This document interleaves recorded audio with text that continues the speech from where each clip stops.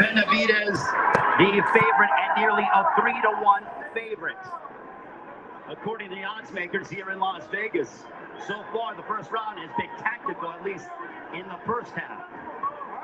They both tie up. Benavidez looking to unload at close distance. And one thing, Kenny Bayless is the referee. He is going to be very quick to break him up. That's typically how he refs fights, big championship fights. He's got a storied career.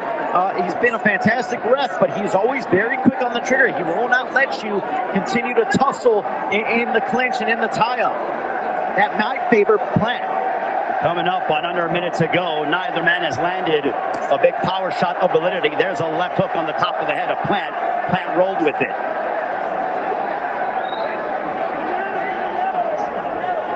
Plant says, I got more power than Ronald Gabriel, and Gabriel put Benavidez, that's his own lone witness that he had, was that one moment where he was put down in their first championship bout. That was back in September of 2017.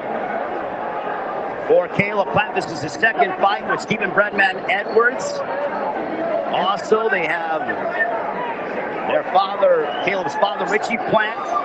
A left hook by Benavidez, along with strength and conditioning coach Larry Wade for the Caleb Plant contingent. Another thing of note, Stephen Breadman Edwards is no stranger to trying to prepare for David Benavidez. He was in the corner of Tyrone Davis, who came up short to Benavidez, but he was able to get a first-hand look at how Benavidez operates. Round one in the books.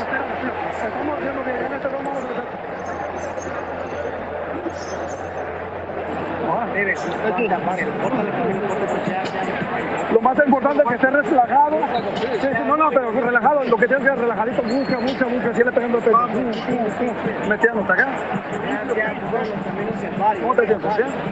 Ya ahorita ya estamos un poquito más calentitos. Presión, busca tu distancia poco a poco. Ahí está. Ahora respira tanto. Listo, así, moviéndote, buscando la distancia, ahí bajito. Acá sigue pegando el peso. Listo. Bien paradito, bien plantadito y listo para el contrapegado. Entering round two, so we were able to hear, and I'm not going to repeat it verbatim, but the corner of Caleb Plant saying about David Benavidez's power is that he doesn't hit that hard. So that is what the corner of Caleb Plant is of the belief. I thought round one was a feeling out process. Both men, even though they don't like each other, Miguel, they respect one another's ability inside that ring. Yeah, absolutely. I mean, Plant knows he's got to be on his A game for this one. He's got to stay at a distance. He's got to continue to present different angles, use his jab, and that slick boxing style. And if you're Benavidez, you can't respect Plant too much because you want to be able to frustrate him and get on the inside, because that's what Benavidez does best. He uses his size, he gets on his inside, and he breaks his opponent down. Both men, proud family men with young children. Caleb Plant with Charlie. David Benavidez with his son, who's 2 years old. There's an exchange. Early in the second round, neither man has landed anything clean, though, of significance. And Plant, very smart, a couple of moments early on when they get in tight, he immediately ties Benavidez up. You do not want to get in a phone booth fight with David Benavidez, and Plant realizes that, and he smartly ties him up. There's a left hook for Benavidez, followed by a right, but what that does when Plant ties up with Benavidez is that it makes him reset. It doesn't allow him to get in the rhythm. It disrupts the rhythm for a couple of seconds. Now it's going to be a tough assignment to do that for all 12 rounds. Benavidez is so big, so strong. He is very heavy-handed. There's a left hook. Grazing shot by Benavidez. That was a good counter shot, though, by Plant to come over the top with the jab. And right here, you got to use the footwork, and you got to stick and move. And Plant just did that right there. Benavidez tried to corner him, and Plant said, no, thank you. I'm not doing that. We'll see if Benavidez can cut off the ring. 65 seconds left here in the second round. Plant boxing well here in the second round. Benavidez waiting to unload something big. A left hook to the body by Plant. Good touch up to the body from Plant. And he's got to continue to throw power shots so Benavidez can respect him, and there's a good right. So far, so good for Plant.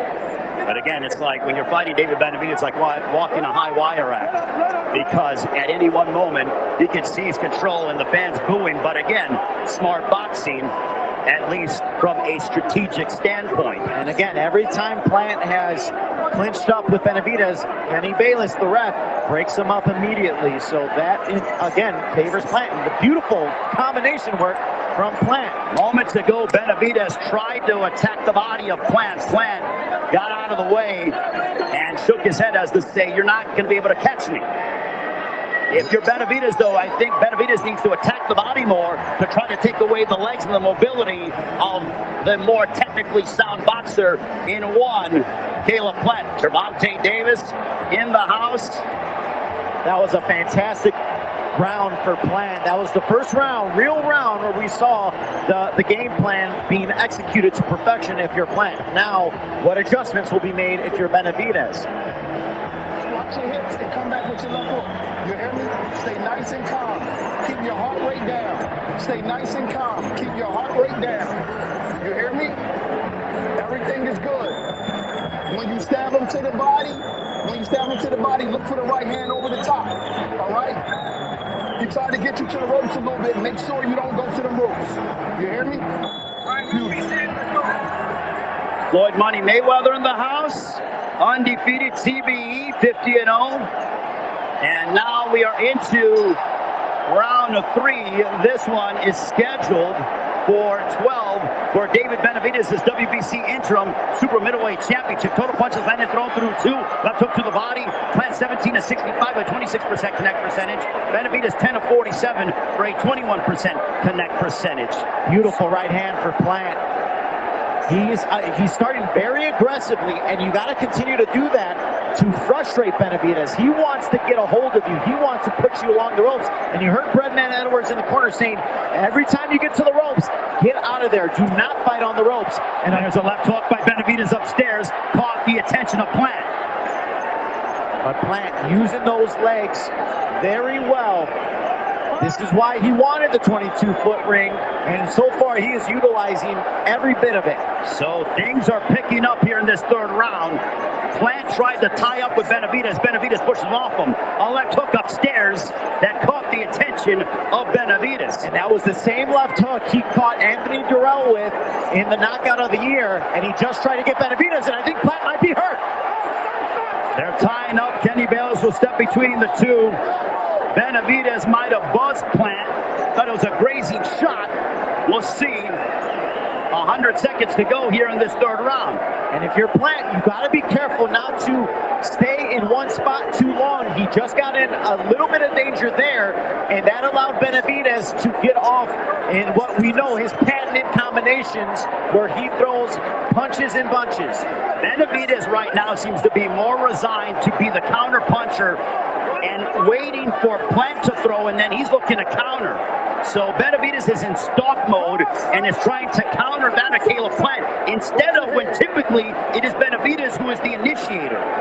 This has been a good round for Benavidez. There's been moments where he has been able to finally get a hold of Plant, and he's been effective. Both men have had some moments. Plant in the second round, now here with Benavidez in the third. That's why they are among two of the world's best. A left hook, snapping back the head of Benavidez. I'm surprised Benavidez isn't attacking the body more of Caleb Plant here in this third round. And if you're Benavidez, you still got to have that in the back of your head that the left hook from Plant is dangerous. He said that he doesn't think Plant has power, but you don't really want to find that out here with a clean shot. We are nearing, there's an overhand right by Benavidez. Now Benavidez looking to crowd Plant. Plant smiling at us to say, I know what you're trying to do. Benavidez starting to do a better job, though, at cutting off the ring. And he is really trying to get after Plant now. Time being called as that's the end of the third. They both stare each other down. Even in the fight, they can't stand one another.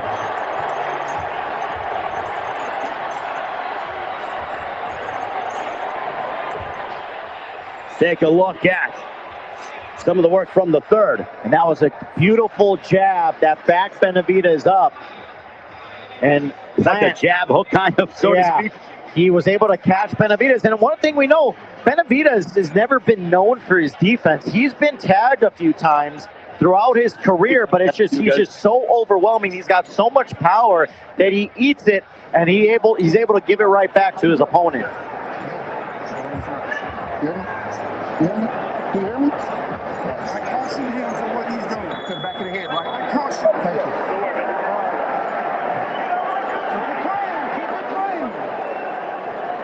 Round number 4, this one's scheduled for 12. Caleb Plant, David Benavidez.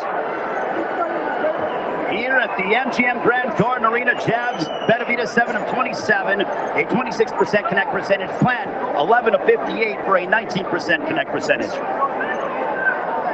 Miguel, throughout the first 3 rounds, what stood out to you? I love the game plan of Plant. My only question is, will this be the same comes the later rounds in rounds 9, 10, 11?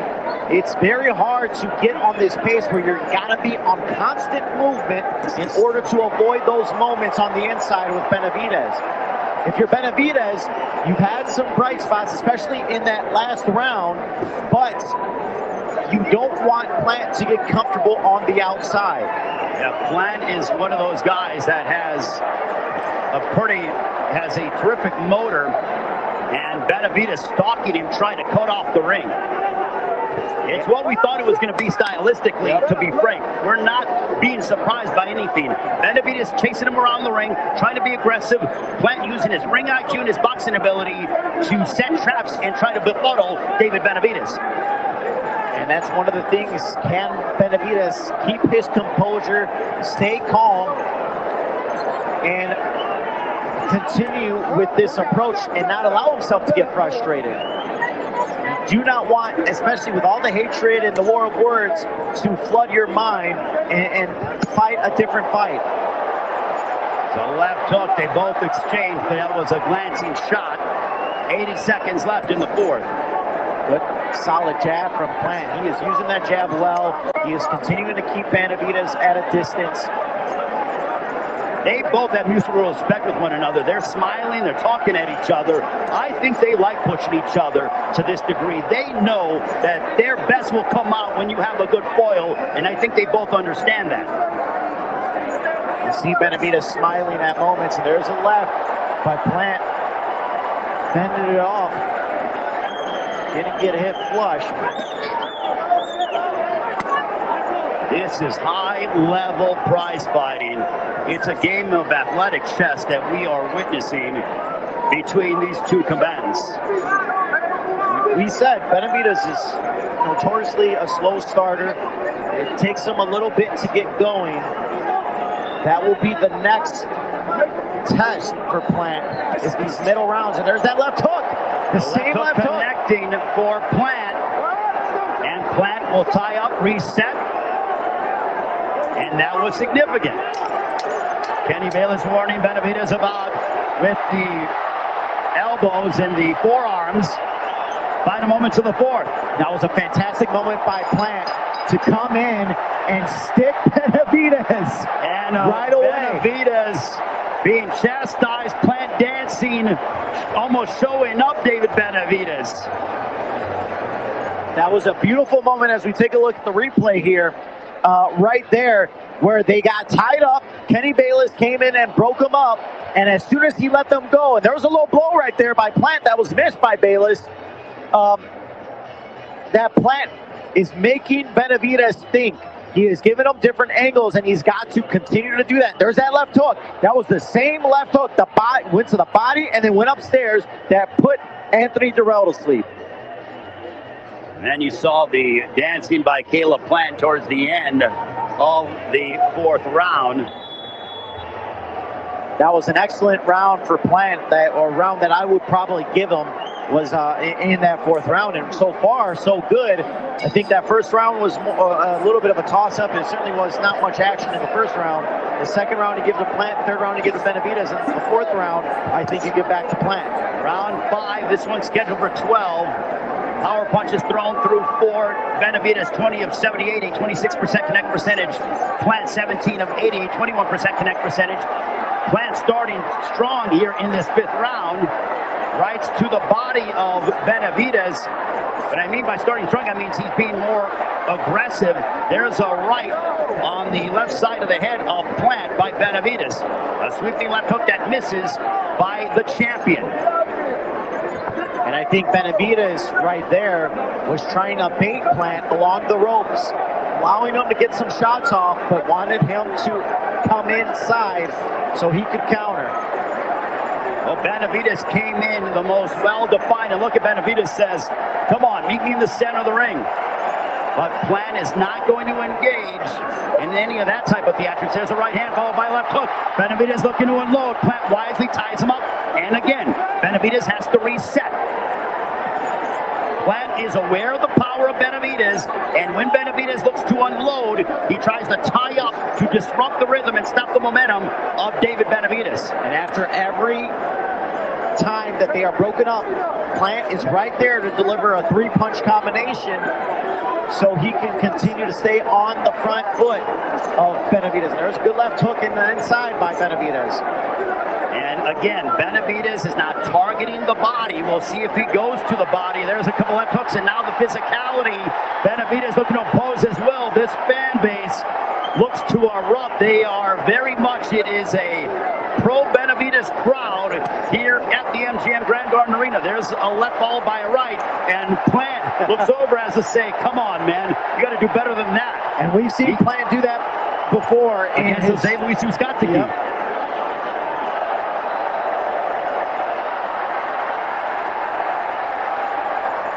But if you're Benavidez, you don't want to get engaged in these mind games.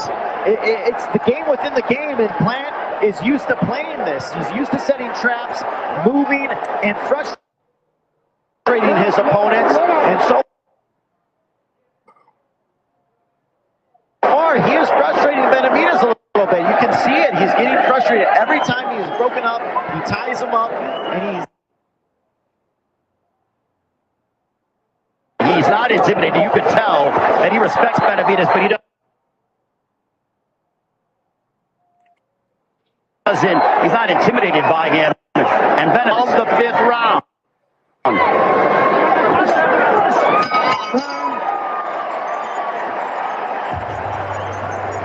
that was another solid round for Plant.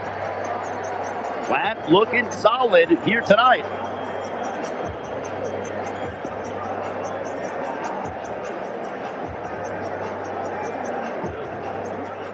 And as we look at the replay, you see Benavidez, once he had him in the corner, he was trying to get off. He was able to connect, but it was partially blocked with that right hand. And you see Plant shake his head, saying, no, I'm good. I got out of the way. And he understands that he cannot stay in one spot too long, or else Benavidez will have a field day. We are entering round 6. This one is scheduled for 12.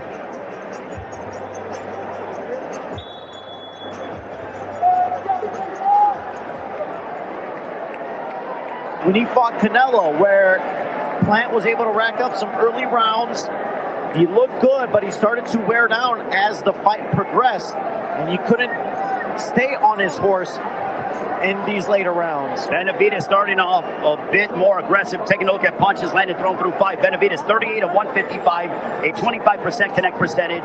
Plant 37 of 211 for an 18% connect percentage. Look at that, they're separated by a punch landed. Body shots, Plant 15, Benavidez 1. Again, I don't know why Benavidez is not attacking the body of the mover in Caleb Plant to try to take away the legs and the mobility of Plant. And that big shot by Benavidez. And that's one thing Canelo did so well in their fight against Plant, was he didn't throw that many punches, but he targeted the body, and it eventually paid off in those later rounds. Benavidez, so far, those are 2 good body shots. The first that he's been able to land throughout this fight. Benavidez, you cannot afford to just go quote-unquote headhunting against somebody who is as technically savvy and has the defensive prowess of Caleb Plant. It's not going to be that easy if you just decide to target the head of Caleb Plant. And that's where the mind games, you wonder if that favors Plant, where you almost get inside the head of Benavidez, and it allows you you fight outside of what you should be doing, whereas it is more of a headhunting. And that plays in favor of Caleb Plant because he does have really good defense. Benavidez also, no matter who he fights, he has more prolonged success when he uses his jab. Right now, he is just throwing big power shots, and Plant is evading them, at least throughout the most part, but there's a big shot by Benavidez. Plant has been evaded some big power shots and staring clear of what Benavidez has. Yeah, and there you see that. I mean, that's the game plan. If Plant can, left hook by Benavidez. If Plant can minimize the amount of shots he's able to take, it will play in favor. And if Benavidez is refusing to attack the body, well, then this will look to shape up into the game plan of exactly what Plant wants. Benavidez looking to unload. You know he's waiting for that big shot. There's a right hand on the left ear of Plant. Now Benavidez comes forward more. Terrific fight thus far. And so far, Plant has stayed true to his game plan. He has not gotten out of sorts. And left hook. Plant tying up. Kenny Bayless gets in between them. And the first half of the fight has drawn to a close.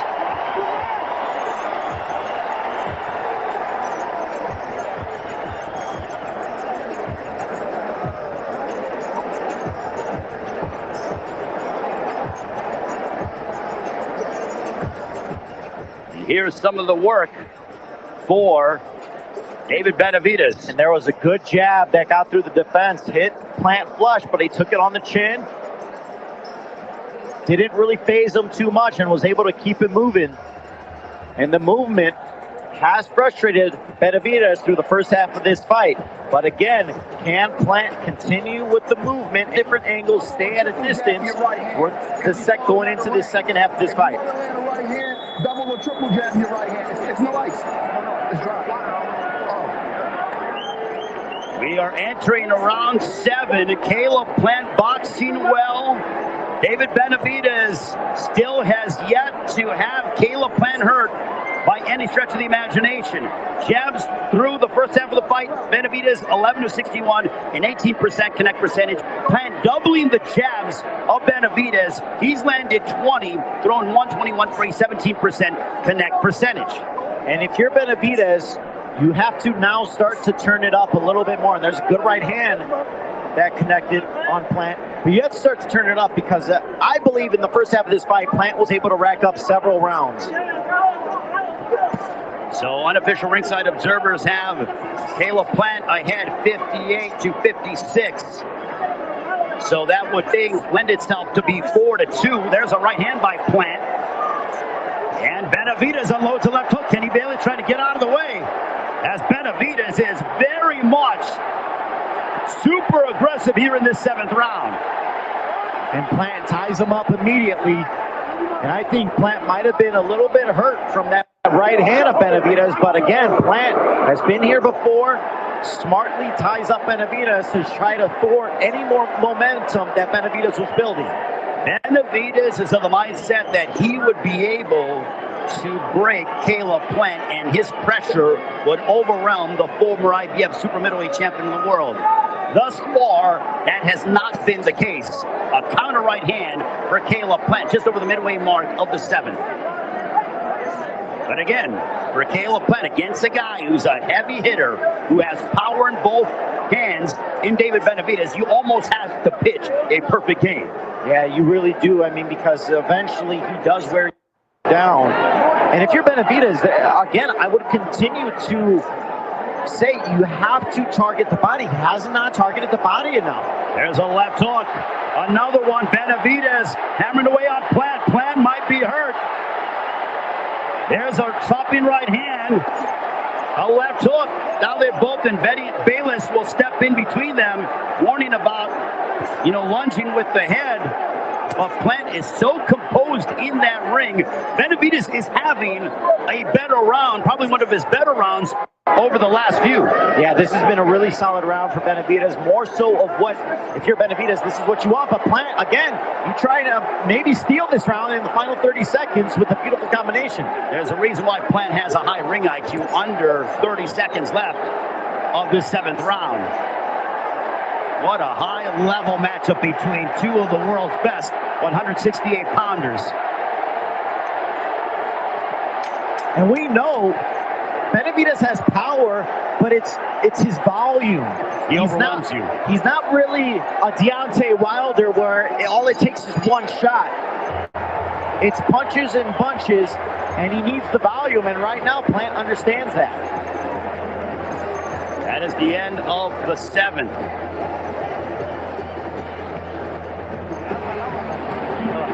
Ahí vamos, ya lo está agarrando bien. All the way around, good time. He's doing good, David. He didn't make it, Jack. Hit him with the hard jab, then go to the punch. Hard jab, then go to the punch. He's doing good, David. He didn't make it, Jack. Hit him with the hard jab, then go to the punch. Hard jab, then go to the punch. Bajito, no te quedes ahí, te quedas un poquito altito, no te quedes alto, ¿ok? Dale un poquito más de presión. Bajito, bajito. Más agua.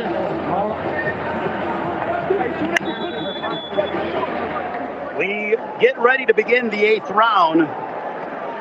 And Miguel, what is really for David Benavidez is that, again, in the fights when he breaks his opponents and wears them down, it comes off the jab. He's not been throwing enough jabs to try to pester and set up his big power punches. And against a guy who is got terrific boxing skills in Caleb Plant, that is not going to cut it, although I do think we have a close fight. It is a close fight. And one of those things is we have seen Caleb Plant win in a variety of ways. He can outbox you, he can knock you out. Benavidez is so used to just fighting in one style, and he breaks you down, and it works every single time. The question is, what happens when you can't break someone down? What's another method, way you can win? We have not seen that from David. No question. There's a left hook, but Benavidez, he is starting to have more prolonged success. We saw that in the previous 2 rounds, which is why I think this is close to an even fight. It is an even. It is a big shot by Benavidez. Plant might be hurt from that right. Plant going backwards. Benavidez stalking Caleb Plant. And Plant's got to be careful. You don't want to stay in one spot too long. And there was a good body shot there. And Plant might be hurt. Benavidez attacking the body. And Kenny Bayless getting in the mix, saying that's low. Benavidez protested it. And this is over the midway point of the 8th. This is where we got to stop. We can't have the referee try to make it about him. You got to let these guys fight at some point. Big right hand by Benavidez, snapping back the head of Caleb Plant. And the real estate starting to wear down. Plant hurt. Plant is hurt in a major way. Plant hurt, tying up with David Benavidez. Benavidez looks up at the clock to see how much time he has. Benavidez was very confident. Variety of ways. He can outbox you, he can knock you out. Benavidez is so used to just fighting in one style, and he breaks you down, and it works every single time. The question is, what happens when you can't break someone down? What's another method, way you can win? We have not seen that from David. Plant might be hurt from that right. Plant going backwards. Benavidez stalking Caleb Plant. And Plant's got to be careful. You don't want to stay in one spot too long. And there was a good body shot there. And Plant might be hurt. Benavidez attacking the body. And Kenny Bayless getting in the mix, saying that's low. Benavidez protested it. And this is over the midway point of the 8th. This is where we got to stop. We can't have the referee try to make it about him. You got to let these guys fight at some point. Big right hand by Benavidez, snapping back the head of Caleb Plant. And the real estate starting to wear down. Plant hurt. Plant is hurt in a major way. Plant hurt, tying up with David Benavidez. Benavidez looks up at the clock to see how much time he has. Benavidez was very confident, said, I'm going to break this guy. The pressure is starting to get to Caleb Plant. And we wondered about this. We knew, would it be a chance? And now Plant is slowing down, and Bayless continues to break him up. Time being called. This is getting ridiculous. Come on.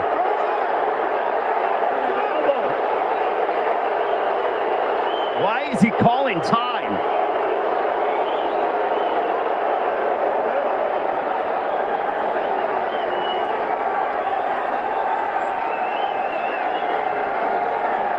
I think it was like a clash of heads. He was looking at the cut, but now is not the time to look at it. It's not even a detrimental cut. Nonetheless, that might have bought Plant some time, but Plant didn't even ask for it. There's a cut on the nose of Caleb Plant. Benavidez having a big round here in the 8th. It's certainly his best round. Big left hook by Benavidez. Plant's nose bloody. Boy, is he as tough as they come. But the Mexican monster has awoken, and it could be problematic for Caleb Plant. Plant's in real trouble now. Benavidez is now walking him down, and Plant is starting to slow in his movement. That's the end of the 8th, and Benavidez sensing that he is starting to get the momentum very much in his favor. Take a look at some of the action, Miguel. And there you see multiple moments in this round. David's best round by far, where he was really starting to walk him down, and Plant was in real trouble. And you can sense it. And once David has you heard, we've seen it throughout all of his fights. There's that beautiful right hook, and Plant just grabbed a hold of Benavidez that caught him on the side of the head, and that's where we know the equilibrium is at. And Benavidez caught him, and he is getting closer and closer. And this is what we wondered. It is very hard to keep Benavidez off of you for 12 full rounds. Well, he just has such a gas tank. You see that Stitch Duran, one of the best cut men in the business, a true icon, has fixed Caleb Plant up and now shot below the belt, and time being called. That was an inadvertent shot.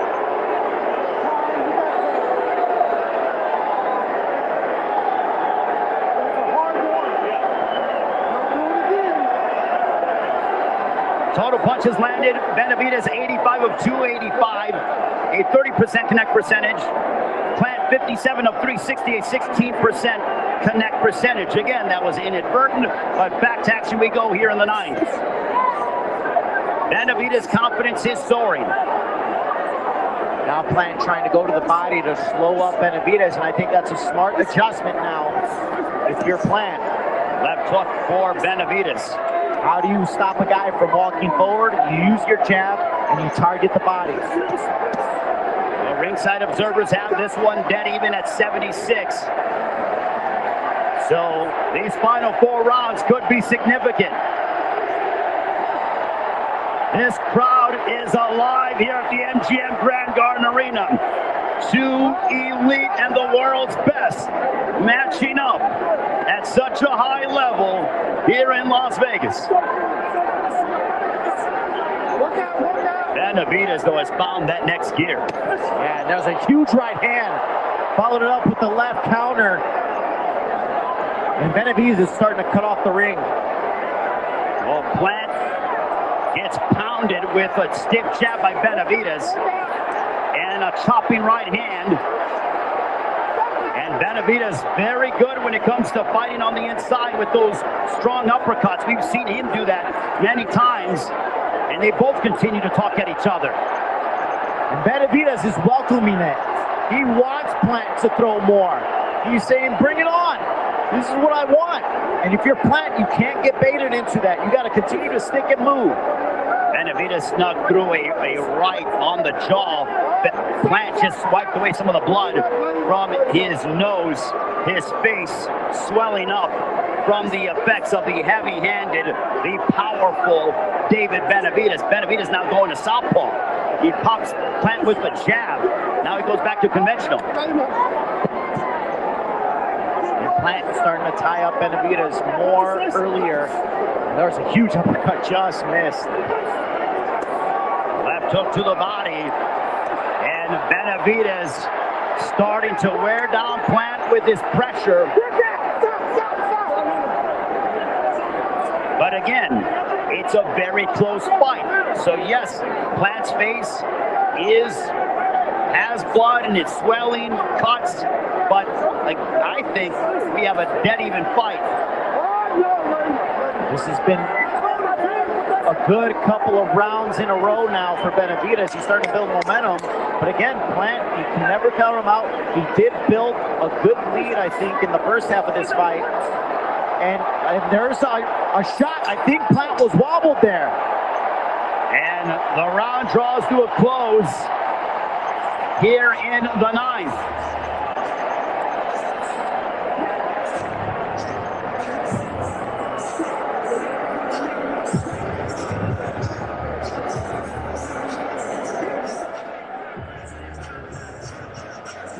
Here we see Benavidez starting to walk and corner Plant down a little bit more and more. And he did a couple of nice jobs ripping into the body. But Plant still trying to utilize his combinations. There was that left hook. It was partially blocked, but it seemed to catch Caleb a little bit off balance there. Benavidez starting to come on.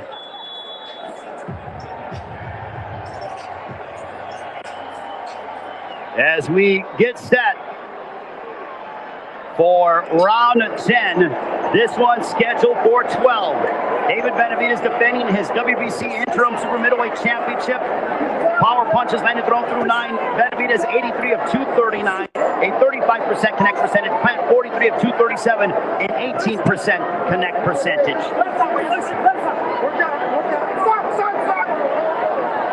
For Plant, the pressure of Canelo got to him in the 10th and ultimately ended his night in the 11th. Will it be the same thing, or will he be able to turn the tables against David Benavidez? Yeah, we started to see Benavidez build momentum over the last 2 rounds. And there was a huge right by Benavidez. Well, ringside observers have Benavidez ahead now by a point.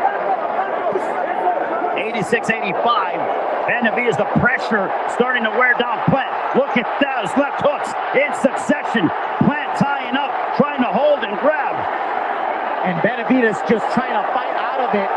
And he is hurting Plant.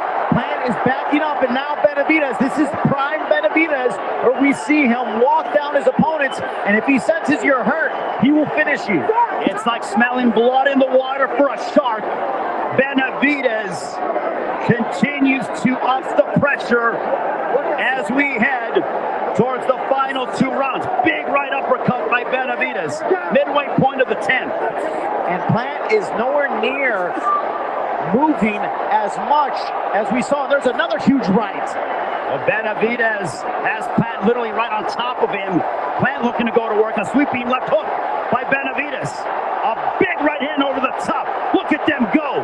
Benavidez has Plant right there, and Bayless will get in there and separate them. He continues to assert himself. Does Kenny Bayless. There's a huge body shot that hurt Caleb. Caleb Plant got blasted with the left hook. Benavidez coming on here in the 10th. Look at this. The fans erupting here at the MGM Grand. But back comes Plant. Plant's got to dig deep. Plant has got to dig deep because he is starting to wane and the pressure is finally getting to him. Benavidez is close. The big body shot really hurt Plant. But again, no movement, and he is just in one spot where Benavidez wants him. Big right hand by Benavidez. Another one. Big shots by the champion. Benavidez is throwing heavy leather. Plant has a champion heart without a doubt. matches of this 10th round. What a wickedly entertaining matchup in this main event here at the MGM Grand. To the championship rounds we go. Wow.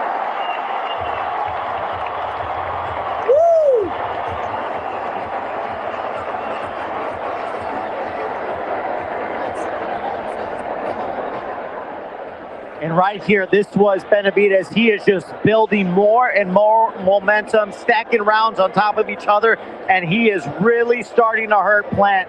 There you saw Plant trying to grab onto trying to clinch David, but David did not allow him to and was able to rip 2 straight left hooks and get the chin. And then there was a body shot, a wicked body shot by Benavidez that's starting to break him down. And Benavidez in the second half of this fight has used the body shots more and more, and it's starting to show. The championship rounds are upon us. David Benavidez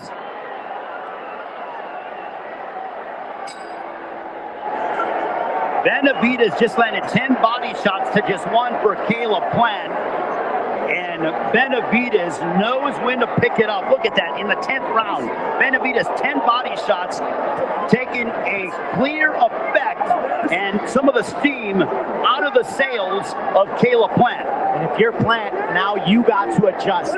These are 2 crucial rounds coming up here in the 11th and 12th. A lot's been said that with Canelo, you got broken down. He has to prove those critics wrong now against Benavidez because he's got all the momentum on his side now. Benavidez is surging. We'll see if Plant can swing the momentum back in his favor as Benavidez is on top. 96-94 to unofficial scorecard. That means that Plant would need these next 2 rounds in order to require a draw. Big left hook that hurt Plant in a major way. Oh my goodness. What a left hook by Benavidez. And Plant is showing an iron chin, staying in the pocket. But again, as I said, the movement has disappeared. He is slowed up. He is clinching more with Benavidez. He's staying in one spot, making it easier. And again, Benavidez is starting to break Plant down. Well, it's the body attack and also just the sheer physicality of Benavidez as we are now at the midway portion of the 11th round. When you're in there with somebody who is as determined and who has the physicality and the power punching ability and who has a motor like David Benavidez, as you said, it's like walking a high wire act. You have to pitch a perfect game. Plant has performed very well, but my goodness, does he have his hands full with the Mexican monster. And the head movement has also disappeared now for Plant, as now Benavidez just pounding away at Plant. Plant fading. He is eating heavy shots. I don't know how he remains up. By big left hook by Benavidez. Plant trying to tie up Bayless. The referee in charge separates them. Under a minute left here in the 11th. Look at David Benavidez surge in these rounds. Big left hook. What a fight. Plant's got to find an answer quickly because now Benavidez is just teeing off. Target practice. There's a right on the ear of Plant. Plant just on sheer guts and adrenaline and the heart and the will of a champion. And another right hand by Benavidez followed by a left hook. And again, Benavidez has started to see more positive results when he started going to big right hand by Benavidez. They need to stop that. As Plant went to the body, but Benavidez answered back, and they still continue to stare down each other with 1 more round to go. And if you're Benavidez is fucking you got all the momentum, but you got to be thinking here in this round, he's going to want to finish. He wants to finish Caleb Plant. He doesn't want a decision. He wants to end it. Has a heart. And here we saw some big, massive shots by Benavidez going to the body and just started pounding away at Plant. The huge left hook that has been a really good punch for Benavidez over the second half of this fight. And then there was a stiff jab, and then he loaded up with a massive left hook and caught Plant as he was falling away. boom, right on the nose. Whoa! 12th and final round between the undefeated David Benavidez and the former world champion Caleb Plant. And we saw both men touch gloves. Sort of an acknowledgement here in this final round. They didn't touch to begin, but they touched in this final round. A mutual sign of respect there, even if they do hate each other. Total punches landed. Benavidez 181 of 482, a 38% connect percentage. Plant 78 of 553 for a 14% connect percentage. But Plant continues to try to go and swing things in his favor. He just ate a big left hook from David Benavidez. So right now, unofficial ringside observers have Benavidez ahead, 106-103, meaning that Plant would need a knockdown or a knockout to win the fight, at least from unofficial scorecards. And Benavidez just stuck him with the jab. Plant felt like he got elbowed in the side of the head. You looked at Bayless. Bayless did not stop it, and Benavidez stuck him with the jab. Bayless is not, he's having a very lackluster night, a below average evening. But thankfully, it's not affecting anything result-wise of this fight. There's a left hook that missed for Benavidez. Both men putting it all on the line here in a high-stakes fight. A lot of credit to Plant. There's been a couple of moments where it seemed like Benavidez was going to put on his patented finish, and he has not been able to finish it off. But again, still a lot of time here, a minute and a half to go. The pressure of Benavidez has worn down Caleb Plant, but Plant has not been steamrolled whatsoever. Benavidez has had to earn every bit of these rounds in which he's been successful in. Plant's made him work, he's made him think, he's made him readjust. Benavidez has gotten the better of him here in this second half, but Plant proving his warrior spirit here in this final round. Plant, his face is busted up, but he's not going away. He's absorbed some titanic shots from David Benavidez, but he's not going away. We've seen many men fall to those shots that Benavidez has landed on Plant several times. But Benavidez, even though he's dealing with a very technically sound and a terrific boxer, a guy who lives for moments like this, he's proven that on the big stage, he can perform at a high level. The question for Benavidez, would the lights get to him? The answer, no. He rose to the occasion.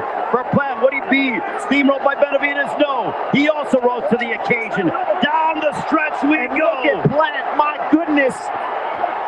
He is leaving it all in the ring, both going toe-to-toe to close this out. My goodness, what a finish. What a fight between Caleb Plant and David Benavidez. It's fights like this that make me so proud to be involved in the great sport of boxing. What a fight between two of the world's best who left it all inside that ring. And look at, they both said the rivalry would not be dead, but look at that respect. It is very hard, very hard. You see Jose Benavidez Sr. and Plant embrace, and you're seeing Benavidez and Plant embrace as well. That is a beautiful sight to see after what we just witnessed for 12 rounds. What a great fight. David Benavidez sensing that victory should be within his grasp. But my goodness, what a performance from both men's behalf.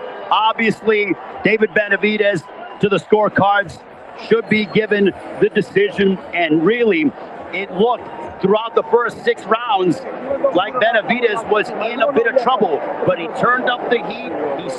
He remained focused on his game plan. He executed it. He started to go to the body more. And you know what? Plant did not go away, but numerically, let's take a look at the punches. Benavidez 210 of 551, a 38% connect percentage. Plant 91 of 624, a 15% connect percentage. Power punch wise, here's the disparity. 180 for Benavidez, he threw 419, 43% connect percentage. Plant 68 of 377, an 18% connect percentage. Jab wise, Benavidez more accurate, 30 of 132, a 23% connect percentage. Yeah, that was the question. Could Benavidez eventually break Plant down in the later rounds? That was a lot of concern, and it started to build it. And that's what's so tough when you fight the way Plant fought in the first half, when you're using your legs a lot, you're sticking and moving. That is so hard to keep up for 12 full rounds, especially against a guy like Benavidez. Ladies and gentlemen, after 12 rounds of action, we go to the scorecards. We have a unanimous decision. Here are the score totals. Judge at ringside, Tim Cheatham scores about 115 to 113. Dave Moretti sees it 116 to 112. And Steve Weisfeld scores about 117 to 111. All three in favor of the winner.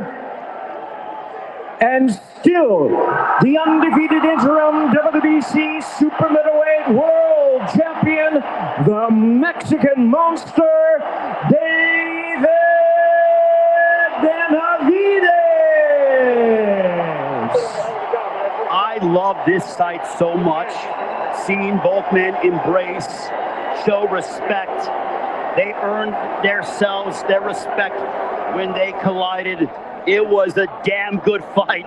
And my goodness, Miguel, we got our money's worth and some. We absolutely did. And I questioned whether we would see an embrace when it was all said and done. I didn't think we would. And I was surprised to see that. But on this fight, grateful.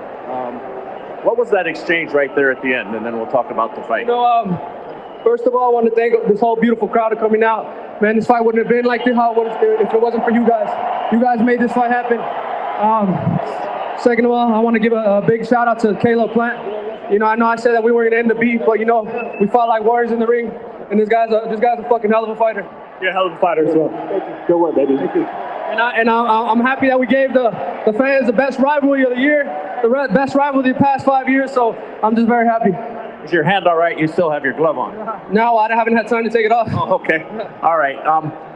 There was a lot of holding in this fight, and it threw off your rhythm early, and then the referee never gave him a warning or anything, so you finally had to accommodate and just get used to it. How distracting and difficult was that? Exactly. Kenny Bayless is a hell of a referee, but he didn't give Caleb Plant no warnings, not the whole fight. But I mean, it is what it is. I still had to work through it. It's a tough fighter, man. Had to figure out a way to get around that, but you know, we gave the fans a hell of a fight.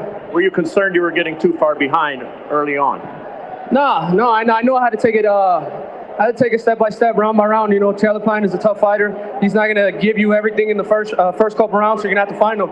But I feel like I just didn't show that I was a great power puncher tonight. I showed that I had defense, head movement, and I was able to move around the ring and cut the ring really good. Were you surprised that Caleb stayed on his feet?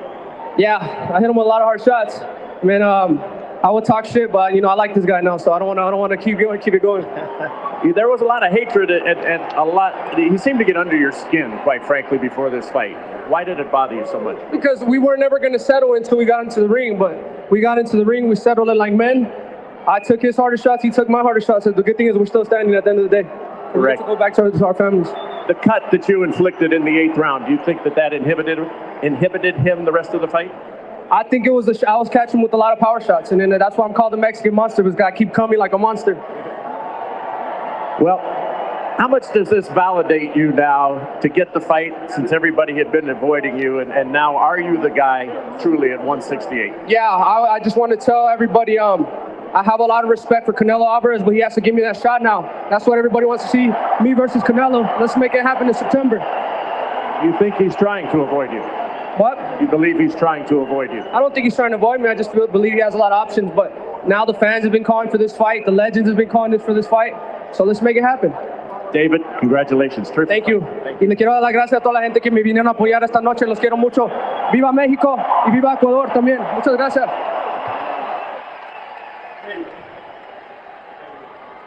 So,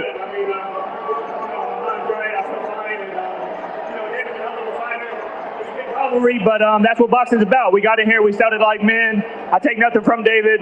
You know, we haven't been the best of friends, but we got in the ring and we started like men. That's what you're supposed to do. Do you feel that your strategy was pretty successful, the ability to hold and stop all of the action for quite some time in this fight? Yeah, I was trying to walk him when necessary, clinch him when necessary, throw my combinations when necessary.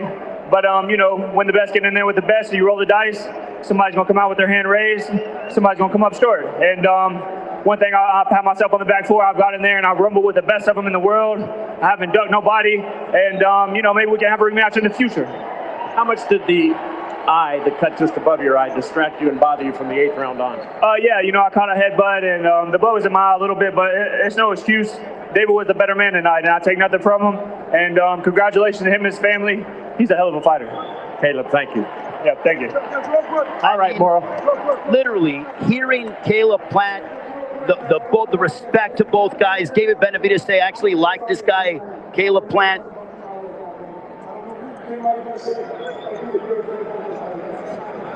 Jose Benavidez embracing with Caleb Plant, but the fact that David Benavidez said actually like this guy now, for Caleb Plant to say he was the better man, does it get any better than what we just saw? Absolutely not. I mean, it shows what boxing's all about. There can be bad blood and there can be war of words, things can be said, but once you lace up those gloves, you step in that squared circle, and that's how you settle it. That's what they're in, the brutal business of boxing. And they both men wanted this fight.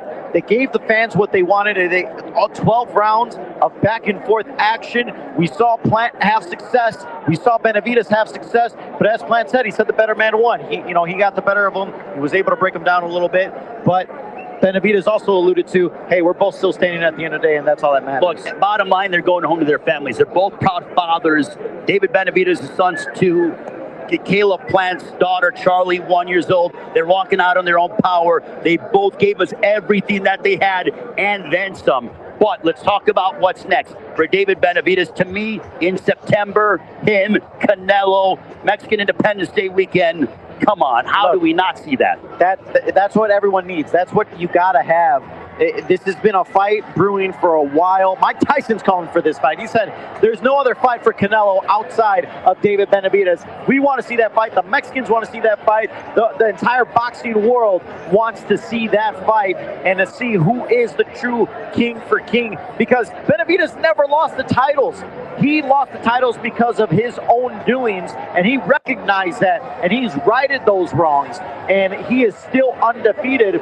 So Canelo, yes, he's the undisputed king. He's gone through a lot of fighters, but he has yet to go through David Benavidez, and I think that is the one fight remaining that people want to see. I think that should be next. Well, taking a look at tonight, Cody Crowley with the majority decision win over Abel Ramos. Chris Colbert a win over Jose Valenzuela by unanimous decision. Jesus Ramos looked mightily impressive. A 7th round TK over Joey Spencer. And David Benavidez defeats Caleb Plant by unanimous decision. For Caleb Plant, I think some time off, a nice vacation. I look forward to seeing what's next for Caleb Plant, because he's still an elite world-class prize fighter. Look, he lost to David Benavidez and Canelo Alvarez. I mean, there's nothing to hang your head about. And Caleb Plant is exactly what fans want in a fighter. Someone that is, as he said, I don't duck anybody. I'm going to fight whoever they put in front of me. I want the best. I want to prove I'm the best. And if I come up short, I come up short, but at least I did it. Caleb Plant is a throwback fighter, but tonight it belonged to David Benavidez. The Mexican monster remains undefeated. Miguel, always a pleasure. We appreciate it. On behalf of our entire crew, I'm Ray Forrest saying thank you so much for joining us on what was a tremendously entertaining night of boxing. It's a night that makes me so proud to be involved in this great sport. What memorable performances, but the most memorable one belonged to the Mexican monster, David Benavidez, who remains undefeated. Benavidez and Canelo, let's see it in September. So long from the MGM Grand in Los Wow. What a great fucking night of boxing, mate. Everybody, what a fight. Ladies and gentlemen, man, I'll tell you what, I enjoyed it. What a fight. David Benavidez, Caleb Plant, it went off. And I got to give Caleb Plant his respect, bro. Caleb Plant came. And Caleb Plant dug deep. Oh, my God. Caleb Plant's got heart.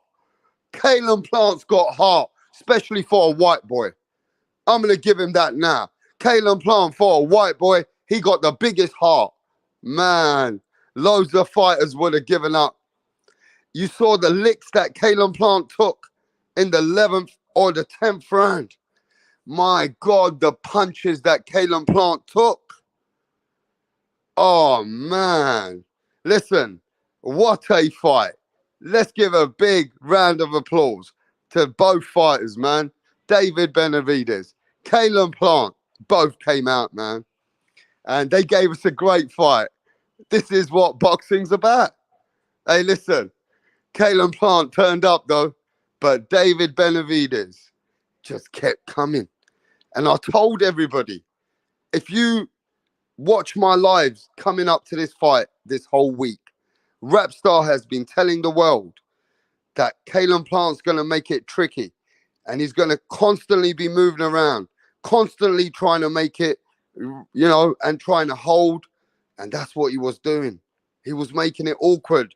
But it was a limited time that every time he started taking punches, David Benavidez's punches were just harder.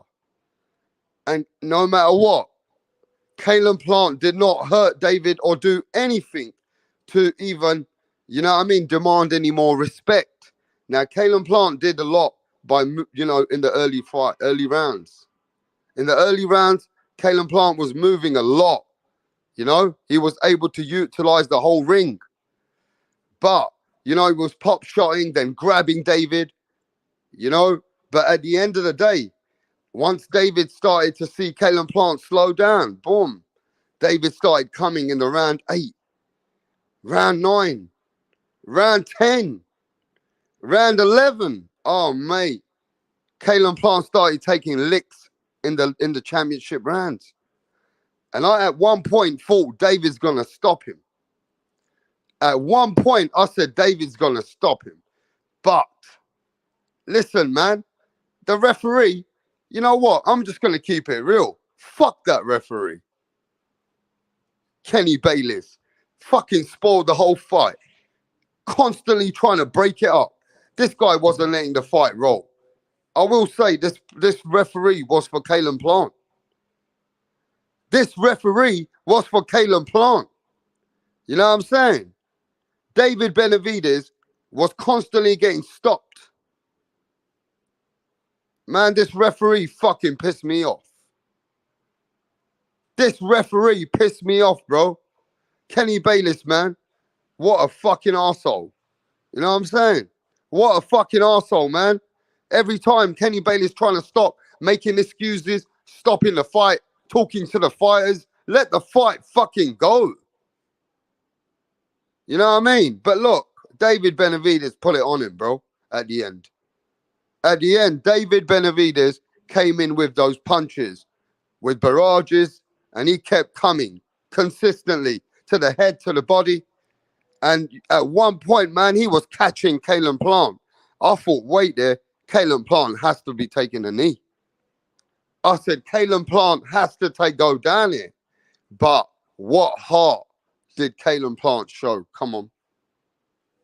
Caleb Plant got some heart, bro. Man, I'm telling you now, that man is fucking bruised up, damaged up right now. Caleb Plant took a beating, though, at the end. Okay, you can look at Caleb Plant's face. He's all bruised up, man. You know what I mean? But he showed heart. He stayed in it all the way to the 12th round. And he was still trying, bro. He was still trying. But listen, he couldn't do anything to really bother David Benavidez. In the whole fight, he couldn't do anything to bother David Benavidez, bro. You hear me? But yo, smash the like button. Who's in the channel? Subscribe to the channel. It went off. David Benavidez. Caleb Plant. Fucking hell, what a fight. What a fight. Mate, I enjoyed that fight, man. That was exciting, bro. Listen, styles match up, all right? And you see the talk, Kalen Plant talking to David in the ring. David was telling Kalen Plant, you're a pussy. Come on, come to the ring. Come in the middle of the ring and stand there. David Benavidez kept haunting him, bro. At one time, David Benavidez was haunting Kalen Plant. Consistently coming to him, bro. You know what I mean? That broke. Listen, look, Kalen Plant did good. But he did good in surviving at the end. At the end, he had to survive it. And he dug deep to survive. He dug deep.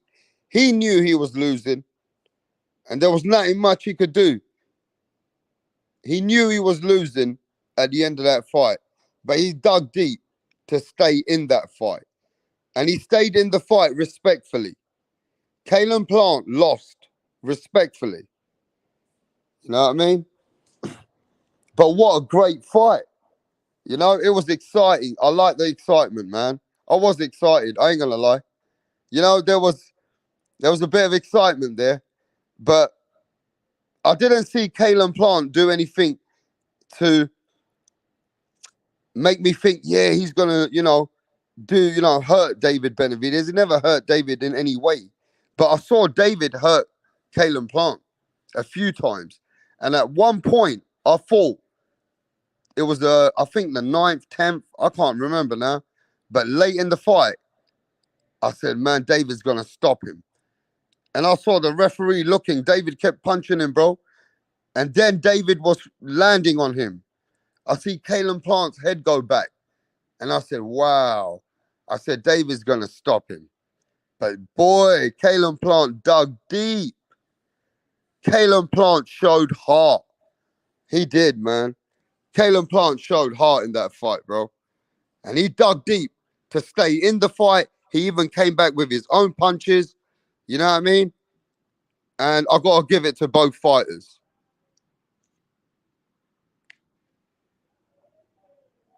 I got to give it to both fighters. But now comes the big question. The big question comes. David Benavidez versus Canelo. And I'm going to say it right now. Canelo's a different animal, bro. Hey. Canelo Alvarez is another different animal, though. And even this Canelo Alvarez right now, the Canelo what stopped Kalen Plant, he's a dangerous man for David as well. Canelo Alvarez is a different animal, though. Canelo Alvarez is a different animal, though. You know what I'm saying? But boy, Kalen Plant, he showed us heart. But now comes the path for David Benavidez versus Canelo Alvarez. Yeah? That's the fight they're going to bring to the table now. And now, you got to remember this. Canelo fucking stopped Kalen Plant. He knocked Kalen Plant out. You know what I'm saying? And now you're looking at Canelo Alvarez, the pound-for-pound boxer, the face of boxing, cartel of boxing, King Nello, the Mexican godfather of boxing, versus the Mexican monster. Woo! That's the fight. Yeah. That's the fight, bro. Yeah? So what you saying about that? Who you got in that fight now, bro? You got David Benavidez or Canelo Alvarez?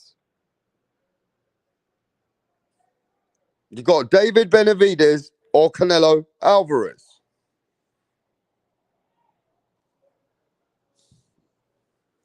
All right, let me see who's in the chat. Yo, I gotta give it though. Adam, what's going on, bro? Yes, Adam. Pound for pound king, salute to you. Yes, pound for pound king. Hallen, Boston, what's happening, bro?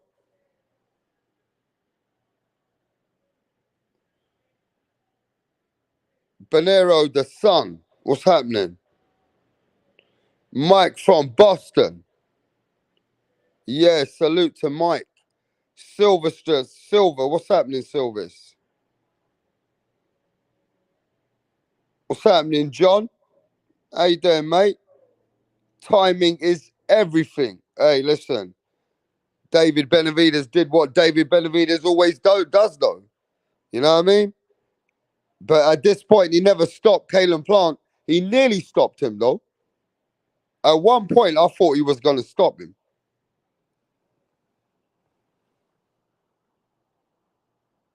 Yo, Bully Block Boxing, what's happening? Salute to my boy, MAW. Benjamin, yes, mate. Notch Million, yeah, man. What happened, Notch? Huh? What happened, Notch? You said Kalen Plant gonna stop David Benavidez. Kalen Plant's punches didn't do anything to hurt David, bro. Yo, Chucky Chuck. What's happening, Chuck? Chuck in the house.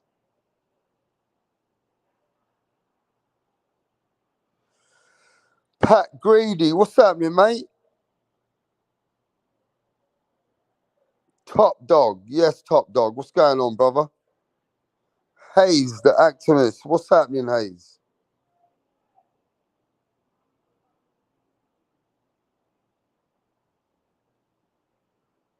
Ray P.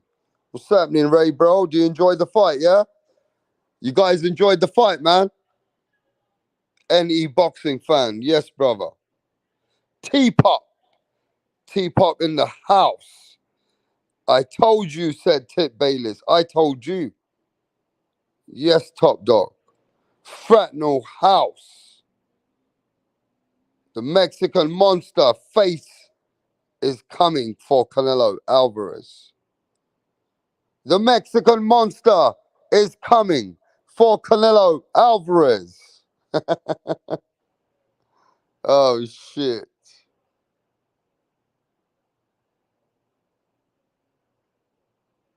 Who have I missed? Anyone? Yo, Real Boxing TV, what's happening? Yes, Real Boxing TV, you got shown up as well. You and the other guys. You all going for Kalen Plant, bro. What happened? The Mexican monster has arrived. Yeah? What happened, bro? To your boy. John McSmith. Yes, JS. Have I missed anyone? G Smooth in the house. Dizzy Dro. Jay Reddy.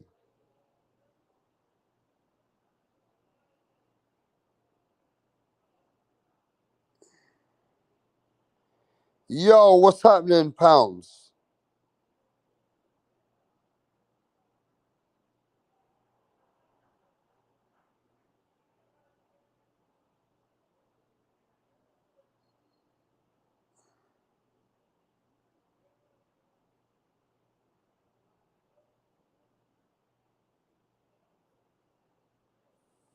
Yo, give me a sec. Glazer, what's happening, bro? Verbio, what's happening, Verbio? Yeah, yeah.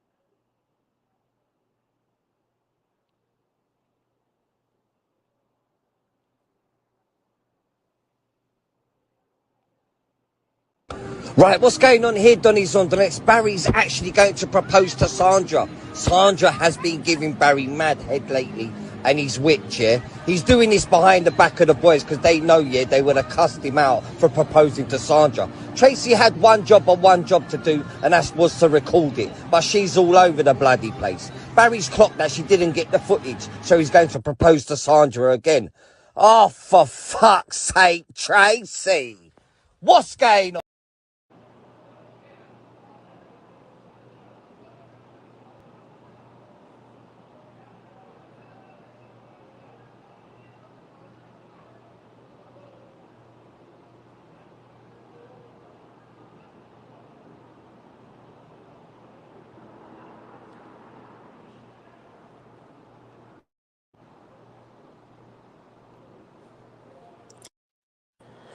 Yo, what's happening, lads? What's going on, people? What's going up? on? All right, man. You guys were going for Kalen Plant yesterday. You come to take the pro. Yeah, I come to take the L. My hats You off come to to take the you. L, yeah? Yeah, as a man, like you had, but and in my opinion, like I had planned I won the first 6 rounds. If anything, I would have given it a I draw. don't But say that you won the first six rounds. Yo, this guy is drunk, bro. First 6 Talk to rounds. him. Talk to him.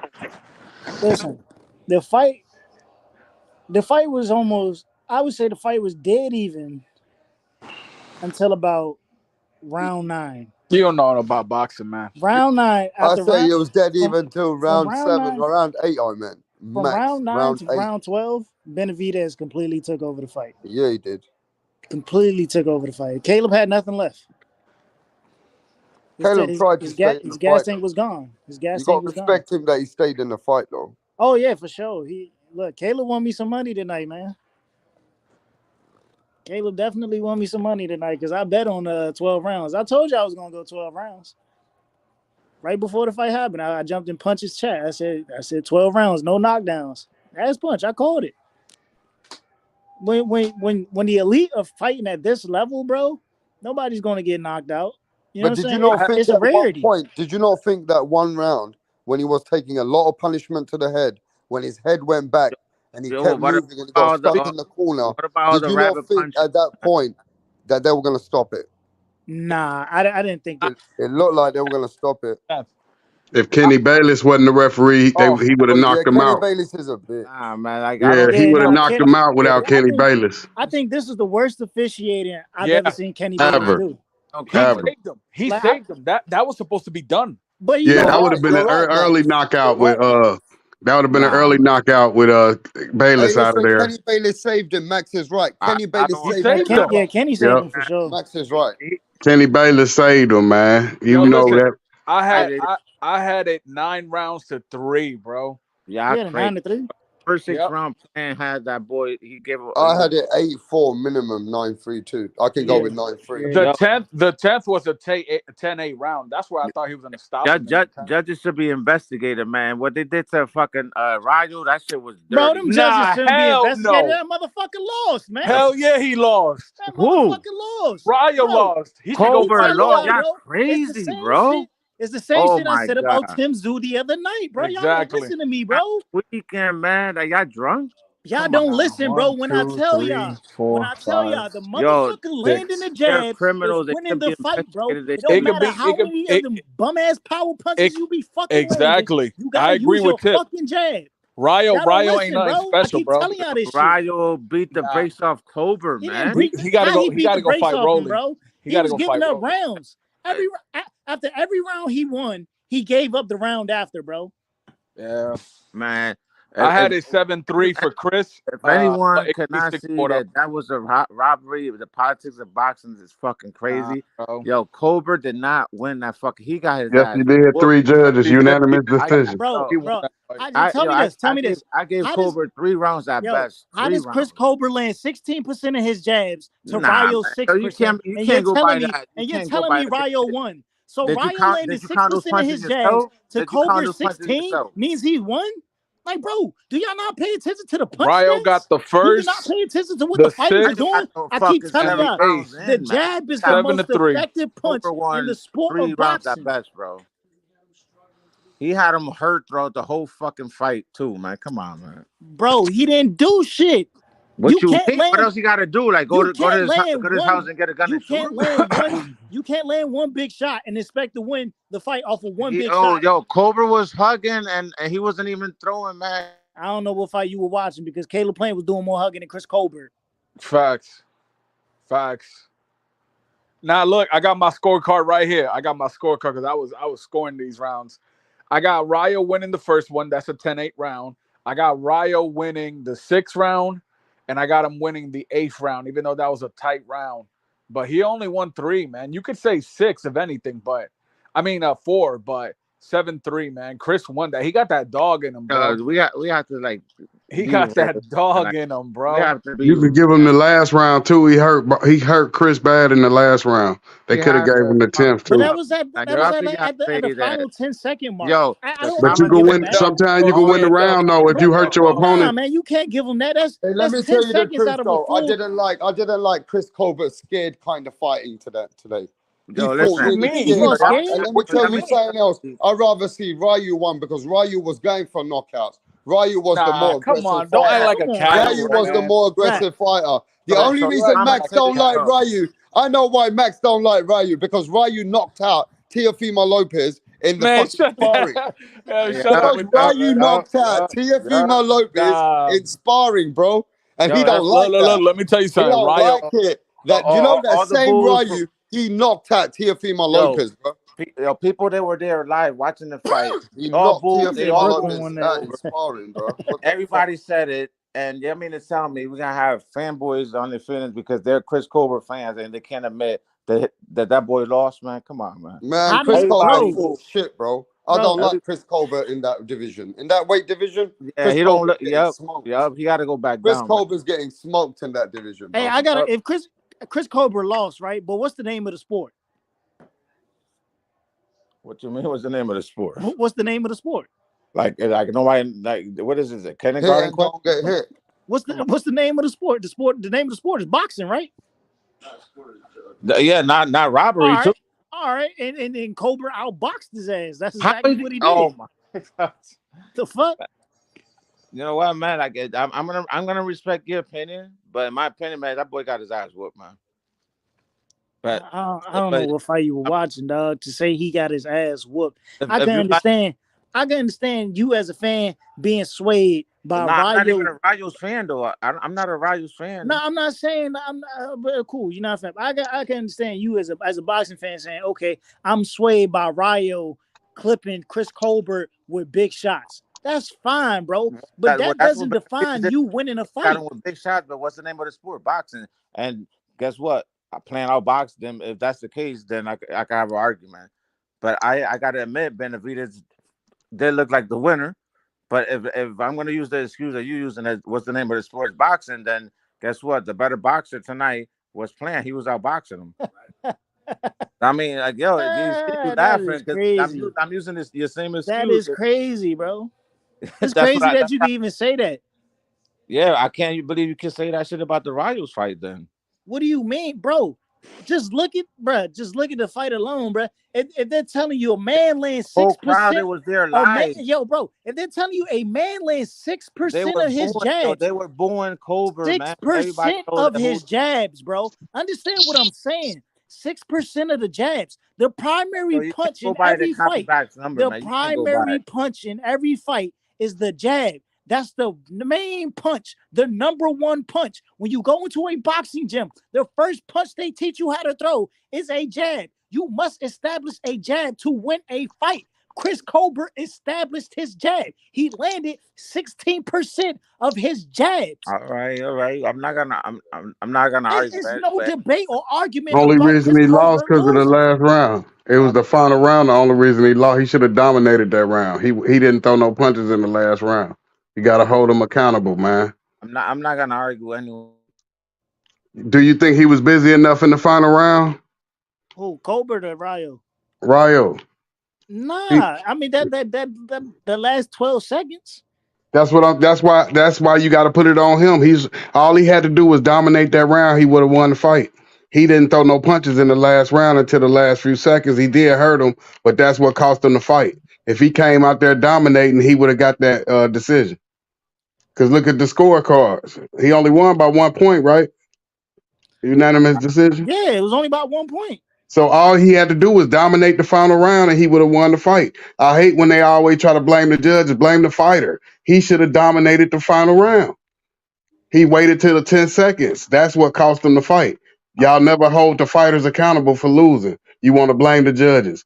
Why you leave it in the judges' hands? You know what? Ryo could go fight Rolly. Go get that get back with Rolly. Rolly at 140. That's the level. That's the level he needs to fight. Rolly is at 140. I understand that, yo, but sometimes the judges gotta do the right thing, man. I understand that point that you're saying, like you can't leave it to the judges, but sometimes you can't knock everyone out neither. Dude, man. I said it since the beginning of the fight. I said tell me that was the Ryo right has thing, no bro. defense, bro. Ryo that has kid- no defense. It don't matter who that kid would have He fought next. defense when he had all the Whoever Ryo fights next, he's gonna get outclassed, bro. He just doesn't box. He's a fighter. He doesn't box, bro. Anytime you fight a boxer, it don't matter if you knock him down, bro. You got to get him out of there, because if you don't, you're going to get outclassed. That's what Benavidez did. Benavidez, he got him out of there in 4 rounds, bro. He took over. He just completely took over. He wore him out, and he took over. He didn't have to outbox him anymore because he wore him out. Now y'all know how I feel. When they robbed Charlo against Tony Harrison, he hurt Tony plenty of times, but they still gave the fight to Tony because of the outboxing shit, the jab shit y'all talking about. That's the only reason they gave it to Tony. But if you look at how many times he hurt Charlo hurt Harrison, you should have gave that fight to Charlo. Same fight. Ryo just didn't know how to constantly keep punching and just applying pressure. He would have did that, he would have won. Yep, that's the difference with the Benavidez. I wouldn't even argue it. But Chris Colbert was just using his jab more effectively to win the rounds, you know what I'm saying, while Ryo was giving up rounds. He would win a round and give up a round. And that was keeping Colbert in the fight. All honesty, bro. And that's why Benavidez won. If he would have did that, he would have lost. If he was taking off a round, the next round after he hurt Plant, he would have lost. Just like dude. He kept applying pressure. So that's why Benavidez won. He kept throwing punches. Dude wasn't busy enough against Chris. He should have let his hands go more. He was taking rounds off. Caleb tired himself out. Caleb kept initiating clinches when he didn't need to initiate a clinch, bro. Yeah, he had it's nothing. That was his best defense. Give him his credit. He fought an excellent fight. That's the best he could do. He went 12. He won. He was in there with a Mexican monster, man. It looked like there's no way he could beat him. He should have saved some of his energy for the middle rounds. I think he exerted too much in the early rounds trying to win them. But you know what I'm saying? That fight, it was gonna come down to the championship rounds. But Caleb gave him up. You know what I'm saying? He used too much in the first half of the fight. His only chance probably is to knock out Benavidez early. So that's why you're gonna get tired, because you're gonna try to knock him out in the first 2. You shouldn't be fighting for it now. You should be fighting to go to the scorecards. Against a guy like that, you're not gonna get a Benavidez out of there like that. No, but the farther it go, he gets stronger. The odds go against you, because he gonna get stronger, you're gonna get weaker. That's what I'm saying. He gotta stay winded. But you can't take that punishment. You gotta so you don't exert so much energy. Mm-hmm. Let him start slow. Just pace with him. You know what I'm saying? He did that at the beginning. That's why he's winning somewhat, but he used too much. Right. Colbert looked weak, man. He don't belong in that weight, man. He gotta go back down. What weight division is it? That was 135. Oh, go to 130. Yep. He about to go back down 5, man, because shit. That boy looked like he can't take a jab or punch or anything. He looked like I could have hurt him out there. Nah, dude is a hard puncher, though. He a heavy-handed puncher. The dude he was in there with, he hit hard. I think Chris Colbert beats Frank Martin, bro. And Spencer, that boy, he better go get a Walmart job or some shit, man. Like Earl Spence was on Twitter talking about he lucky that wasn't Frank Martin, bro. Frank Martin wouldn't have got Chris Colbert out of there like that, bro. Frank don't even crack like that, bro. And I was watching that Michelle Rivera fight. He don't nearly crack as hard. Yeah, that damn Plant, Caleb Plant. Right, but this big question for the fans and the world now, Tip. And then we go with Tip, Notch. We go with Mastermind and Max. No, Max, you still there? Max. Yeah, I'm still here, bro. All right, you answer this because I ain't heard nothing from you. Was this David Benavidez? And where's Mirage anyway? David Benavidez' biggest fan. Man, he's celebrating. He's He on He's did. some. celebrating, He probably gonna getting be drunk. here. Yeah, no, I Now don't know. listen, after this win, Max, has that changed your mind about David Benavidez and how you see him as a fighter now that he beat a good Okay. elite fighter? Here's my breakdown of Benavidez. I think he's a good fighter. I think Kenny Bayless saved Plant from the knockout. I really do. I think that in the 10th, the fight should have been over. But Kenny, he kept getting involved, man. I just don't understand that. So in my mind, I think Benavidez like dominated this fight, especially in the later rounds. Do I think he can beat Canelo? I don't know. I will. I mean, that question I'm going to ask next, though, but, you know. What do you think about him as a fighter now, though? Now he's beat elite, he's proven, right?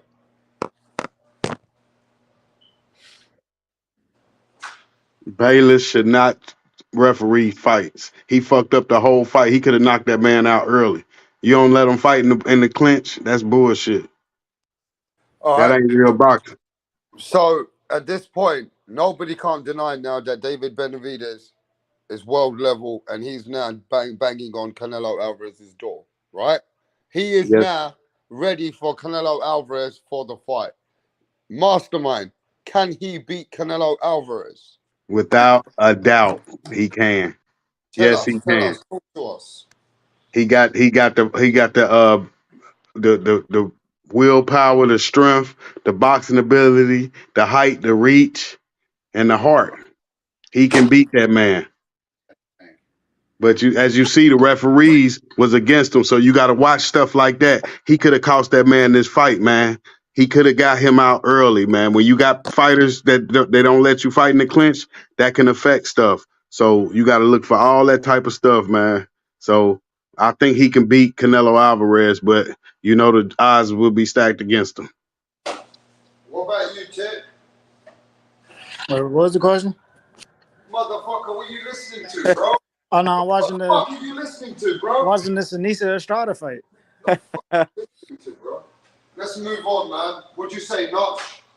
I would say I give him respect for beating Plant, but I don't think he has the skills to beat Canelo because Canelo has had movement, his counter punching ability. I don't see him. I couldn't say that yet, but I take my You hat don't off. see enough in that fight to beat Canelo Alvarez?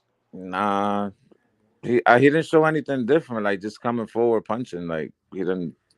I still see the same Benavidez. You know, Bro, like you are out of your mind, bro. Elite level. He was fighting elite level this time, though. He did that same shit. You do know that Canelo doesn't move like a Caleb Plant, right?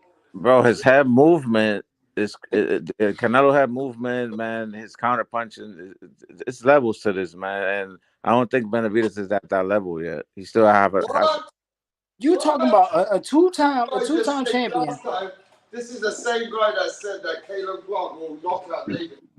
Yeah, but Caleb Plant, he didn't take out Caleb Plant, and Caleb Plant did good for the first. Bro, first of all, let's get one thing straight. That Caleb Plant was damn near up around on Canelo before Canelo even knocked him out, bro. Yeah, that's why the real Mexican monster. See, this is the same argument I got when people say Tank knocked out Mario Barrios, and then they go ahead and criticize Keith Thurman for going all 12, bro. They beat the dude. They beat him in a reasonable fashion. Like they beat on him, bro. Those last 4 rounds of that fight. But we will see now because you ain't never seen in that Canelo fight. You ain't never seen Canelo dominate Caleb Plant the way David Benavidez did in those last 4 rounds at any point in that he fight. Fucking knocked them out, bro. The same thing with Javante. You ain't never seen Javante dominate Mario Barrios the way Keith Thurman did in all 12 rounds of that fight, bro.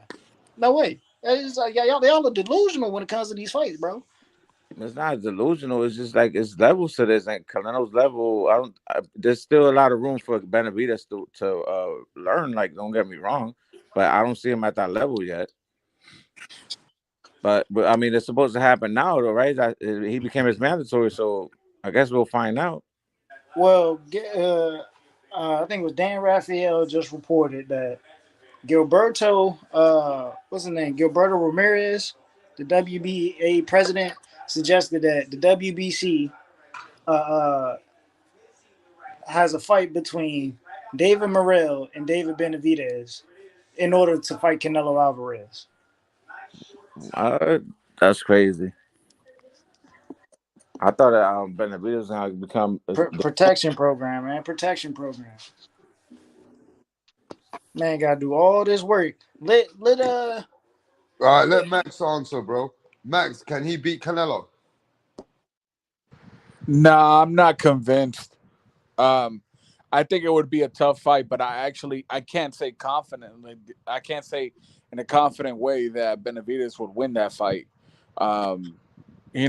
So it's that. But I will say, you guys cut me off earlier, man. One thing that I was very impressed about Benavidez was his inside work, man. Especially with Kenny Bayless being involved, preventing full action. But I was impressed with his inside work. But as far as Canelo and him, who would win? Dude, I mean, I still might edge it out for Canelo, man. I think Canelo beats Benavidez, man. But I think it'd be a good fight. I heard Mirage early on another panel. He was saying that he's not happy with the win. That that Benavidez should have destroyed him and got him out of there. So that's my take.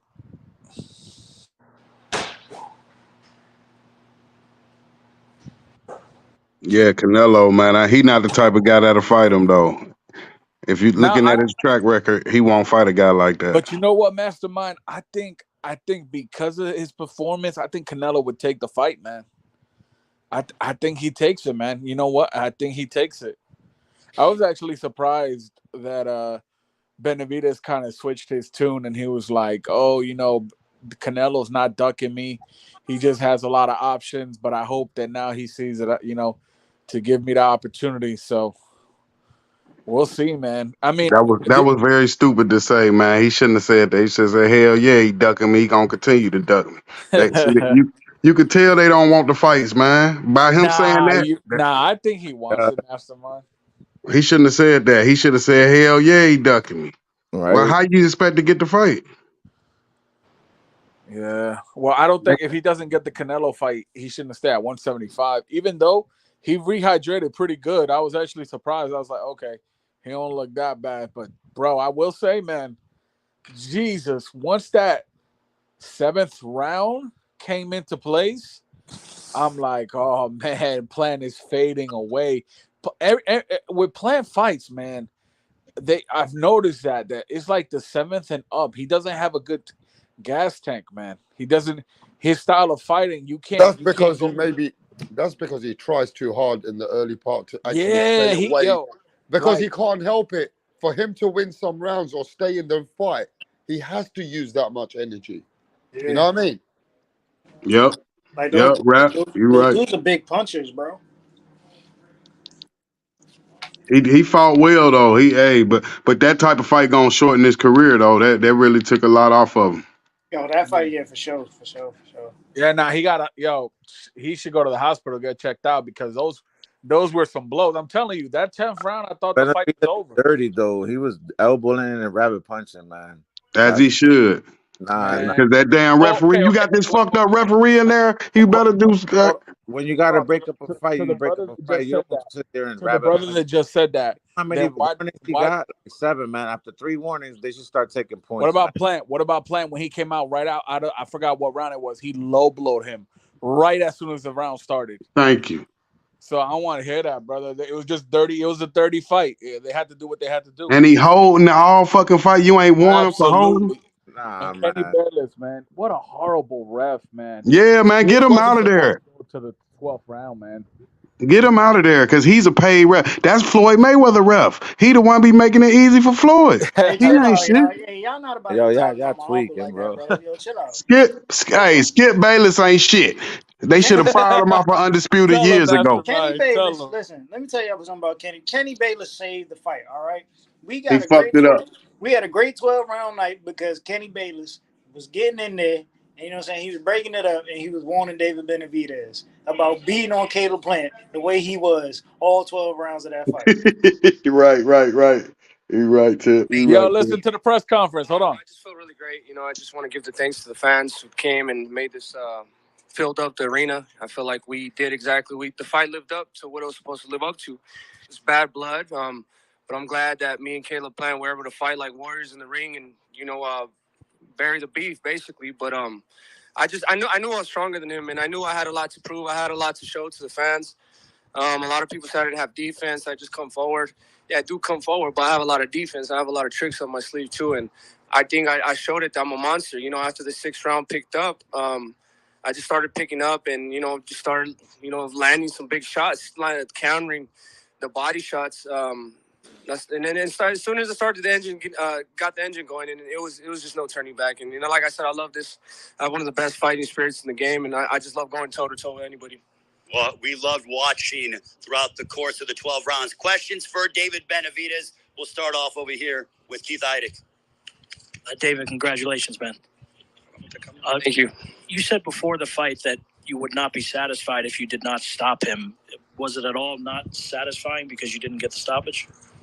Yeah, I'm a little disappointed I didn't get the stoppage, but you guys seen how his face looked. He was really bloody, and I was really imposing my will. I really beat him up really good, and like I said, I'm not really satisfied because I didn't get the knockout, but this is a great way to get a victory. Just dominating performance. It was a great performance. There's a lot of things I could tweak in my game to make sure I get the stoppage next time, but also I feel like I don't want to throw Kenny Bayless under the bus, but he didn't call Caleb Plant out. Throw him under the bus. The clinches he was doing the whole fight, and I think if Kenny Bayless would have said something about the clinches, maybe it would have stopped Caleb from trying to clinch, and I would have clipped him. But I was hurting him a lot of times, busted his eye open, hurt him to the body, and I can still get better. But I'm just I am satisfied with this performance. I'm not going to say I'm not. I am very satisfied. My last question for you is: your dad said the other day, if he were Eddie Reynoso, he wouldn't put Canelo anywhere near you. Do you feel the same way that it's going to unfold like that he's not going to fight you, or do you think he eventually will? I feel like as Canelo Alvarez, he needs these fights. A big fighter like me. This is definitely a really big fight. As you can see, as me and Caleb Plant was a huge fight. So I think it'll be huge pay-per-view numbers. And let's just take it back to fighting, man. I want to prove myself. Canelo's proved himself, but I feel like he needs to give me the opportunity too. And it's not like I'm begging for something. I've been mandatory for the past 2 fights, so it's something I've earned. And especially after this fight, I showed that I belong to be. I deserved to be in there. I wasn't really getting hit as much. My defense was good. I thought Caleb Plant was faster, so I was really countering, and I was using my head movement and defense good. I know I could get better, but I feel like the only fight that people want to see in super middleweight is me versus Canelo, so let's give it to him. Questions for David Benavidez. David, en español, Ernesto Amador de No Puedes Jugar Boxeo. Well, there you go. There you go. The greatest ever. Wow, great night. Great night at UFC, man. Shut up, Ted, man. But I don't. I went on the PBC's thing, bro. Like on Twitter, bro. Everybody in the comments talking about Rayo got robbed. Get the hell out of here, man. Bro, people are tripping if they think that man got robbed, bro. Yeah. They got to take that shit out the sport. Ain't no robberies, man. Nah, you go in there. Chris Colbert won me $21. Yo, Chris Colbert got that dog in him, but the only thing is, man, he in the first round, man, I was kind of surprised that Rayo put him down. No, I wasn't surprised about that. No, dude's strong. He's strong, man. He's strong, but also, if you watch Chris Colbert, bro, he overextends, bro. Like, when he came in, he was throwing that right. He was reaching for that right, bro. It wasn't like that right hand was just there. He was reaching for that right, coming off the roll, bro. And he reached unnecessarily. He should have just came up, you know what I'm saying, in guard, bro. And he would have caught that. Yeah. Look. Yep. But look, man. Chris Colbert, like, for after a loss to move up and weight to 135 and beat up on, because his boxing was what really impressed me tonight, bro. Like Chris Colbert is a boxer, bro. That's what he did. That's what he Yeah, does, bro. he And boxed you the get the crap out of rematch. him. An automatic rematch because of the controversial decision. But like he said, the money, it's about the money. If I put my money on a fighter and he win, you think I give a fuck? Well, I'm gonna say a dude got robbed and I bet my money on him. That's Yeah. why I don't understand. It's about who wins. If I bet on the winner, don't cry about no judges. I bet on who hey, we put it in the judges' hands. Whoever they said won. And that was a unanimous decision. It wasn't no split or nothing. Exactly. It was unanimous, and those guys were right there at the ring. Here's the thing, though, Mastermind. I was watching a little bit of the press conference earlier with Chris Colbert, and he said that they asked him, "Would you give him a rematch?" And he said no. He said because Raya was a sore loser after the fight. Like, Chris looked like trash at that fucking weight, though. Yeah, he got to give him I a mean, he did rematch, look rap. smaller, He bro. got to I'm give not him a gonna lie. rematch. Yeah, Chris didn't look that good at that weight anyway. And far as I'm concerned, even if he gives him that guy the rematch, Chris ain't going nowhere at that division. I don't think so. You think he should go back down to 130? Yeah, definitely. And I feel that he's so lucky as well because, man, he was hurt in the couple of in the couple rounds Yeah, in that he Damn, was fight. out of it. He was knocked out And on let his me tell feet. you something else. He was fighting scared as well for a while. He was knocked out on his feet and he still couldn't get him out. Blame dude for not getting him out. You got to be a better finisher next time, rap. They don't pay you to go to the judges. They pay you to knock them out. I think Chris Colbert schools Lomachenko. Chris Colbert gonna get his ass fucked up by fucking Lomachenko. Even the Lomachenko at 40 years old would beat Chris. I disagree. I'm telling you, Chris is fucked at 135. He did not look good, bro. He's too Um, fast. He's too elusive. And he has yeah, a chin. yeah. Well, How he pull that fight out, rap? How he pull it out? Unanimous decision. yeah. Hey, he showed the heart of a champion. You got to get up off that floor, man. It's about who get up, not the ones that stay down. Caleb ain't even go down. I'm surprised. That's because of that stupid ass ref. I bet you he wouldn't have lasted 6 rounds if we had a real referee in there. Yeah, but I agree with Max. Those consistent punches, I think that's how you get something wrong with you later on in boxing. Yeah, Yep. bro. Those were blows, bro. Like Yeah. Bro, time out. We only talking about 2 fights here. Let's go into these other 2 fights. Ramos and Spencer. Yeah, he You want to start there, or you want to start with started Cody? there. Started there. The Cody the Spencer. Crippler. So Ramos and Spencer.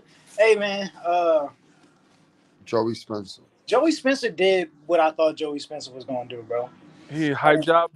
Nah, I wouldn't say he's a hype job. I don't think he has a Ramos hype looked behind him. so bigger But though, Tip. but Joey, bro, he's not offensive, bro. He's too defensive. Oh yeah. He Okay. doesn't apply pressure when he should be applying pressure. You know what I'm saying? Or Yeah. letting his hands go when he should be letting his hands go. He was in there. He was in the clinch with him, wrestling with him, but he's not giving anything back. You just see Ramos getting off, and it's what Yeah. I expected. It's what I expected Jesus Ramos to do, bro. Ramos is very good, bro. He's talented. You know what I'm saying? He's gonna Yeah. be a problem. He's only 21. He's gonna Oh be a problem. wow. That Yeah. big at Bro. He's gonna be a problem, bro. He's gonna be a real problem at 154, 160. I'm telling you, like, just wait. You know what I'm saying? Right now, people looking at Tim Zoo. Listen, Jesus Ramos might be the dude, bro. He might be that guy that's gonna stop it all. He's gonna be a future champ, without a doubt. I told my boy in the third round, I said, yo, if this fight keep going the way it's going, by the eighth, they gonna stop it. And just like I predicted, boom, they stopped it in the eighth. Cause there was no need for Joey to keep getting hurt like that, bro. You know what I mean? It's not for a title. It's not an eliminator, for anything like big, you know what I mean? So Bro, I was pissed, right? Because normally I have a two-sided opinion on how I'm a bet on fights, right? I'll say decision or I'll say knockout. For some yeah. reason, I said I thought Cody Crowley was gonna knock out Abel Ramos, bro. I'm like, Crowley can crack. Hey, wait there. Richard Comey got knocked out by Jose Ramirez, yeah? Did he? I didn't see that fight. That's what they Ain't said. nobody watching that fight, man. I think they put that fight on the wrong weekend, bro. That Showtime fight should have been the only fight on. Yeah. Shout out to They- Friesen. Shout out to Danny Medina. They should have put that top rank fight on a Saturday. I mean on a Sunday. Yo, Danny, you owe me $1,000. You said Benavidez was gonna win by KO. What happened? It's like, Richard Comey got knocked out by body shot. They said it was a great fight. man, Well, I it mean, was a great fight, I man. expected Comey to lose, bro. But ask the chat, because we got new people in here, if they think Benavidez beats Canelo with this performance. Like, I think Canelo wins still, man. That's the crazy thing. That's why I told Mastermind that I think Canelo might take this fight. I don't think Canelo wins, bro. You don't think Canelo beats Benavidez? Fuck Canelo. Nah, I think Canelo wins, bro. By an edge, but he Just wins. by doing what? He's just he's a stronger puncher than Benavidez. All right, that's cool. He could be a stronger puncher, right? He has a better IQ, better head like movement. Does Canelo box He better? doesn't mind going into clinch as well. He's big, like shoulder wise. I feel like he's bigger, and the experience, bro. I'm gonna put it like this, Max. Does Canelo box But better I'm not than an IBF, like IBFP, whatever the. I went over there because I knew he was gonna be talking crap about Benavidez, and like I thought he would. Yep. And he said that Canelo's a real Mexican monster. That, you know, this and that. I'm like, oh my god, bro. Look, does Canelo box better than Plant? He could, yeah. Could, but does he? Does he? I think the Bivol loss helped him a little bit improve in his boxing. I don't know, man. I just think if Canelo goes in against Benavidez, bro, what I'm going to see is Canelo being right in front of David to get hit. And that's exactly what David wants, bro. You know, Canelo got that bad leg. You know what I'm saying? David going to take advantage of that because Canelo can't move like a... Yeah, like, don't get it twisted. I think Benavidez is a good fighter. But I just think because of Canelo's experience, that will help him edge out that fight. And I still like, again, Kenny Bayless, no one can tell me, man, that the ref didn't play a role in this fight. The ref definitely did. I think the fight would have been stopped in the 10th if it was another ref. You know what I mean? But they needed Tony Weeks for that fight, and they needed... yeah, that would have been great. That would have been great, actually, because Tony would have let them rock. Canelo doesn't rely on footwork for defense. I know he relies on his head. That's exactly why I'm trying saying. To cook Tip. That's exactly why I'm saying. Look, Chief doesn't even realize what I'm saying, bro. I'm clearly telling you that Canelo isn't half the boxer Caleb Plant is. You know what I'm saying? When it comes to using his feet, yeah, Canelo has great head movement. But look, David Benavidez is going to capitalize on that by going to the body, bro, and just letting off a barrage of punches. That's what Benavidez wants to do. You know what I'm saying? It's not like Canelo's going to be moving all night. You know how Canelo's going to fade the same way Caleb Plant does in those later rounds, bro. And we see it all the time. Yeah. Top Dog says Canelo will lose to David Benavidez with his back against the ropes versus David. Guido says, I can't stand that ref. Don't forget, Canelo lost 3 fights. No, Canelo last 3 fights are farther. I don't know what he's saying there, bro. Canelo is going to make David take out another top fighter to build up the fight more. The chief says Canelo has better boxing skill than Plant. David is a young, hungry lion, says Ness. David got to take out another top fighter to make the fight bigger. Like, bro, you think David taking out Morrell makes the fight bigger? No. I don't know, mate. No. The fight is... No, he needs the Canelo fight next. There's nobody at 168. The fight is already big, bro. The fight needs to be made now. David don't need to fight a Morrell. Exactly. I told y'all. Who's that? Oh, yeah. Where's Mirage? He's celebrating. He's on another panel. Oh. All right, Dirk, break it down. What you think? And you better not say Ryo got robbed either, because we'll boot you off this panel, man. I don't know. I'm not gonna say he got robbed, but I had him winning like a Yeah, split Dirk, decision it's or time for you to get off the panel, man. It was good. no. It was nice talking to you two. You know what I'm saying, for these 30 seconds, bro. I thought Ryu had the more effective punches, even though what's his name landed Chris more shots. Colbert. Chris Colbert. What was more effective? Him landing big punches or Colbert landing numerous amount of jabs? Yeah, he was definitely piecing his ass up with that jab, but Thank you. Same way Tony Harrison was piecing Tim I Zoo mean, ass up. You know, at the end of the day, piecing them yeah, Australians up with that jab. yeah. At the end of the day, though, it's fucking Ryu's fault for not stopping him because he had him hurt like at least 4 times. Yeah, he was supposed to press on the gas. But I just want to see a rematch. That deserves a rematch because it was close. I wouldn't mind a rematch.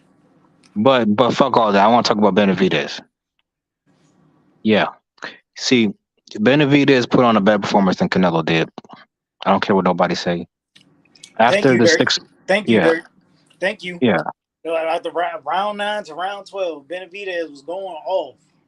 Nah, it was earlier than that. Like from the first 6 rounds, I would say Caleb probably won those rounds 4-2. It was competitive, but after that, Benavidez just started beat the dog shit out of Caleb Plant. The only difference is Canelo stopped his opponent, but when Canelo has stopped Caleb Plant, it was close. Some people had Caleb winning that fight before he got stopped. I had Caleb winning. Yeah, this was different. David just started beat the dog shit out of him way worse than what Canelo did to Caleb. So, and even if he didn't knock him out, that's what does that mean? Like you still don't want to see Canelo and Benavidez? Bro, that's the excuse they're going to make. The excuse the Canelo fans are going to make. You're hearing it live here on Rap Star Boxing with Tip Bayless after 2:00. You know what I'm saying? Crazy. The Canelo fans are going to use the excuse that David Benavidez did not knock out Caleb Plant and completely ignore the fact that David Benavidez was putting a beating on Caleb Plant. That is what the Canelo fans are going to do. And if you are a fan of boxing, you need to argue that point because they are going to try to downplay this fight, bro, or downplay the fighter. We should not have that in the sport of boxing, bro. Yep. I'm not surprised. But yeah. So like, how did you score the fight, Dirk? I would say 8-4 for Benavidez. Did you think Pop was going to get stopped in one of those rounds? Yeah, I did. Yeah, you gotta give credit to Caleb. He's got a lot of heart. What about the ref? Do you think the ref saved Plant? Yeah, he definitely did at times. Like Kenny Bayless got on my damn nerves tonight. He got on everybody's nerves. He was trending on Twitter.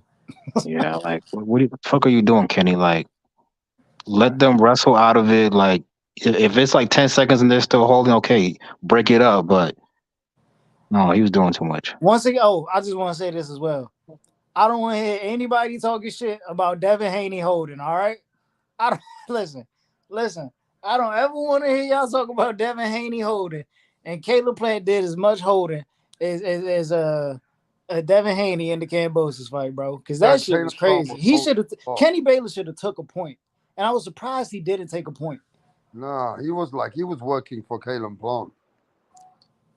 Yeah, and besides, like, what about those low blows? Yeah, go on. Yeah, that was too much.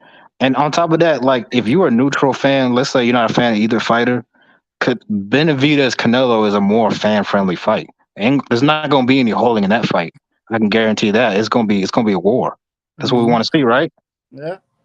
We're not trying to watch a lion chase a mouse like Caleb Plant and David Benavidez. We're trying to watch a lion go against another lion. But wait, was there? You thought it was a lot of low blows in this fight? I thought it was a lot of low blows in the Cody Crowley Abel Ramos fight. Abel Ramos is beating Pauls. He killing that guy downstairs. Yeah. It was a good fight. It was a good card though.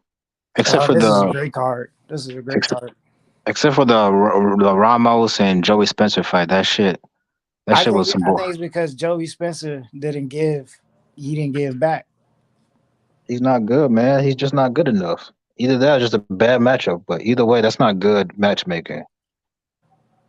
He's looked like it was a 54 pounder in there with a lightweight.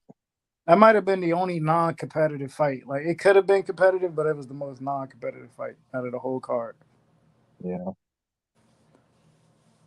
Yeah, man. Nah, you all like the sweet science BS. It's not the sweet science BS. Like Caleb Plant, he came in, he's boxing great. And then you know what I'm saying? It's just the fact that when he was getting hurt, he was doing it way too much, you know what I'm saying? And the ref didn't take command in deducting a point. Yep. Same issue. Same issue he had in all his other past fights. And that's why I said David was gonna stop him, even though he didn't stop him. He just has gas tank issues, and it's you know, it is what it is. And David, what's scary about Benavidez is in the 10th and 11th round, he's still throwing bombs. Like he don't get tired. He said, Haney is thinking I need Kenny Bayless in the ring with Loma.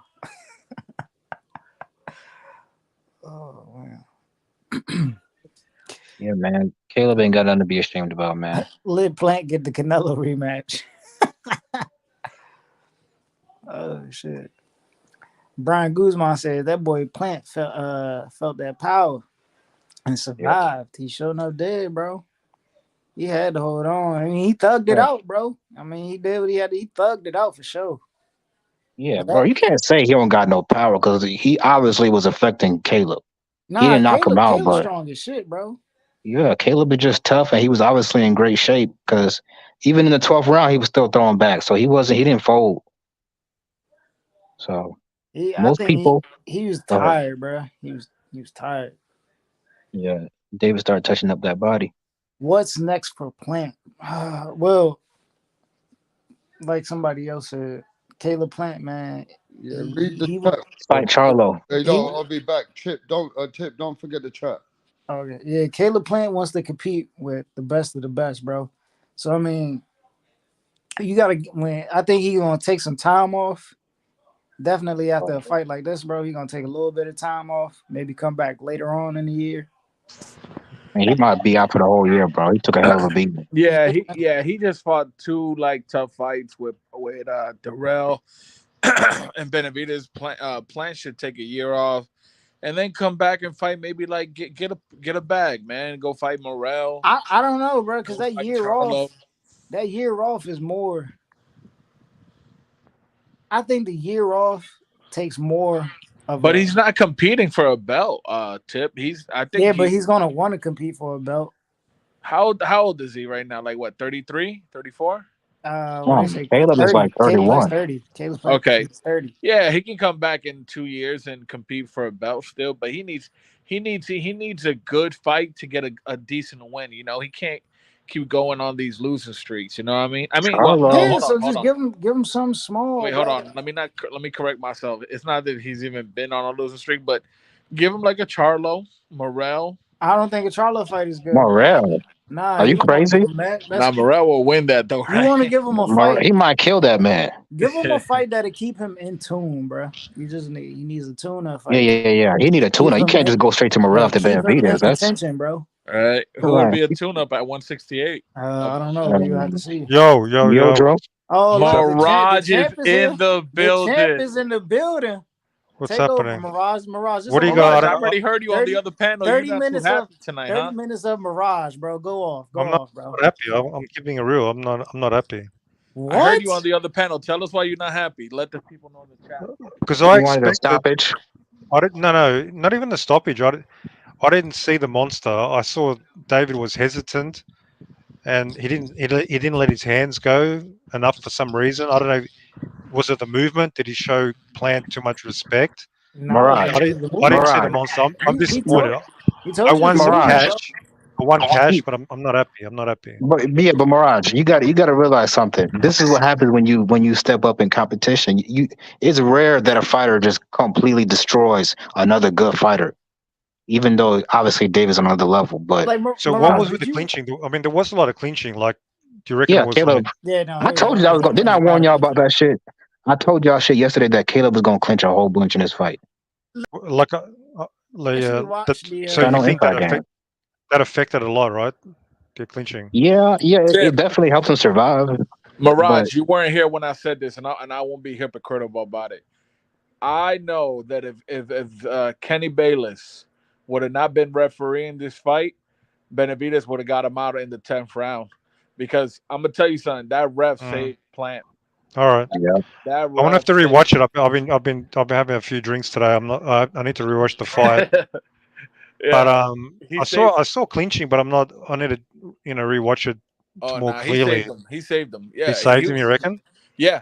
But David didn't let his hands go, bro. Yeah, but he didn't let his hands go. He was hesitant. That's not the monster I want to see. I think Caleb Plant threw more punches. That's fucking. I would have never picked that. I don't know what's happening. Probably I think maybe jabs. Yeah. Some motherfucker said that. I need to check the stats, but he was. I don't know, man. I wanted more. I'm not happy. Yeah, I think David did what he had to do. He did everything but stop him. You should have watched. Yo, if you watched the fight with Kyron Davis, you should have known that the movement was going to give him problems. Yeah, but he still let his hands go far more, man. Where the fuck is Mirage? He's right here on the panel. Cook him. Where the fuck is Mirage? I'm here. Is this the fucking Mexican monster you was talking about? Is this the fucking monster you was talking about? That's gonna be the 4th Division World Champion, the Super Middleweight Undisputed, Cash Kello, aka Cartelo, aka King Nello, aka get the fuck out of here, man. Is this the David Benavidez monster you the fuck was talking about? This 12th rounder, he fought like Devin Haney tonight. He fought like Devin Haney tonight. No. Hey, styles make fights. Styles make fights, right? Fuck your style make fight, motherfucker. Fuck your style make fights. This was a worse performance than Devin Haney versus George Camboso, #1.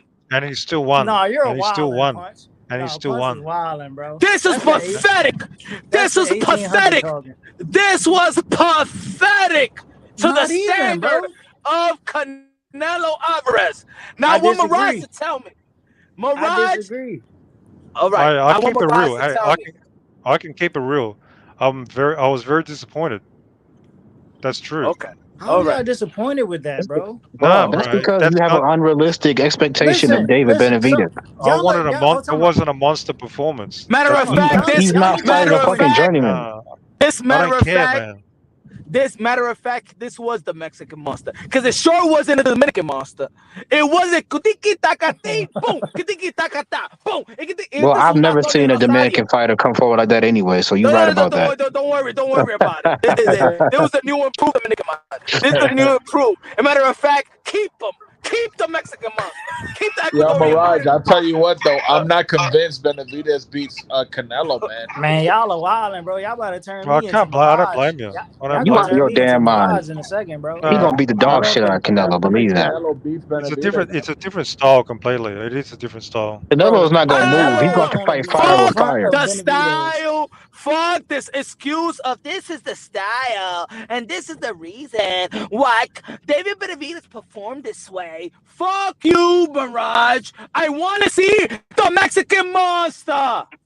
So you don't believe in styles make fights? I thought you were an expert in boxing. You and your style make fights. Just to let y'all know, punch off the Henny tonight. So you chump motherfucker. Hold on. I'll be back. He had a Casa. He had a whole bottle of Casa. Yeah, he had a whole bottle. He wilding.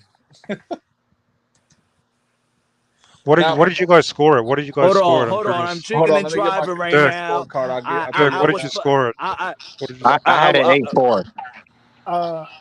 I stopped scoring it. I had messaged Punch in the chat earlier. I told him I was going to have it 116, 112, 116, 112, 115, 113.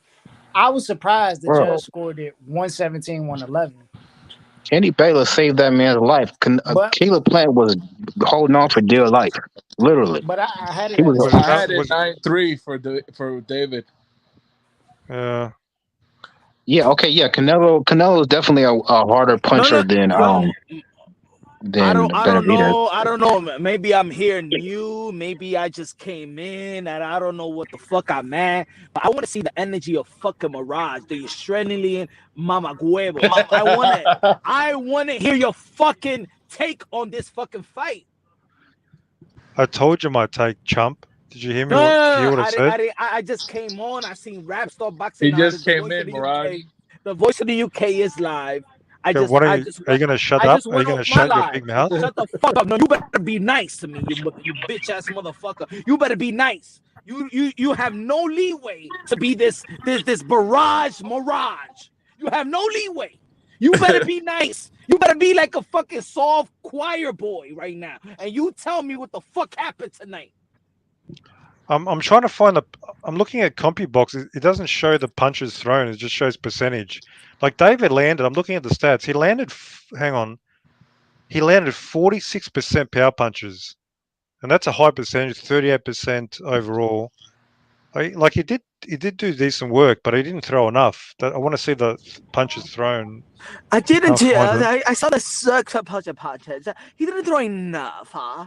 He didn't throw enough of some of power punches, and his jab wasn't working the way it was. Mirage, you piece of human garbage. You, what the fuck has happened tonight?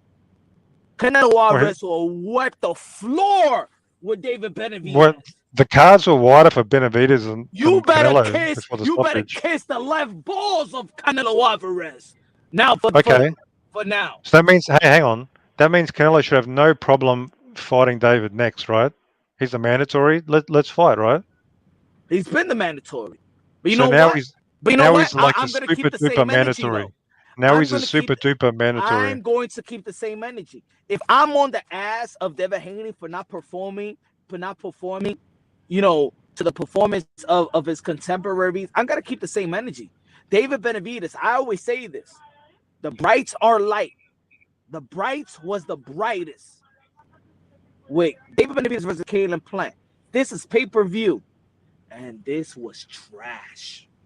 This was pitiful. This was not the monster that I wanted to see to face Canelo Alvarez. This did not show Canelo Alvarez. Matter of fact, the biggest fight for Canelo Alvarez is Jake Paul. Fuck, the biggest fight for Canelo Alvarez is Jake Paul. Oh my God, you tripping, bro? You must have been drinking tonight.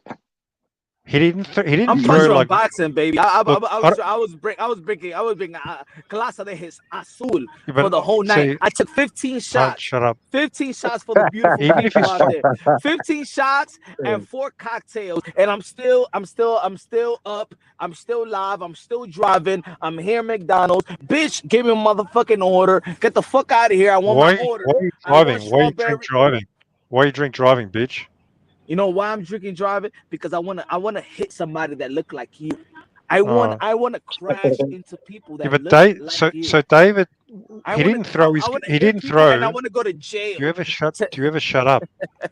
he didn't throw his signature combination. Hey yo, fuck you, bitch! I gave you I gave you the leeway. I say you didn't get smoked by the boxing voice, but this right here, I gotta change my mind. He won the fight. He won the fight. I know he won the fight, but but most people believe that Benavidez was gonna beat Caleb Plant. So it was not about beating Caleb Plant. It's about. I think the pressure got to him. I reckon the pressure got to him. To be honest, the expectations and the pressure. Nah. Why didn't he let his hands go? He didn't throw his combinations like he usually does. Like Caleb Plant, he moved, but he was there. He should have just let that shit go. There's something was up. I don't know. I think it's pressure.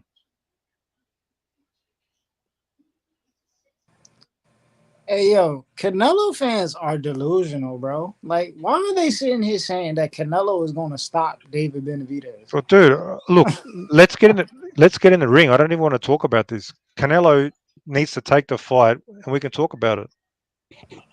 David did not look amazing. He did not look like a monster. Canelo usually maybe he'll take the fight. He looked good, bro. Look, those last 4 rounds. I don't know. I need to rewatch it. I've been drinking today. I don't know. Listen.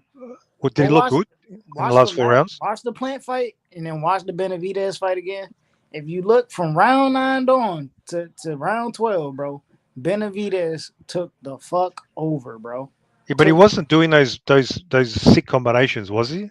Maybe a He few couldn't, shots. bro. Look, I'm gonna tell you what David Was it a did. clinching? Was it a clinching? It was a lot of clinching, but it was David's fault that it was a lot of clinching going on. David needs to learn how to control distance and fight at a range, bro, to where Yeah. he can start cutting off the ring and just land his punches effectively rather than fighting up on the inside like he's fucking Sebastian Fundora. Mm. He's Like, a way better fighter than that dude. Yeah, that guy's not even a fighter. And David's got, I don't care what nobody says, David's got underrated defense. He slipped a lot of Caleb's punches and blocked a lot of shit. And he would counter a lot of his punches too. You seen it. Yeah, he got him with some nice counters, yeah. Yeah. But he just didn't put it on him. I was waiting just to put it on that motherfucker. He And did. He just didn't stop him. And he wasn't Caleb is gonna be tough. able to put it on him, bro, because No, but it was 1-2 punches. Like I don't know what I expect. Caleb is very he's very Caleb's a good slippery, bro. fighter. Yeah, Canelo couldn't even beat up. move. But Mirage, Canelo couldn't even beat up Caleb this bad.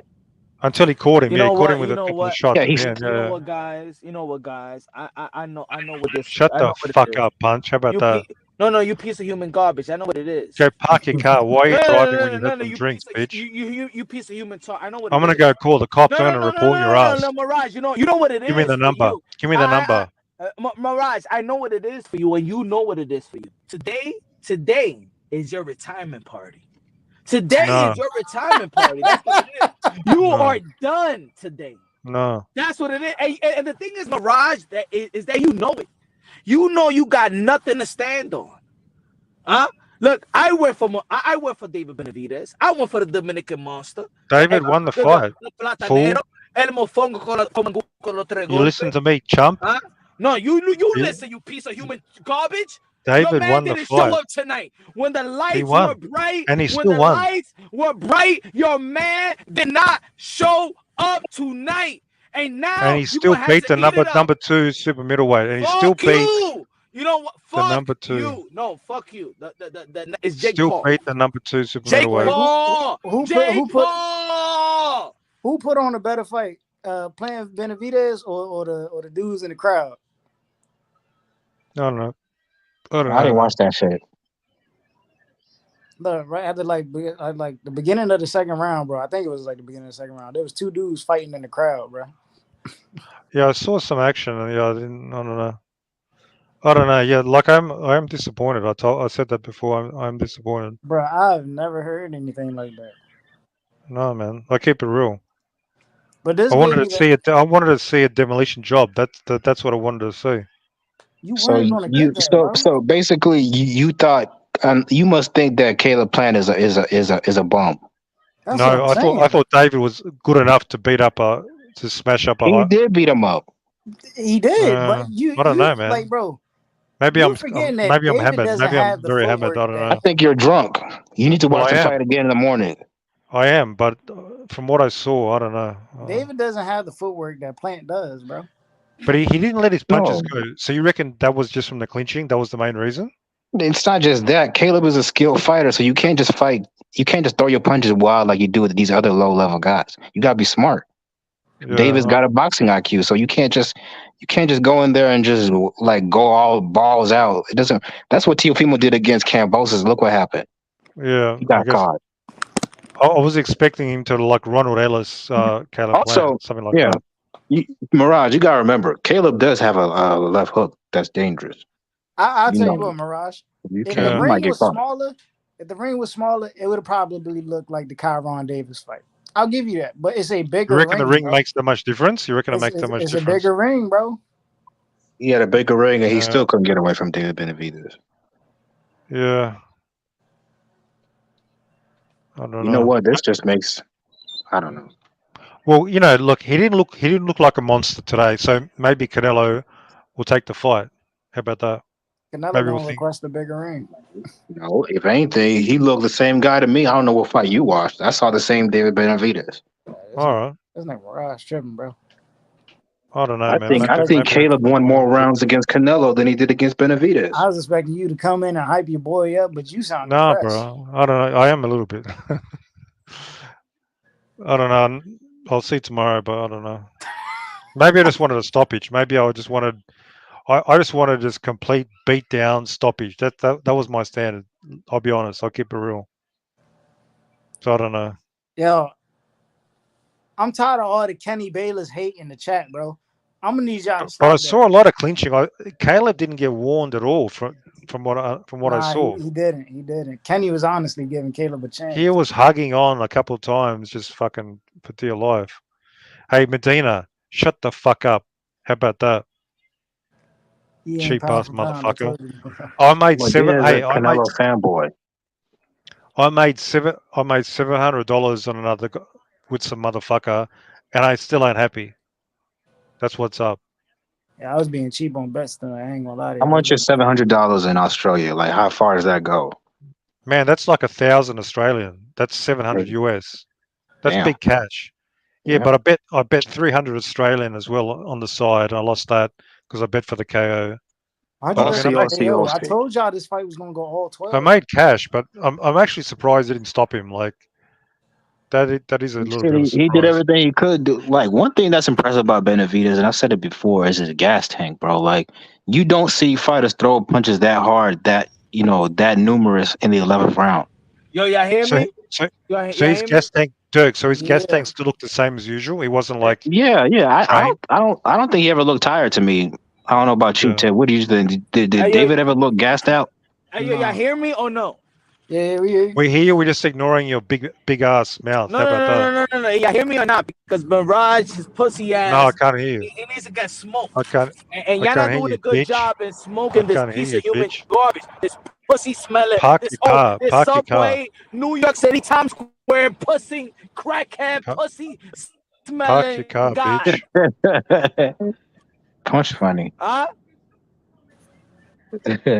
Is this? Hey, who fights next week? All right. Hey, next weekend, man. Fucking Anthony Joshua, Jermaine Franklin. Man, don't Rap nobody star give a I damn about that want fight. Jose Pettis right now.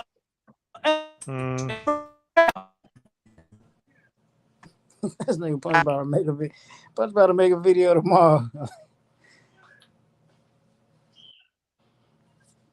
Mexican monster. Mike Tyson about to change his name, bro. He back to El Bandera Rojo. El Banderero Roja. He done went from the Mexican monster. That's what happens. That's what happens when he don't come up with the Dominican flag. You see what happens? Yeah, he only came out with 2 Man, flags, come which on, is man. He crazy, don't bro. claim that Punch, you need shit, to bro. call him out on that, bro. He better claim that shit. The next time he don't claim that shit, we're gonna throw him in the motherfucking dirt. I think that's the real reason why you. That's the real reason you don't like his performance, Punch. He didn't come out with the Dominican flag. Yeah, you better come out with the Dominican flag. What the fuck is an Ecuadorian in boxing? What the fuck is an Ecuadorian in boxing? Plus, you funny, bro. Oh shit. That is true. I don't know any Ecuadorians in boxing, The but hey, fuck man, is an that's his people. Ecuadorian in boxing, man? At least we got some might be the Dominican first, bro. boxing. At least we got some Dominican boxing, man. The fuck is an Ecuadorian in boxing, man? You better fucking wave that fucking Dominican flag, you bitch motherfucker. I'm just shocked that they even shook hands after the fight. I thought the bad blood was gonna spill over. He's saving the Dominican flag for Canelo. He better. He better. Hey, I think this fight is going to do hella numbers. Like, it's all over social media. Is Canelo versus David a fight for the West Coast or the East Coast? It's on the West Coast, bro. Come on, Mexicans, are you serious? Nah. I don't know. That looks like a New York fight, bro. Yeah, that's a Madison Why? Square Garden shit. What do you mean? That's Mexicans, bro. That's Madison Square Garden. Nah, you put that shit in Staples. Hey, yo, look. All I know is this performance retires Mirage. That's what I know. This performance right there retires Mirage. Mirage cannot go to any channel and vouch for this bullshit. Okay. So, Punch, you don't want to see Benavidez versus Canelo just because of this? No, he better fight Demetrius Boo Boo Andre. True. You gonna You didn't see what Demetrius, Boo Boo, Andre knocked the fuck out. you didn't hear How? what With what? you didn't With what? Because What did you he got see similar issues to Plant. No. Let's be real. Let's be real. What did you see today that tells you he's gonna knock out Demetrius Andre? It's the same shit I've been seeing every Boo Boo single. got a better gas tank, bro. No, he don't. Boo Boo has a Let's better be gas serious. tank, bro. No. And he don't got a chin. What? No. Fuck the chin and let's be real. Let's talk for real. What makes you think that this performance knocks out Boo Boo Andre? Let's be real. Because Boo Boo, for one, Boo Boo don't got the heart to be in there with David Benavidez. You see, you're not being real now. You're not being real. You're not being real. What I'm asking you, what this performance tells you that is going to knock out Boo Boo Andre? You say he's going to knock him out. This performance tells you. Boo Boo is a 6-round fighter. For the first 6 rounds, he looks amazing, elite. After that, the nigga's average. You see that you a liar, right? So I'm dead serious. So he knocked down DeMar Nicholson what round? Like the 4th, something like that. Nah, and then the other one, was like the 8th round. It was like the 8th. It was like. Oh, this fucking DeMar Nicholson. This ain't David Benavidez. Oh, not okay. But now I'm going by what you're saying.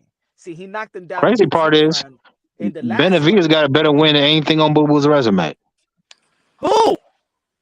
Caleb Plant. Caleb Plant. Who Caleb Plant beat? Who's Kentucky? Oh, really? Oh, him. Hey, no.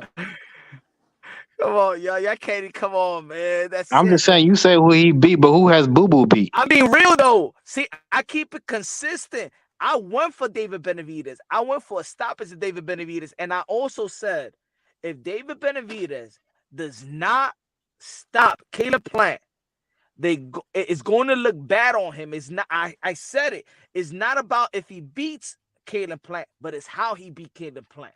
This performance did not tell you that he beats Canelo Alvarez. It does not tell you that this guy is the guy that threatens Canelo Alvarez. I think you gotta give him I think you gotta give him the benefit of the doubt, though, Punch, because Kenny Bayless was stopping a lot of the action. Yeah, on top of that, I didn't like it. I didn't like Kenny Bayless. I was saying it throughout the live commentary. This Kenny Bayless, he's a fucking retire. Get the fuck out the sport of boxing. You fucking, you too soft for this shit. You know what I'm saying? Hey, but he's like, yeah, but and on top of that, Punch. By your logic, then Manny Pacquiao should have beat Floyd because Manny knocked out all of the people that Floyd fought. No, I had Floyd beating Manny Pacquiao since day one. I never thought Manny Pacquiao could beat Floyd Mayweather. I never thought that Manny Pacquiao could beat Floyd. People were back then. I remember when people were arguing who would win the fight. They said, "Well, Manny stopped Hatton, and Floyd went like 11 rounds or some shit like that, or Floyd went 12 with De La Hoya." And Manny starched De La Hoya. I never thought that this fight would be that boring, but I never thought that Manny Pacquiao would beat Floyd Mayweather. I always had Floyd Mayweather beat Manny Pacquiao. But can we at least find out? Goddammit, can we find out if Canelo can do that to Benavidez? Like, can we at least see it? Why we gotta? No, of course I want to see the fight. What I'm saying is that the threat of the Dominican of the Mexican monster is not it. Like this wasn't the fight that says, oh my God, Canelo Alvarez really got to watch out for this guy. See, with Manny Pacquiao, the way that he was beating the opponents that Floyd Mayweather already beat was like, damn, like Mayweather, Punch, like Manny Punch, Pacquiao, shut the fuck up. Wait, you shut the fuck up, fool. Piece of human garbage. Shut the fuck up. Manny Pacquiao, bitch ass motherfucker. Dominican motherfucker. Manny Pacquiao was outdoing Floyd Mayweather's opponents that they have similarities with. But David Benavidez didn't. That's the difference between Manny Pacquiao. Manny Pacquiao was Manny still lost. Manny still lost. He still got his ass boxed up on Floyd. It don't now matter. What? I'm talking what do you about mean? the He lost? energy of the fight. I'm talking about but the he energy lost. of the fight. The energy of the fight is not there. No, look at the comment section. Look at everybody. Go to everybody's channel. Nobody do that saying, shit. Oh my God, David Benavidez is not the big bad wolf. You lost, Mirage. You piece of human tart. You piece of human garbage. Hey, Punch. I agree. That wasn't the best David Benavidez tonight. I agree. He's not. He underperformed in my opinion. Even okay, Caleb Plant's a good fighter. I already said he's a 7 out of 10, maybe 7.5. He's still underperformed. He didn't do what he could have done. I can say it, but we're going to see better. We're going to. I think a lot of it was pressure. He was very Pressure hesitant of what? compared the situation. This was the big stage. This was everybody's watching pay-per-view. His toughest So if opponent. this was pressure, imagine when Canelo. If this was pressure, see you. That's what I Nah, mean, it's Mirage. different. It's You different. putting Shut yourself. up. Well, you see what I mean? You see what I mean, Mirage? You putting yourself on a Shut hole up, right now. chump. If this Chump. was pressure, imagine Canelo pressure, No, motherfucker. it's different. It's because This this is was still like pressure. Caleb Plant, no. the gringo from Tennessee, got no fans. It's pressure. Imagine Yeah, because Canelo, bitch. I'll tell you why. There was so much at stake. If he lost against Caleb Plant, what would that do? Punch for his career. You're not making no sense. I'm going by what you're Answer saying. the question. Answer the question, You're fool. saying I am answering your question, you piece of human Answer the garbage. question, boy. You're saying that Boy. this is pressure. I'm going by what you're Answer saying, the Mirage. question. I'm No, not that's going by not the what I'm question. saying.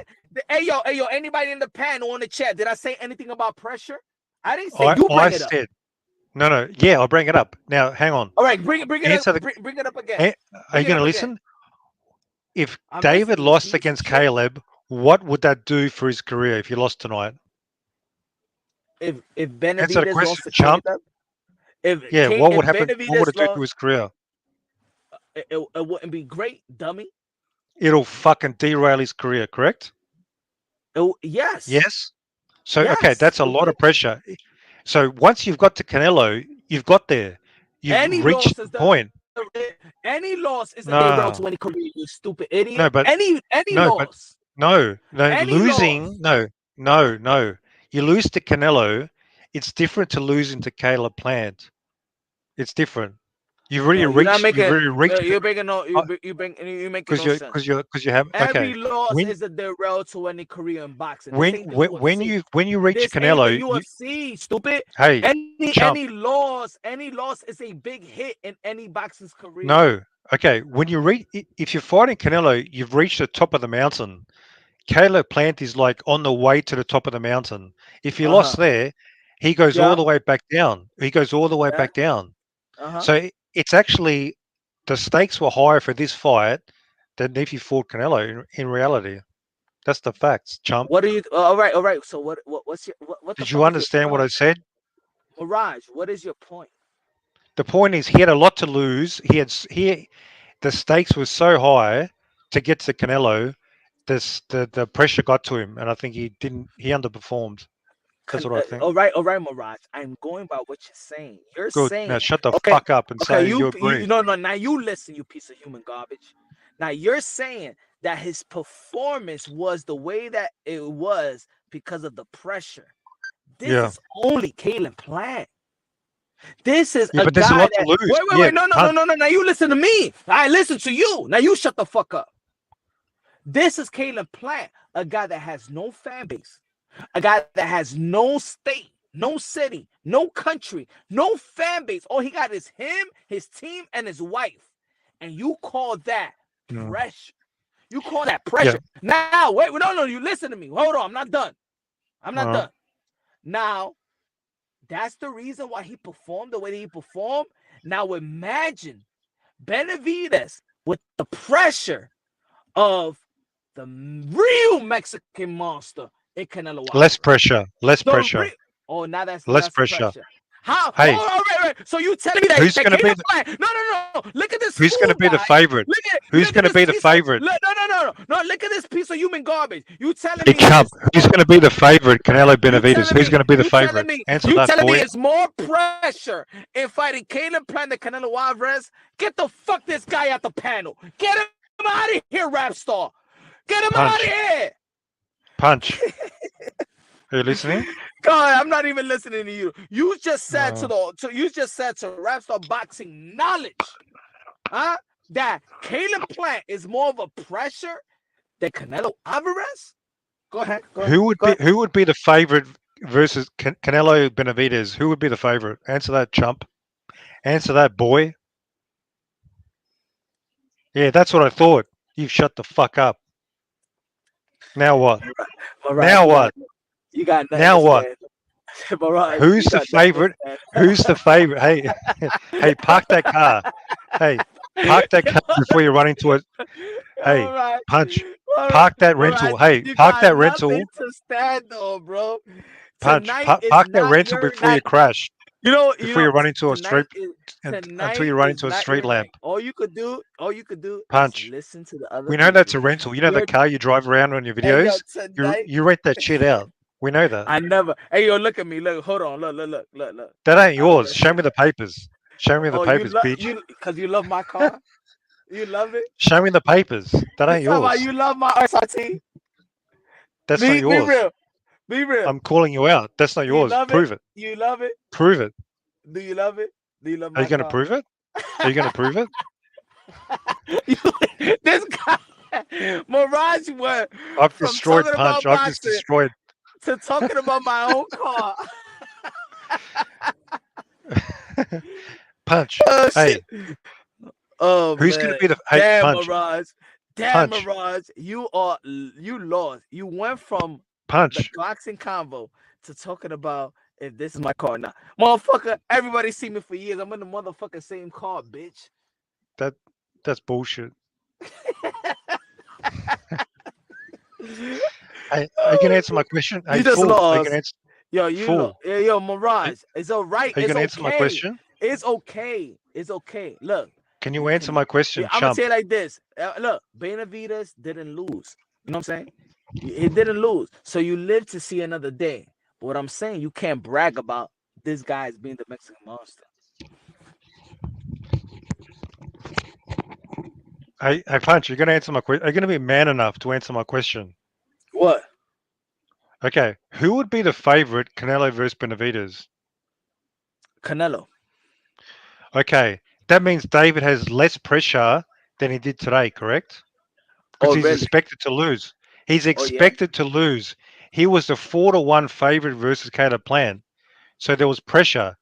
If he lost to Caleb Plant, his career would be fucking completely derailed.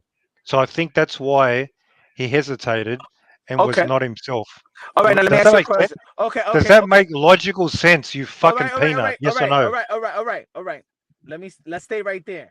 Can we stay Now, right where's there? everybody else gone? Why am I stuck with Punch? Where's the rest of the panel? Every time, Where's Rap? Rap, where the fuck are you? every Rap, time you when I'm haven't. not on the panel, you want to go punch. Now I'm here, you piece of shit.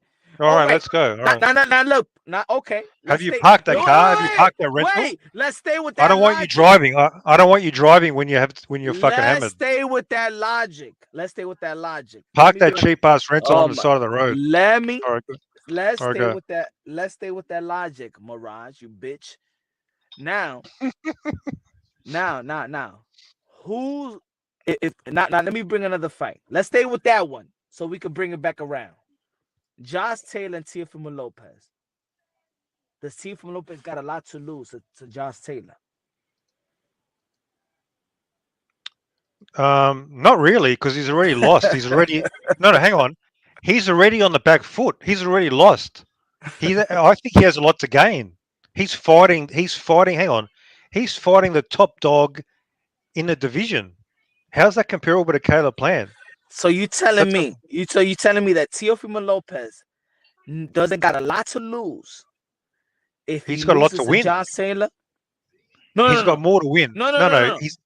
He does. Wait. He does have a lot to lose. If Canelo Alvarez is the favorite and the undisputed, then David Benavidez got nothing to lose, right? So that you say there's no pressure, right? Okay, now I'm saying Josh Taylor is the champion and Teofimo Lopez. You're saying that Teofimo Lopez got nothing to lose to losing to Josh Taylor? Well, it's pretty much comparable. What happens to Teofimo Lopez's career if he loses to Josh Taylor? If he loses to the undisputed? What happens to Teofimo Lopez if he loses to Josh Taylor? it'll be less damaging than losing to Caleb Plant, who has no belts at all. Caleb Plant has no belts. All right, David Benavidez got no belt. So Canelo's got all the belts. If he all right. loses to an all-time great, it hurts him less than losing to Caleb Plant. Correct? Fool. So it's no pressure on David Benavidez. Less pressure because he's the All right. underdog. So Do you understand? There's less pressure if you're the underdog than if you're the favorite. It's always less pressure. That's it. But what is your point? So you want your guy is David Benavidez. So if he loses to Canelo Alvarez, are you happy with it? Smoke. What is your point? I just told you, bro. What is your point with the less pressure? The point is David underperformed. Time out. David. You want time out. There is no pressure between Caleb Plant and David Benavidez because none of them had any belts. No, but it's the path. You have the prize at the end of the road with Canelo. If David lost to Caleb Plant, that prize is gone.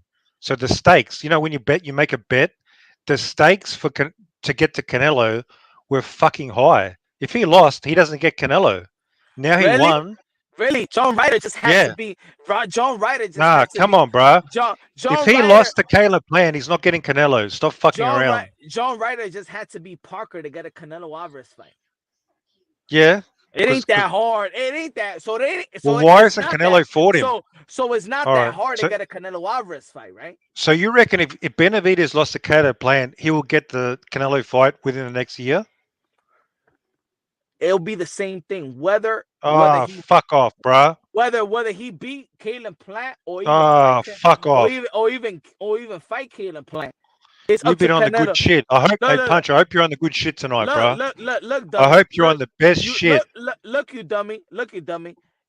Whether David Benavidez fight Caleb Plant or not, it's up to Canelo Alvarez to fight David Benavidez. If he lost, why would Canelo fight him if he lost? Let me finish, you piece of shit. Let me finish. David Benavidez already won 2 fights to be. And he would have lost. He wouldn't be the mandatory. Let me finish, you piece of shit. He wouldn't be the mandatory. Let me finish. David Benavidez, and the thing is, this argument is due for you piece of shit.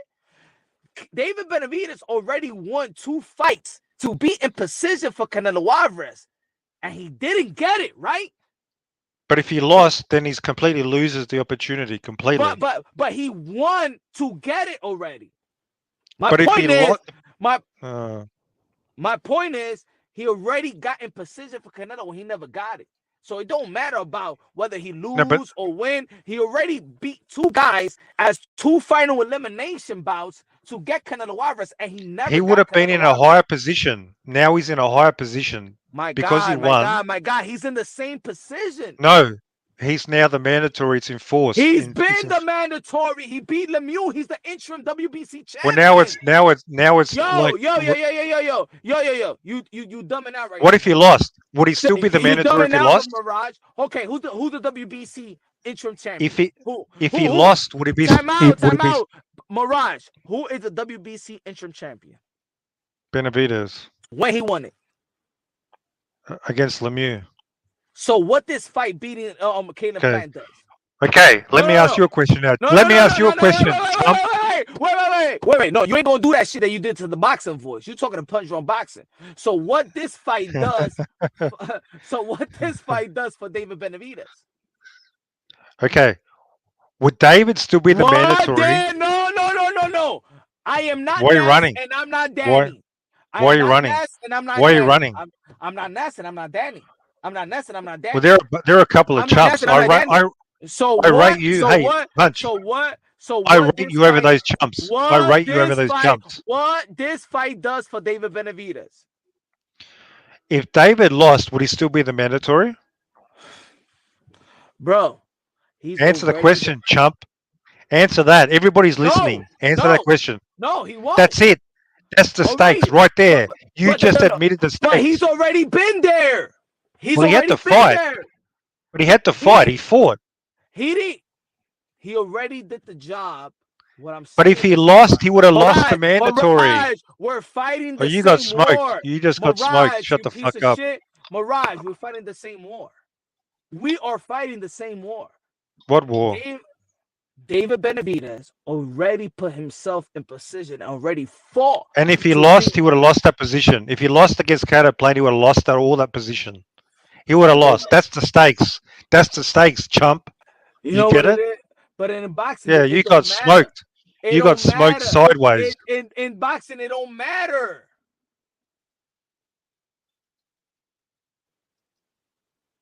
Dude, if he's not the mandatory, he has no leverage against Canelo. There is no he would have lost.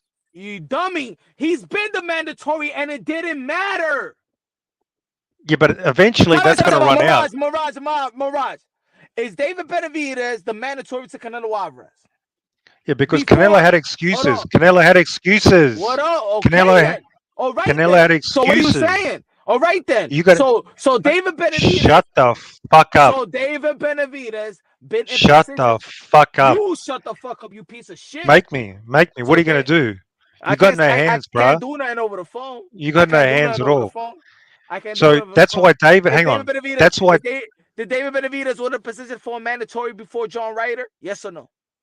David needs to stay the mandatory. David Benavidez was in position for Canelo Alvarez mandatory before John Ryder. Yes or no? He needed to maintain it. He needed to maintain it longer. Because Canelo had excuses. Canelo was fighting Triple G. That's all I need to know. That's all I need to know. Yeah. So he stays mandatory. He keeps that pressure. If he loses all the leverage. It's over. So this was big stakes. And David showed too much respect for Caleb Plant. For the guy that got knocked out by Canelo Alvarez, he showed so much respect. Hey, I think David beat him up even more, but he didn't stop him. But no, he beat him up. No, he didn't. No, he didn't. Oh, no, he didn't. He landed some good shots. No, he didn't.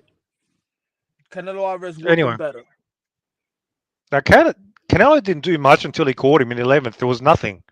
Caleb wasn't even busted up before the 11th round. Canelo Alvarez whooped. Shut up. Plant better than David Benavidez. You shut up, you piece of shit. Well, he stopped him. Okay.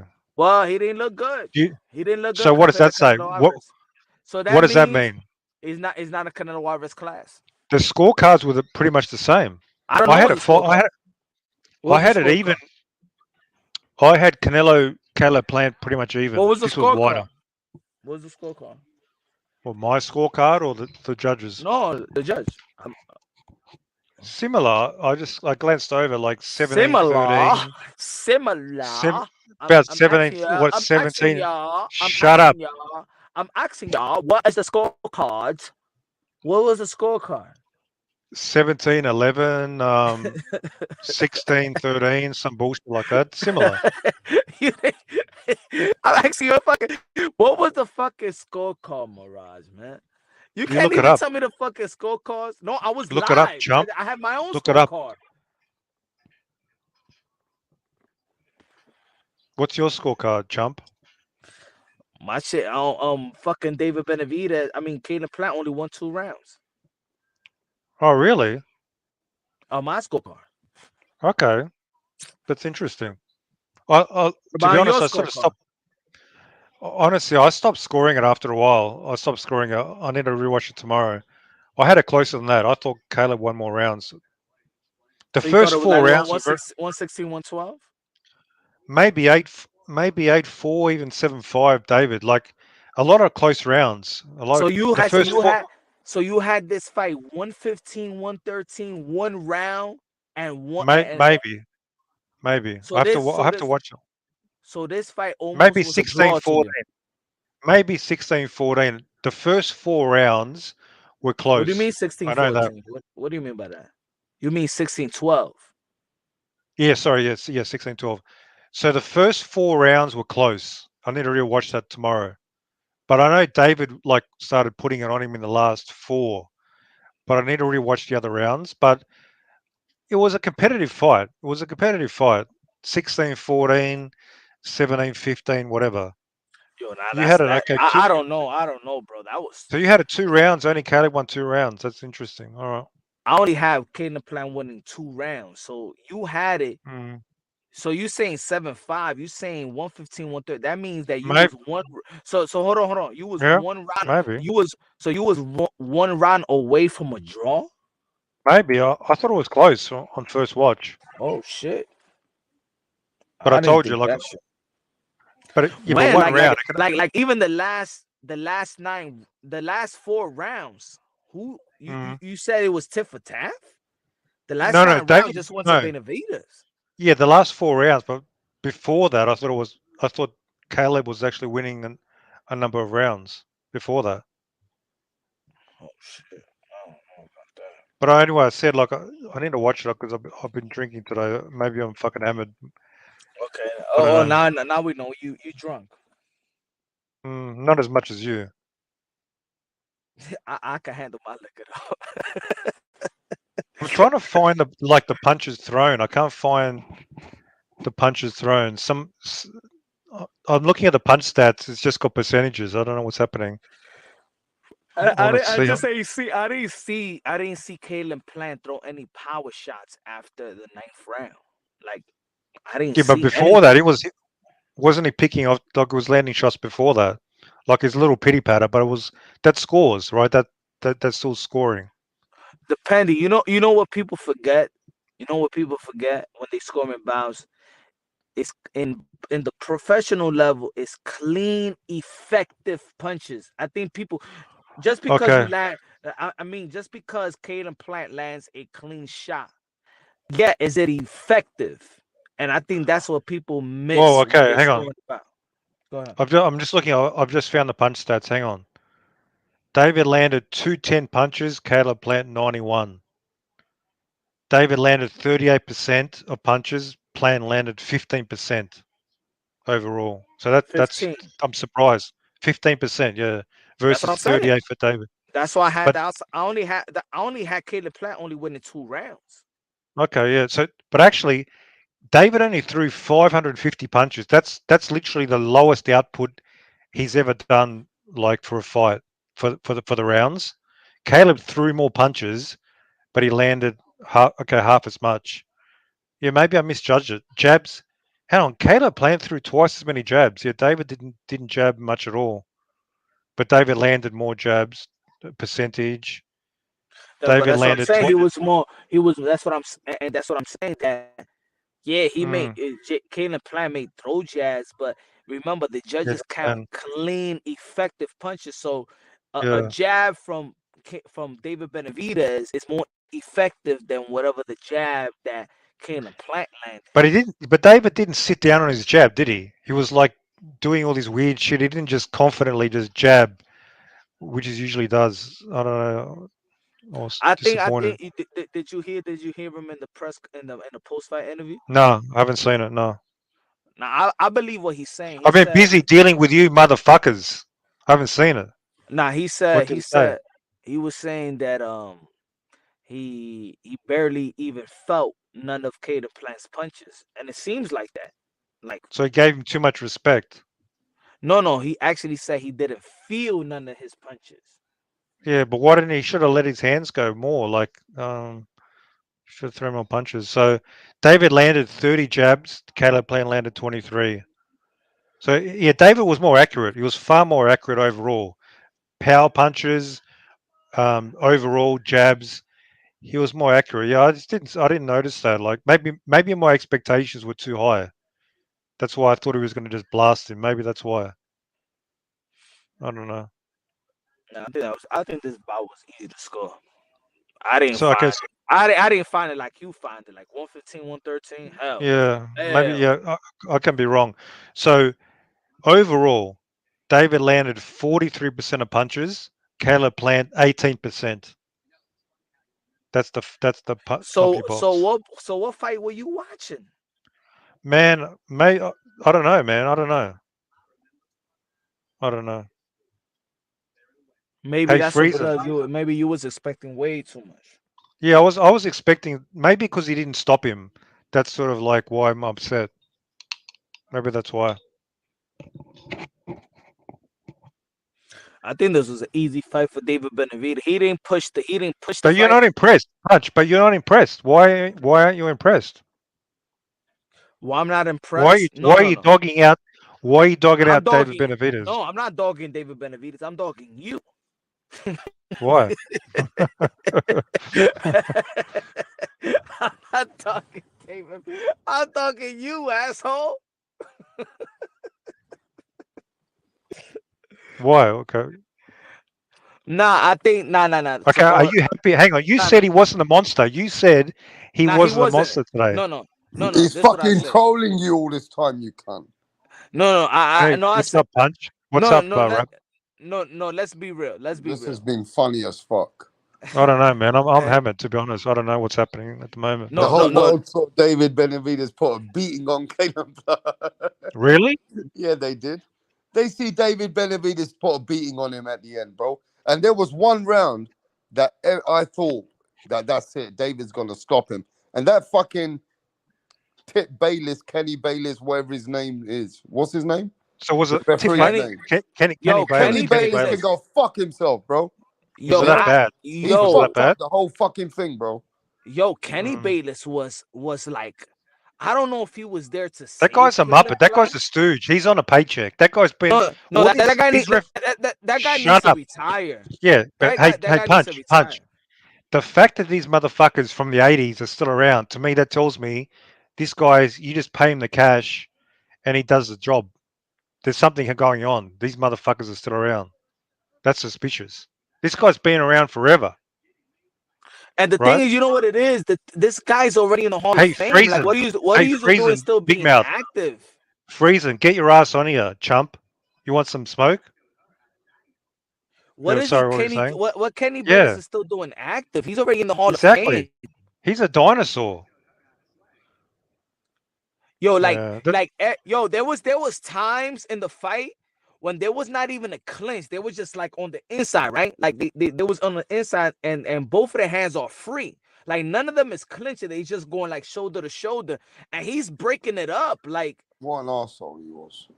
Yo, Kenny Bayless. I don't like Kenny Bayless. Like if you want to stay and do exhibitions for Floyd Mayweather, go be my guest. Do that shit. But don't be in these type of fights. Kenny Bayless inserted himself in the rounds when he wasn't even supposed to be in there.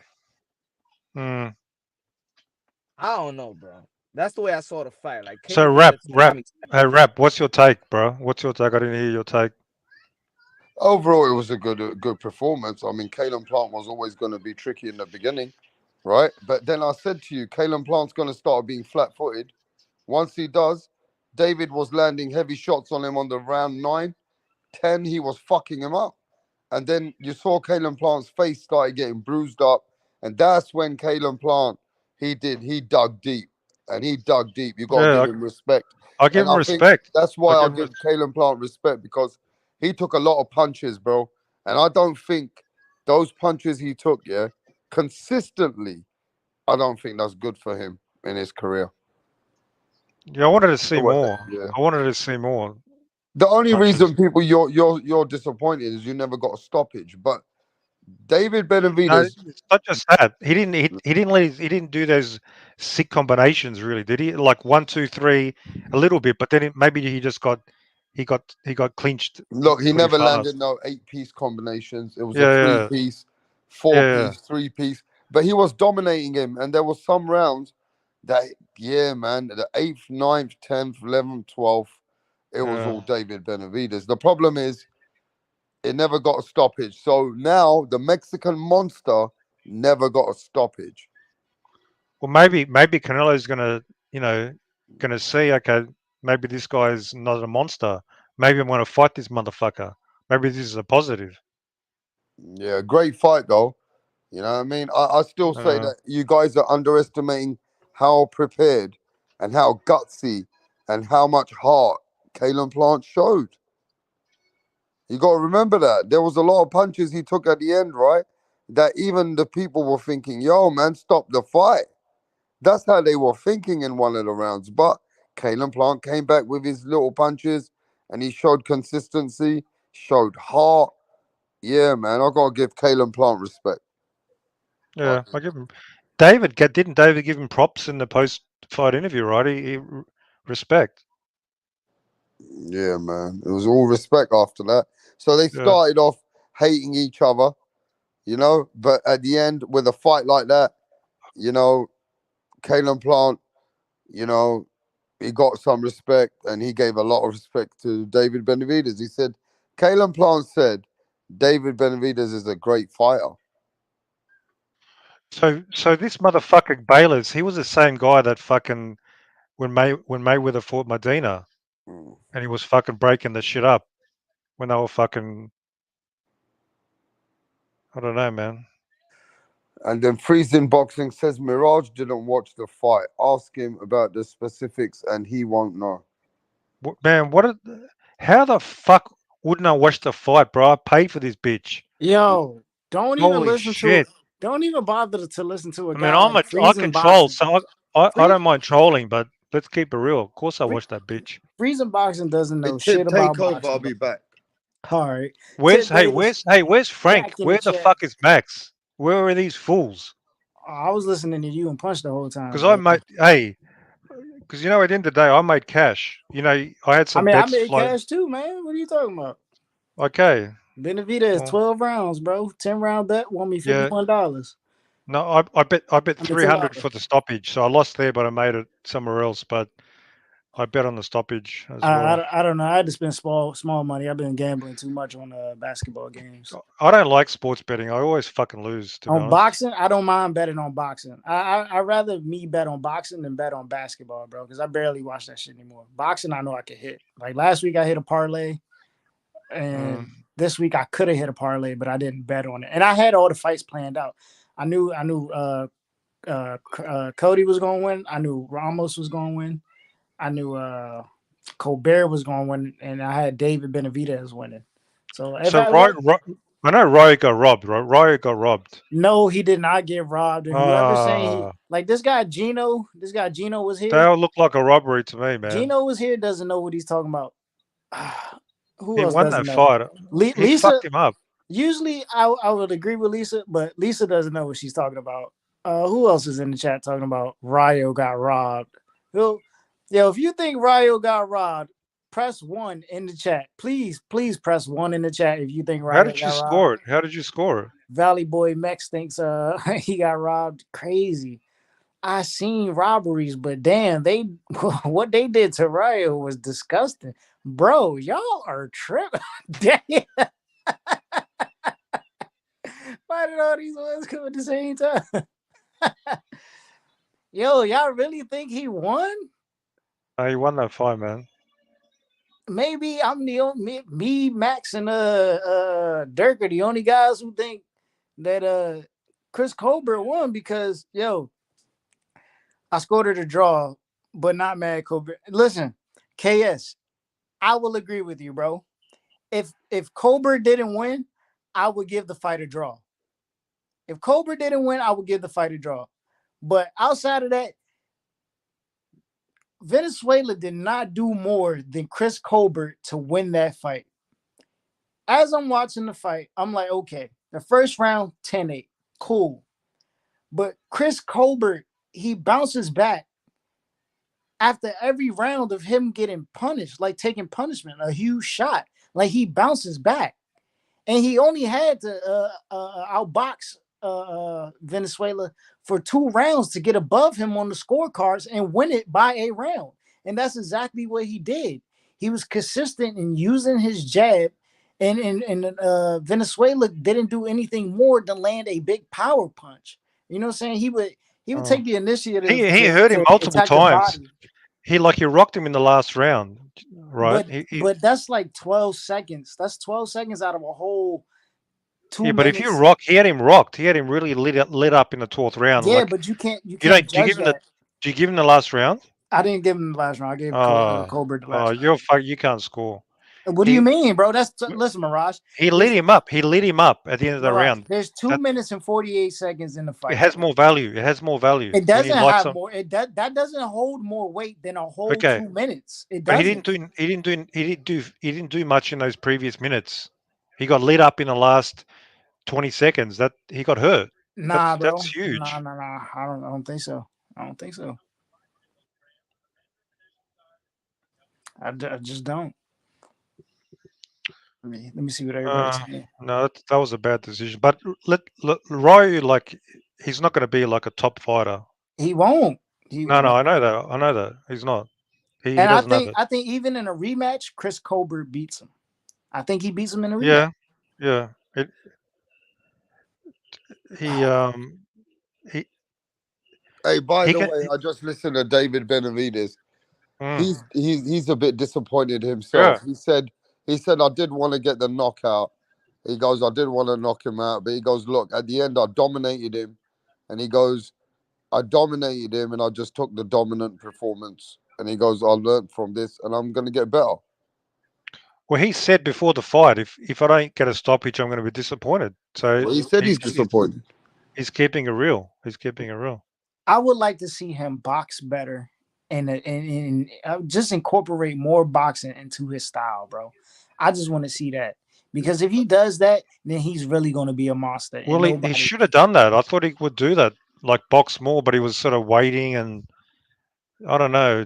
I thought the pressure just got to him. That's what I think. I was saying that the big stage, you got a big prize, and he's holding back. He doesn't want to risk too much. I think that's what happened. Notch Million is calling me a Wakanda, bro. Like I'm far from that, but okay, I'll take it. Wakanda's think Colbert won. Oh my goodness, Colbert, Nubian, Mexican. Oh shit, yo, who was that? Hawker Mustang said he had Ryo about 4 rounds, bro. You are tripping. That's wild, bro. Y'all don't think that Chris Colbert was taking over? I can understand. All right, let's say Ryo hurt him like 3 rounds out of the 10, right? With big shots. I give y'all that. He hurt him 3 rounds out of the 10 with the big shots. The rest of those I'm giving to Chris Colbert, bro. And then he has the knockdown along with it. But you know what I'm saying? Outside of that, I don't think he did more than Chris Colbert. I just don't. I could give him 4. I could give him 4 with the knockdown and then call it a draw. But I mean, outside of that, nah, bro. I just don't see like how you score that for Venezuela. I just don't. And I think Chris Colbert does the same thing in a rematch. There's nothing more that Venezuela can do.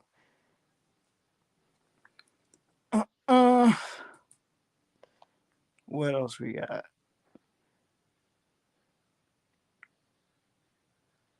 Let's see. He said LDBC thinks Cobra won, of course. You motherfuckers need to stop using the word robbery in close fights. Yeah, bro. Like robbery is when it's like you could tell a fight is one-sided and then the motherfucking scorecards are then just like fucking out of range, bro, and they go to the opposite fighter. That's fucking robbery. This wasn't a robbery. It was a close fight.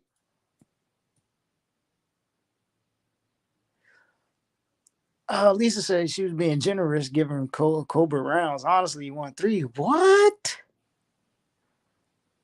Ray Charles just called me and said, Ray, they call boxing the hurt game. Right? That's cool if he hurt him, bro. But the point of the sport is to hit and not get hit. And there was times where Colbert would take over the next round and hit and not get hit, bro. Or, you know what I'm saying? He was punching and just Venezuela wasn't responding. He wasn't giving anything back because he blew his gas tank in the round before that. It's just simple. I'm telling y'all, go back and watch the fight. You're going to score different. Freezing Boxing says Tip Bayless has the IQ he says Tip Bayless IQ is in the negatives, bro. You're tripping, bro. You're tripping. You don't know shit about boxing. Shouts out to Cody Crowley, man. You know what I'm saying? Team Canada. You know, we up 1. We got us 1.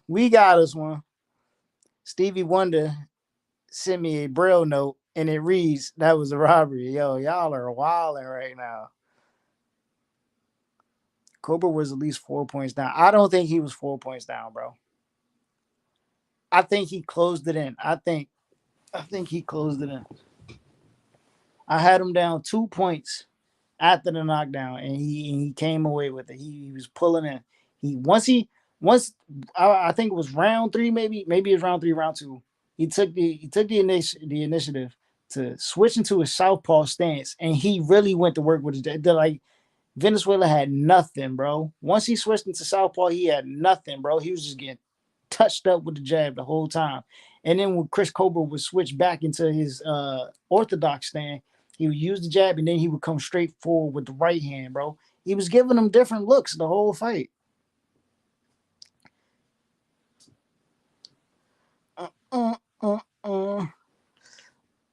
Tough Music says, I like primetime, so I'm glad he won. That's bias, bro. That's bias.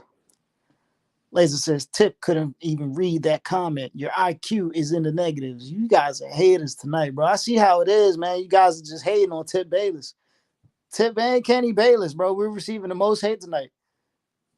I see there's a lot of hate for Skip Bayless as well. You know what I'm saying? We just can't win this year.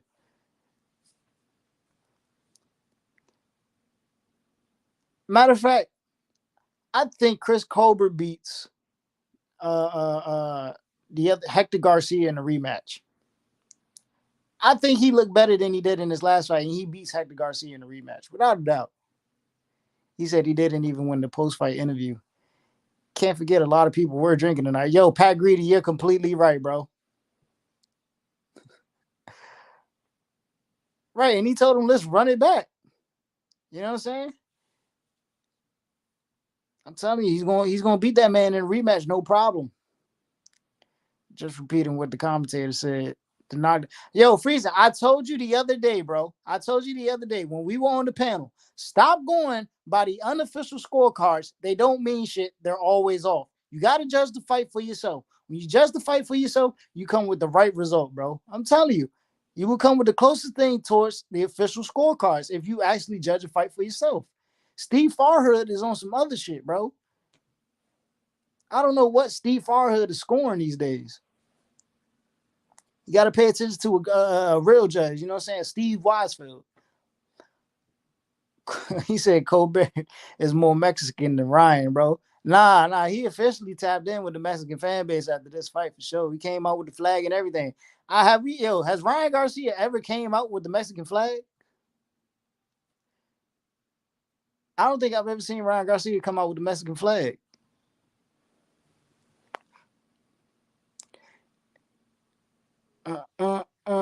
He said Cobra show heart, but he clearly lost. That is crazy, bro. Ryan is 1/4 Mexican. Damn.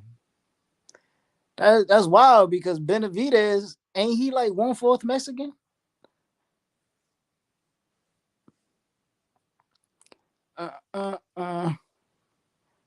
Hey, another thing. I just like to thank Al Heyman, Steven Espinoza, Showtime Boxing, you know what I'm saying, for giving us a wonderful night of pay-per-view boxing, you know what I'm saying? A fight that was worth the buy, you know. A lot of boxing fans these days have been complaining that we haven't been receiving good fights, and yet here it is, we're receiving good fights, but they're not giving their thanks to the one and only Al Hamon. You know what I'm saying? Al Hamon. I think everybody in the chat needs to type, thank you, Al Heyman.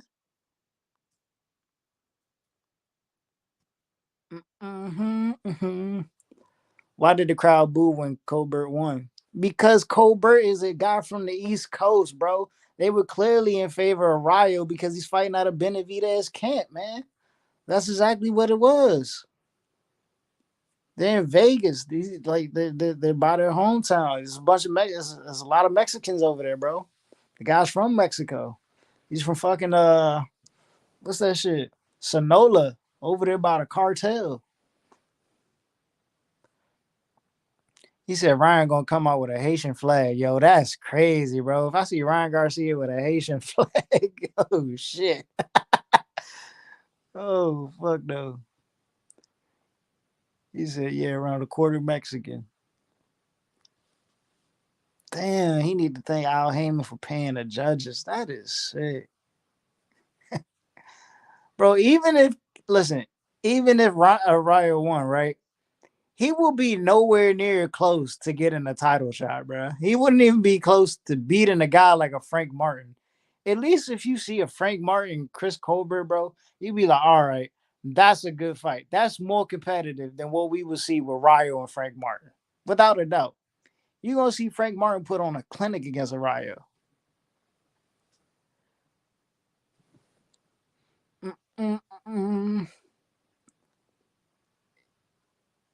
He said Hector is a bad matchup for primetime. I don't think so, bro. I just think Chris got too defensive in that last fight. Like after that knockdown, I think he did better this fight responding to the knockdown than he did in the last fight. Like the last fight, he didn't give anything back. Yeah, I would love to see that rematch. He said his father is Mexican and his mother is Guyana, from Guyana. I never knew that. Damn, Lisa is hating something crazy. He said if Ryo won, if Ryo had the rainbow flag, they would have gave him the fight. Yo, the politic game. I guess Plain is going to be the Sean Porter of 168.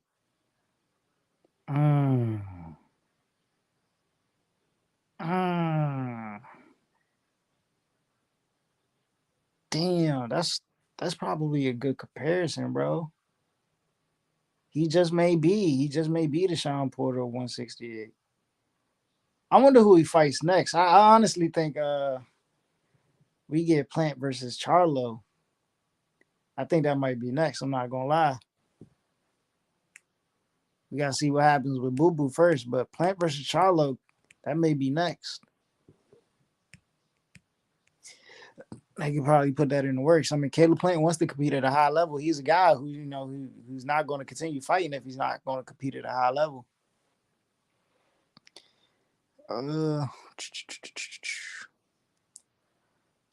What else we got in chat? He said he sent the gift baskets to the judges.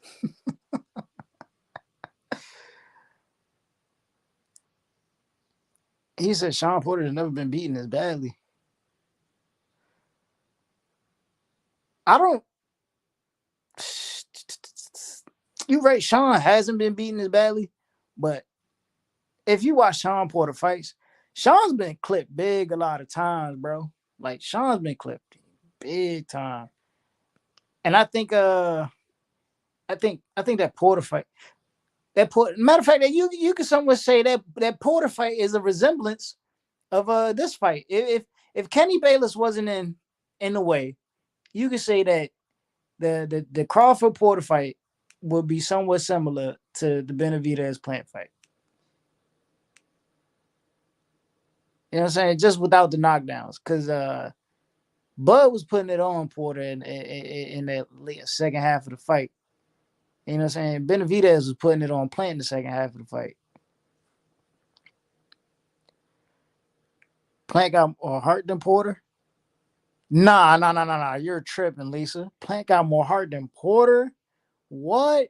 We're talking about Sean Showtime Porter, the guy who went in there and dogged it out with a slugger and Keith Thurman, came in, dogged it out with another dog in Earl the Truth Spence. You know what I'm saying? Just an inside bar fight.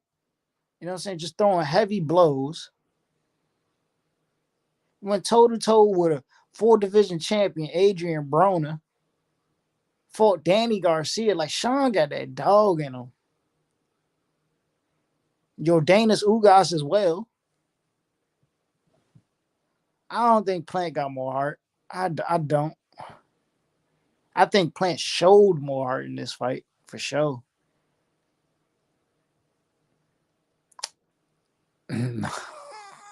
His father would have threw the towel in this fight. I honestly thought Breadman was going to, in the 11th round, I thought Breadman was going to end the fight. That's the round like David was really beating up on Caleb Plant, where you could have scored that a 10-8 round. I thought Breadman was going to throw in the towel because Caleb was bouncing all around the ring on the ropes and everything. I thought it was going to get stopped right there. But he was like, you know what? I'm gonna let you finish. He's like, I know it means a lot to you. I'm gonna let you go out. You know what I'm saying? Finish this fight. Kenny saved Mayweather plenty of times. That was always a complaint. People always talked about that. Kenny Bayless protected Mayweather. Tank hurt Sean in sparring. Had to take a break. Tank hurt a lot of people in sparring. Plants like you, the real MVP. Hey, Kenny helped save the fight, man. He gave us 12 rounds of boxing. Listen, Caleb Plant and David Benavidez didn't give us 12 rounds of boxing. It was Kenny Bayless who gave us 12 rounds of boxing. He honestly gave Benavidez a chance too. Shit. Go ahead. Put in that work, bro. You out here getting boxed the fuck up. You know what I'm saying? Let's extend these rounds. You know what I'm saying? Hopefully you pull through and look good in the later half. Sure enough, he did. Because he was getting boxed up in that first half of the fight. He just slowed down. So, I mean, he kind of helped out Benavidez as well, if you look at it from the other perspective. Porter got hurt. He dropped like a sack of potatoes when he don't clinch. Sean Porter doesn't know how to clinch. Sean Porter doesn't know how to clinch at all. That's my guy, but Sean doesn't know how to clinch. Sean is not a guy that knows how to clinch. And when he does, it's a full hug, but he gets hit with some big shots trying to clinch. He said he needs another nickname because he ain't no monster, bro. I just think it was the size of the ring, bro. And David doesn't know how to cut off the ring properly. That's why he didn't look like the Mexican monster that we all expected him to look like, because he wasn't able to properly cut off the ring. If that ring was smaller, Caleb Plant would have been in more trouble. I'm not even gonna lie to you. He would have been in more trouble. He would have got out of there faster. I'm not gonna lie to you. He would have got Caleb Plant out of there faster.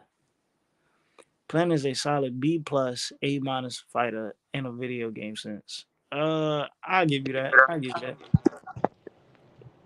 No boxer should have their own personal referee. That's insane. Yeah, I agree. I think the commissions should sanction the refs. Yo, keep cooking for 10 more minutes, bro. Oh, damn. You think Bayless did a great job tonight?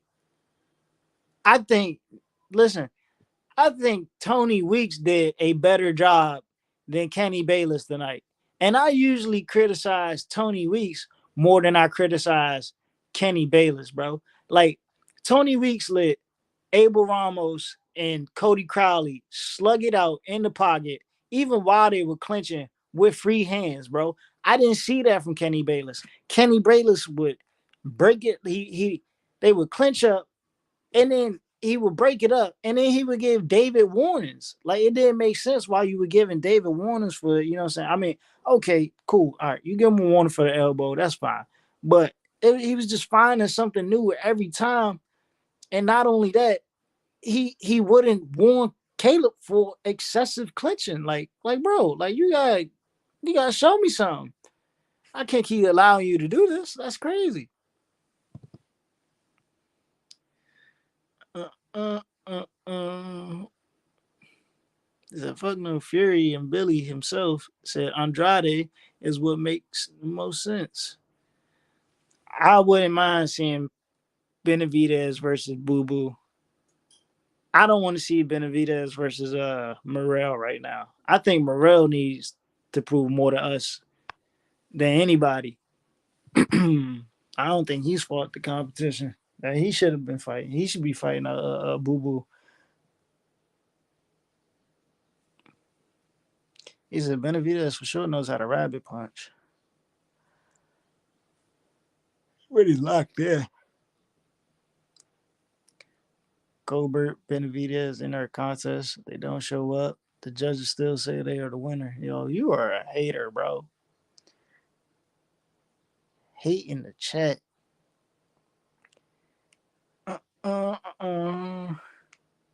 Billy ducked Andrade with the nose spray. Videos on YouTube got what, bro. You know, a lot of people don't know shit about boxing, man. And, you know, normally the people who don't know shit about boxing, they would think that guy won. And, you know, it is what it is. Yo, Verbo, bro. Let me tell y'all. David Benavidez in this fight reminded me of Diamond Dame Anderson, bro. I'm glad you brought up Creed 3. Because Benavidez was giving me that cross guard defense, you know what I'm saying, with the little Tyson movement coming across the ring. He was definitely out there looking like Diamond Dame Anderson. He thought he was in a movie, and I seen that, you know what I'm saying? He was giving me the movements, and I was like, yo, they probably practiced with old boy in Creed 3 for sure. And he was in a training camp, game planning.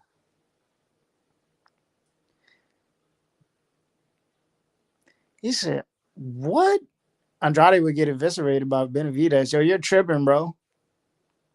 Boo Boo gives him a tough fight for sure. A way tougher 12-round fight. That's a way tougher 12-round fight. Boo Boo's way more elusive on the inside. And he lit off combinations better on the inside as well. Knows how to fight from a range. I just think he's more slick as a southpaw, too. Boo Boo give a bit of Benavidez hella problems. I don't think Boo Boo moves around the ring like laterally better, you know what I'm saying? Like Plant does from a distance, but on the inside for sure, bro. Boo Boo, he throws punches from like awkward angles, bro. Like, it's just like certain shit you gotta practice. Like Boo Boo, he'll lean that shoulder down and he'll throw like a looping jab or a looping hook. You know what I'm saying? Come up, hit you with a left hand, be a straight left, and be right there, man. You know what I'm saying? To where you can't even slip it. Unless you really know how to time his punches. Yeah, Boo Boo's a nice fighter on the inside. I mean, the only problem Boo Boo will have is trading hooks with Benavidez. I think he loses trading hooks. You know what I'm saying? Can't afford to do that. Benavidez got pop in his punches. She said, I know this shit right was Rob. Yeah, right. Andrade is garbage. Andrade on PEDs beats everyone. Yo, what? Damn. So my man can't beat anybody off PEDs, but he like on PEDs, he just beating everybody. That's crazy. Do y'all think? Hold on. Let me not say that. Man, anybody worried about Billy Joe Saunders, man? Ain't he supposed to be coming back this year? Like, he said, I got that couch. Sanders gets off on over Benavidez. Yo, you are tripping, bro. No, nobody is worried about Billy Joe fucking Saunders, man. I don't even think he hangs in with these guys. I don't.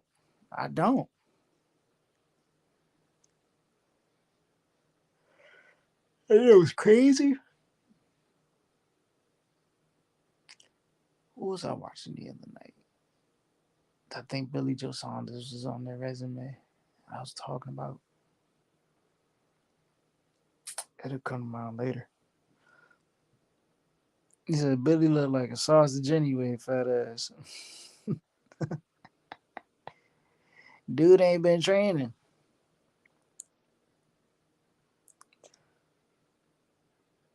Oh, yeah, we got some 147 fights coming up. Get ready, y'all. Couple weeks. Big announcement. Big announcement soon in a couple weeks for the welterweight division. You already know it's going to be the return of the one, bro. You know what I'm saying? For a one-time fee. That announcement is about to drop. Boo Boo is overhyped. Oh my goodness. Yo. Everybody been drinking tonight. I see. We're saying Boo Boo Andrade is overrated. If anything, wouldn't Boo Boo be underrated? Because he's undermined. Like, nobody thinks Boo Boo could be anybody. So I would think Boo Boo is underrated.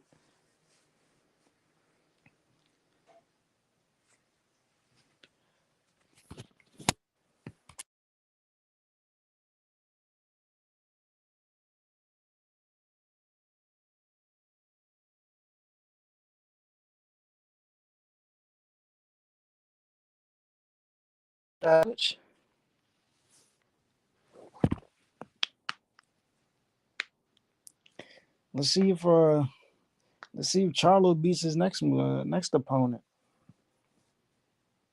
And then he moves up. If he moves up to 168. So I don't think Boo Boo goes back down to 160. But he fight at a catch weight. He said Boo Boo has the perfect name. That's exactly how he fights. He gives problems for a lot of these fighters. I think he's a tougher version of Caleb Plant. But he has more in the tank, in my opinion. Going into the later half of the fight.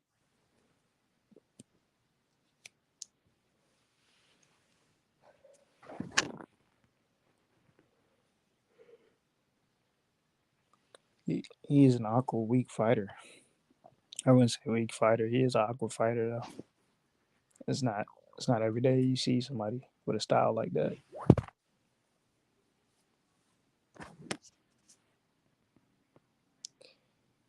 He said, why did Billy need to use PEDs then to fight him?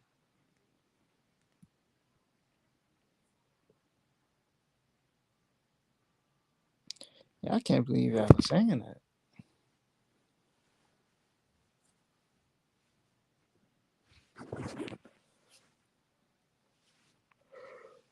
Ooh. What are your thoughts on Jesus Ramos, the guy who fought Joey Spencer, 154? Yeah, I think Jesus Ramos has a chance to become champion at 154. He just won an eliminator. Got the medal after the fight, so that was an eliminator bout.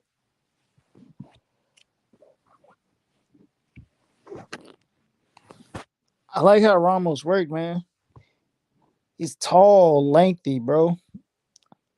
He has that reach. And he has a nice... Oh, shit. He has nice work on the inside when he does let his hands go. Like, it was certain parts in that fight where he wasn't letting his hands go. But he definitely has nice work on the inside with a short hook. Like, that short hook is very effective.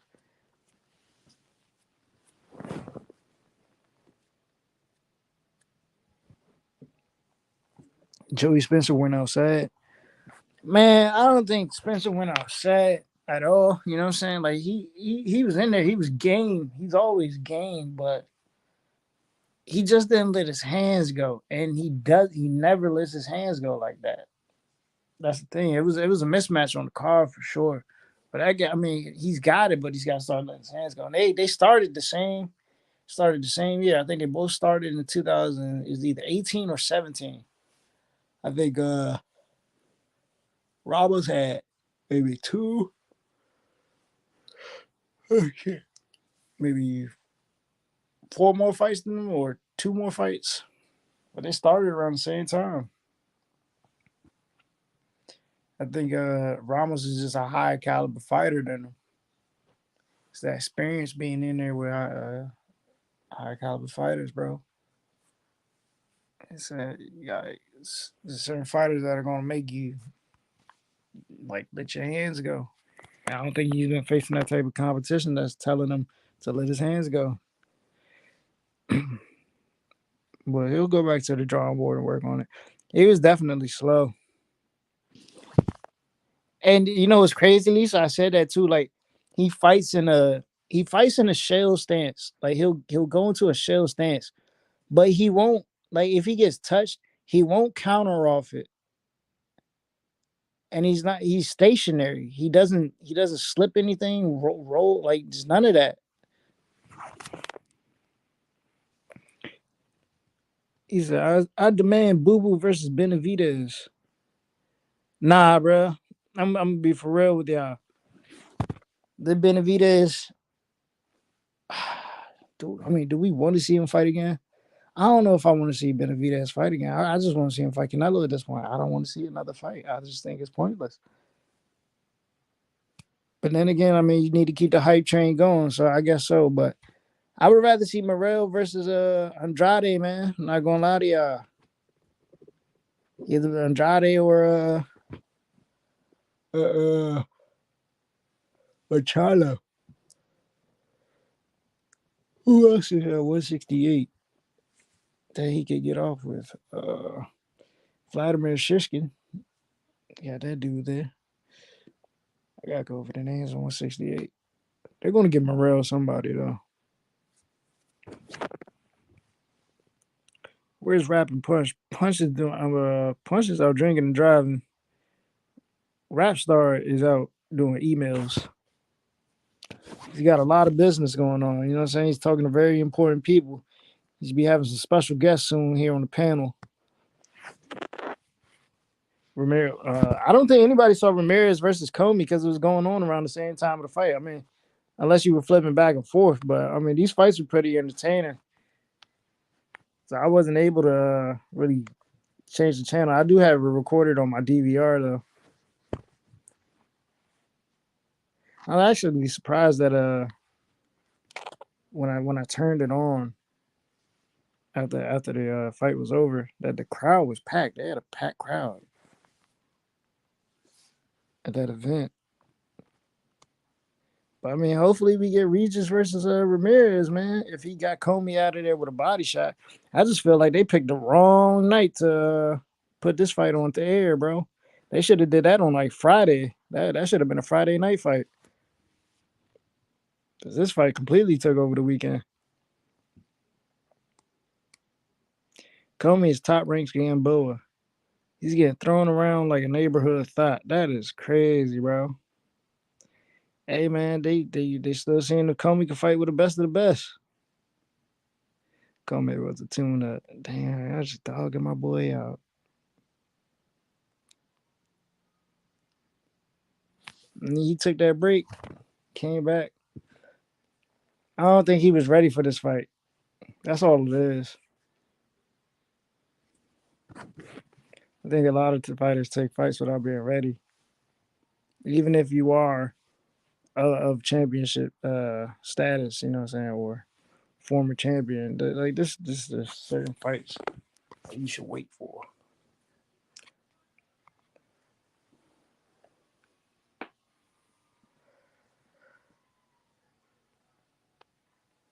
So he avoided Regis for like 8 years.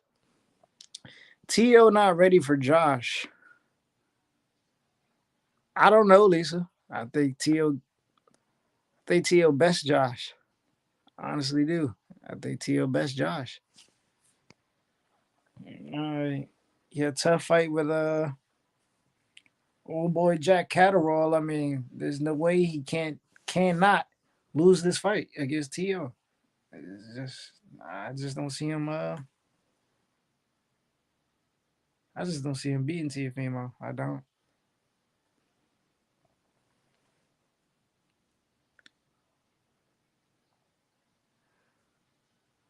Ooh, Canelo has avoided Andre for like 8 years too. That was a randomish. The time is right. I think the time is right for a lot of these fights. T.O. been mentally ready for Josh for the past 4 years. I'm not gonna lie to y'all. A fight I really want to see, and now that I look at it, I hope the guy gets a fight. You know what I'm saying? He's back. He's been training. He's been working. He's a little bit delusional, but I do want to see Adrian Broner versus Teofimo Lopez. That's a fight I want to see. Just the press conference alone, you know what I'm saying, leading to the fight, I just know it's going to be a war of words and it's going to be action-packed. AB comes to fight, Tio comes to fight. I mean, it's gonna be a barn burner. I like that fight a lot. I just want to see AB push out tough fights before he retires on his last run. Mm-mm-mm. King Canelo doesn't avoid any challenges. Cap. If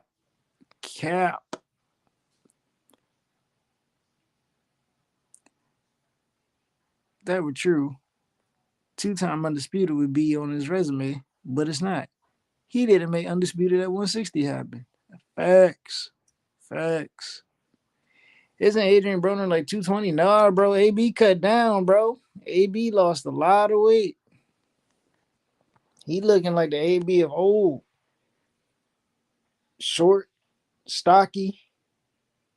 You know what I'm saying? Shoulders up to with no neck. You know what I'm saying? Looking like the old AB. Even if Josh had one leg, he was still winning.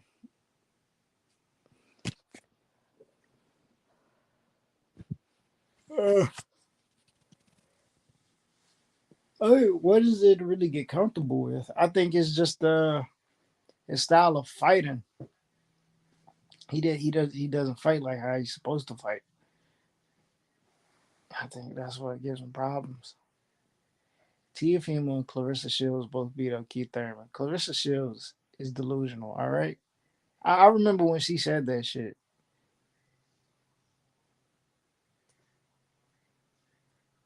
She said, I can fight Keith Thurman. Keith Thurman hit Clarissa Shields is like getting hit by a bus. She said she's going to announce a fight soon, too. Two-time undisputed. She's 3-division champ, bro.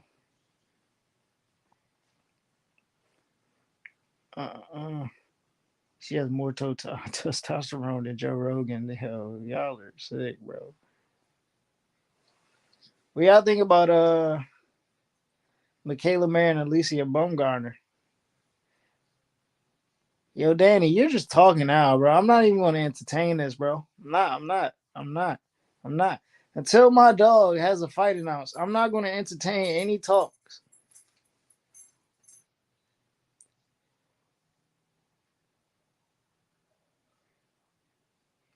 I agree.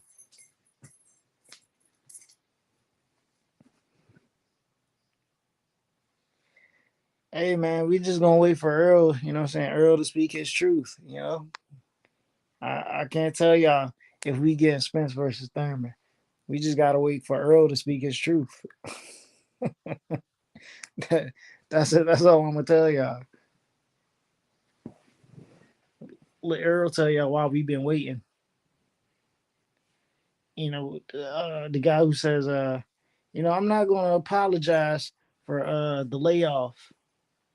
Fucking Bama, man. This fucking guy.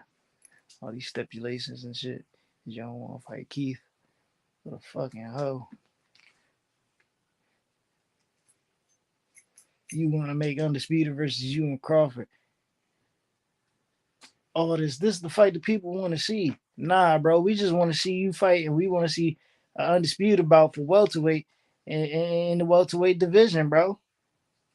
Because I guarantee you, Keith beat you. If Keith beat you, oh, they ain't got no problem watching Thurman versus Crawford. But you know what I'm saying? They ain't got no problem watching that. That's gonna be a motherfucking entertaining ass fight. I still think that fight is more entertaining than Spence versus Crawford. Boxer puncher versus boxer puncher. Cannot go wrong with that, bro.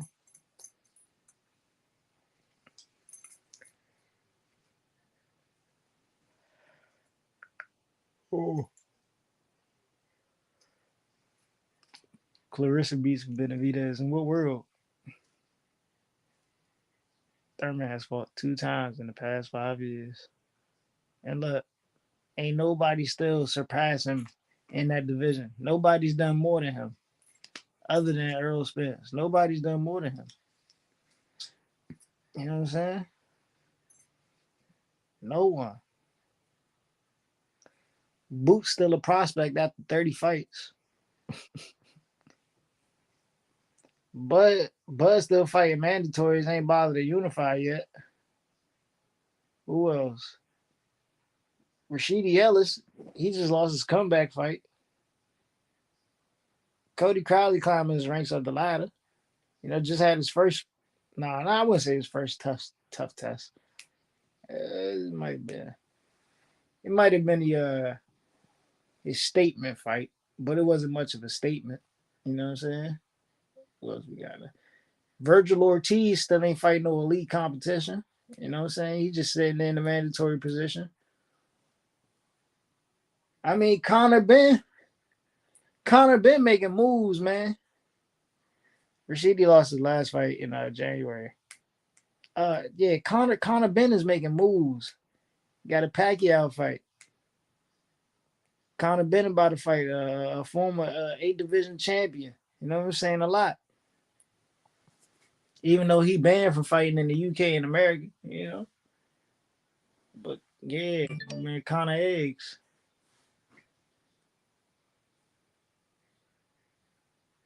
But I always thought Conor Ben had done more than all the other prospects. Who else we got, bro? 147. Butayev.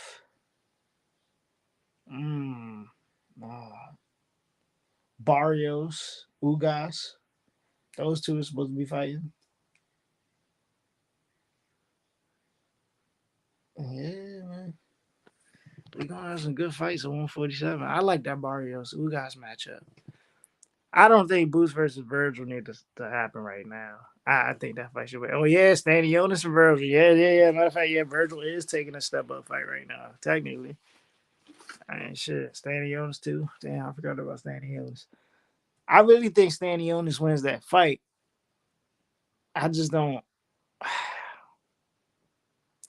I think Stanionis gives back more, bro. But it's whether or not he can hold on for a full 12 and just not let Virgil be sharp and counterpunch effectively. But outside of that, I think Stanionis beats him. Talk about the AJ match, bro. All you need to know about AJ is he's gonna lose, bro. AJ is finished. Like, y'all think y'all gonna get this AJ versus Wilder fight, this AJ versus Fury fight? Listen, bro, it's over for AJ. It doesn't matter who AJ goes to train with. It is over and done for, bro. Hang it up. You know what I'm saying? Like, just hang it up. Go find some. Go cheer for Joe Joyce or something. You know, so you got plenty of heavyweights in the UK to cheer from, and y'all still want to root for Anthony Joshua, bro. Like, it's over for the guy.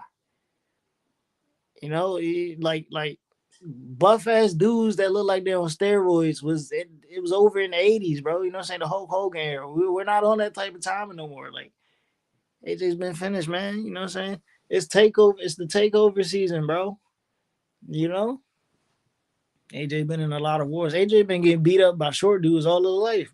You know what I'm saying? That's how it's been. And this weekend, this Saturday, Anthony Joshua is going to lose. He's going to lose to the guy who really beat Dillian White and Jermaine Franklin. You're hearing it live here on Rapstar Boxing with Tip Bayless. That Jermaine Franklin will be victorious against AJ in 12 rounds. 12 rounds. It's going to be a 12-round fight. And Jermaine is going to put it on him. Pause.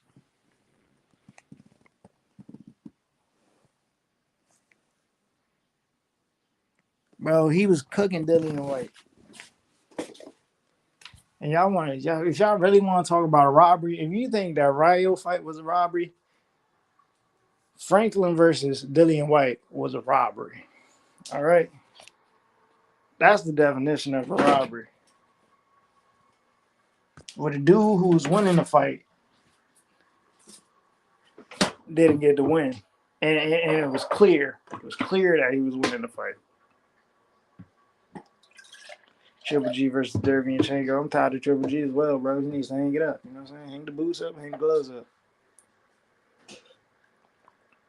Triple G just avoided Everslandi Lara. And Lara's like 40.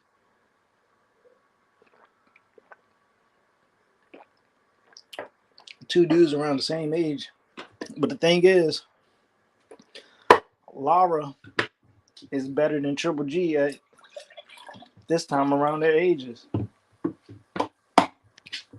Lara got a lot left in. I mean, he ain't got a lot left in the tank, but he got somewhat more left in the tank than Triple G does. That's why he probably didn't want to fight him. It's a difficult style to deal with.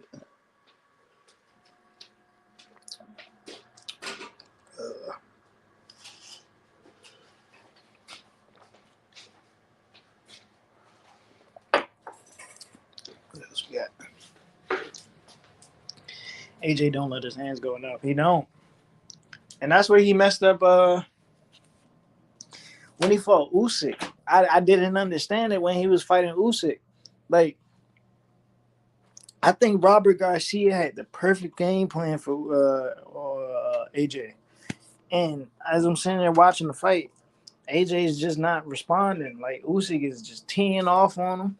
AJ would let his hands go, you know what I'm saying, every once in a blue moon, like connect with a punch and be in range for the body shot.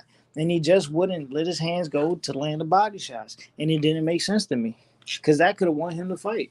He would have looked like the old AJ. But he didn't want to. Just didn't have it in him. But I think Jermaine Franklin, he has every he ain't got nothing to lose in all the game. They already counting him out. You know what I'm saying? So I believe in upsets. I think he upsets Joshua.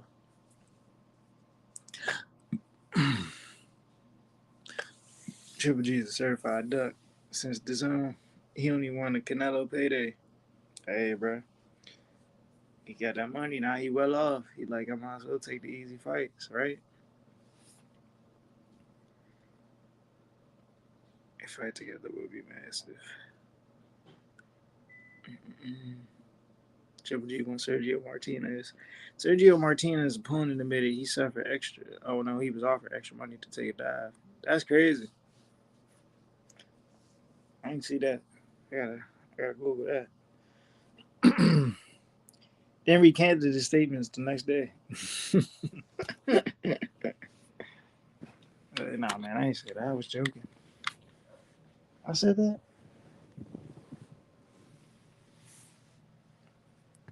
No, there was a fight. There was a fight that happened over the week.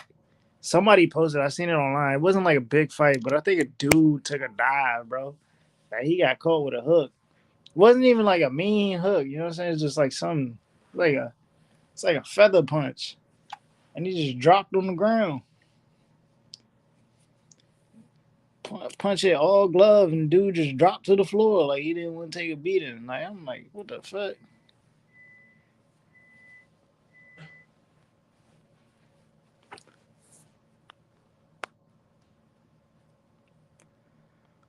Ooh. What do we have next week? Hold on, let me check the boxing schedule right quick. Because I know we got AJ next week, but it's another fight. I think what's the dude? Felix Cash. Felix Cash he fights next week as well. How do y'all feel about that dude? I know some of you guys in the UK. I seen Cash fight a couple months ago when he was ringside after the fight talking shit to Ammo Williams.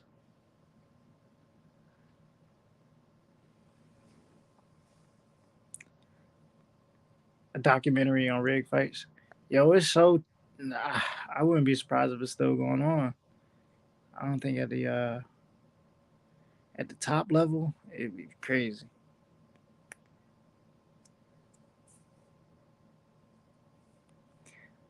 I don't know. I would have to see Cash's opponent, but Cash didn't look all too good in his last fight, man. I was like the way they were hyping this dude. I thought he would get his opponent like out of there, but he didn't look all that good.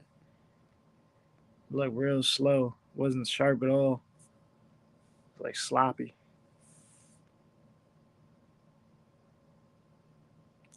Anyone think the Phantom Punch fight with Ali was rigged? There's evidence it was. Let me see what you're talking about. Phantom Punch.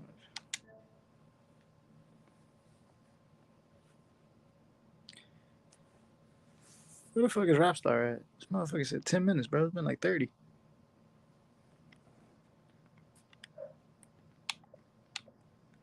Gonna be up by 11.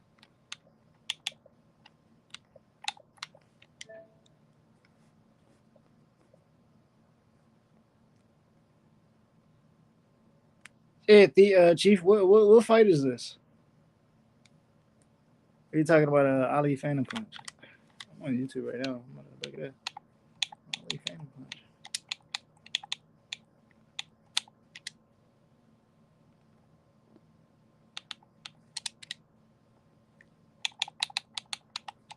Everybody done went to sleep because they all fucking drunk.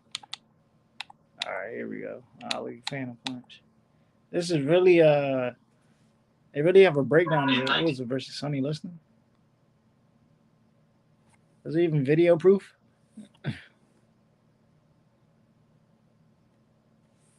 Hold on. All right, let's see. Ali slips the punch. Counter right hand. Liston touches the ground with his gloves. Is this like a knockout punch? Oh, what the fuck?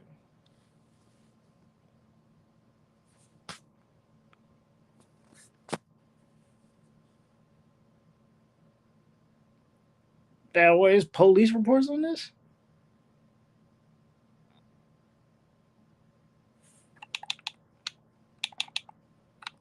Is that what they doing? Keep showing me the same thing.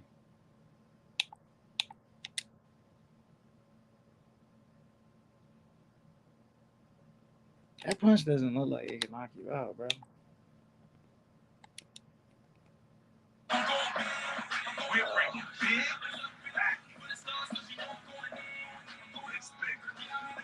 I forget the name. I watched it. This is basically.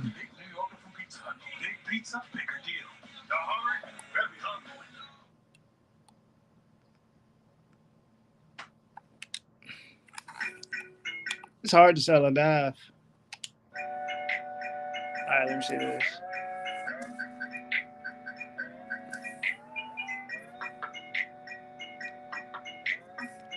Ali had a lot of stamina to be moving around like that, bro.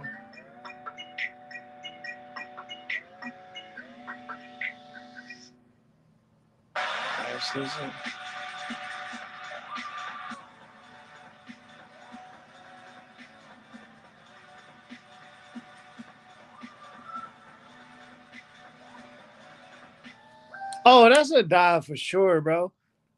All right, so check this out. Like he takes the punch, and it's not like he takes the punch, right? And the way he took the punch, like he catches his balance going to the ground, and then he rolls over on his back. He rolls completely over on his back, body stretched out. Then he hops on one knee, and then he reacts as if his equilibrium is all off. Like that punch didn't even look like it would have gave you that response.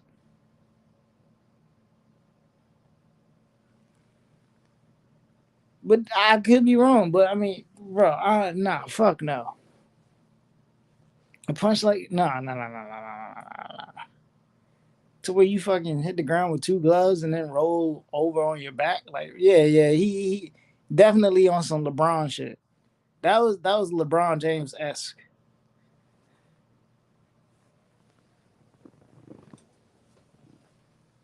Definitely was.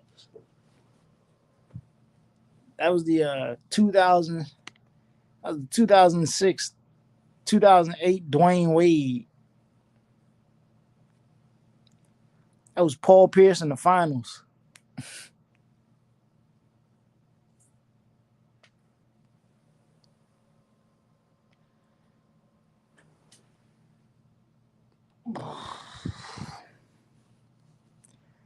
rap star. Bullocks. Right, Mike.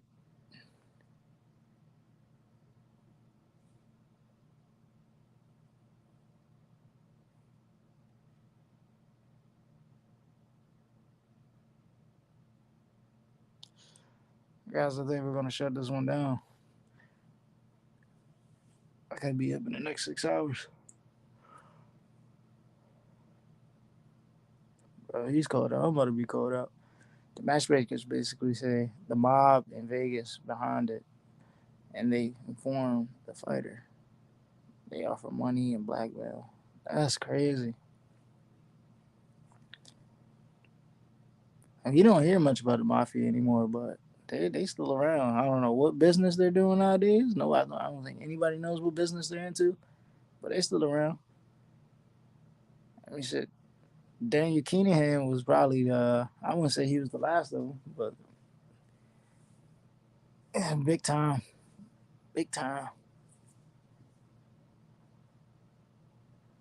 So it is some evidence that it's probably proof it could still be going down.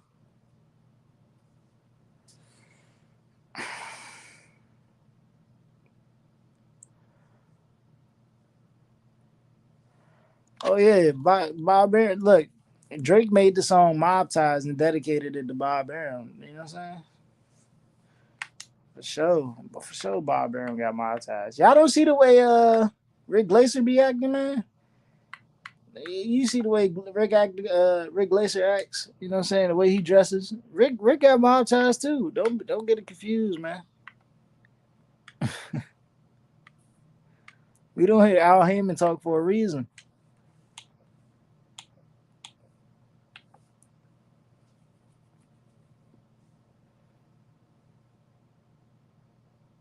Niggas take dives every day, B. You be alright. Ah, that's crazy.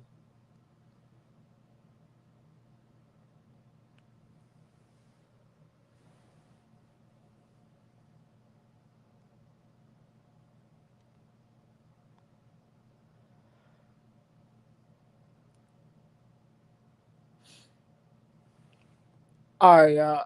I'm gonna head out. I gotta get some sleep. I'll catch you all tomorrow on the next live here on Rapstar Boxing Knowledge. Thank you all for tuning in. Next week we have Anthony Joshua versus Jermaine Franklin. I think the week after that we have Shakur Stevenson. Then I may be wrong. It may not be Shakur after that. It may be Virgil versus Stanionis, and then we have Gervonta Davis versus Ryan Garcia. Yeah, we got a good boxing schedule coming ahead. But all right, everyone.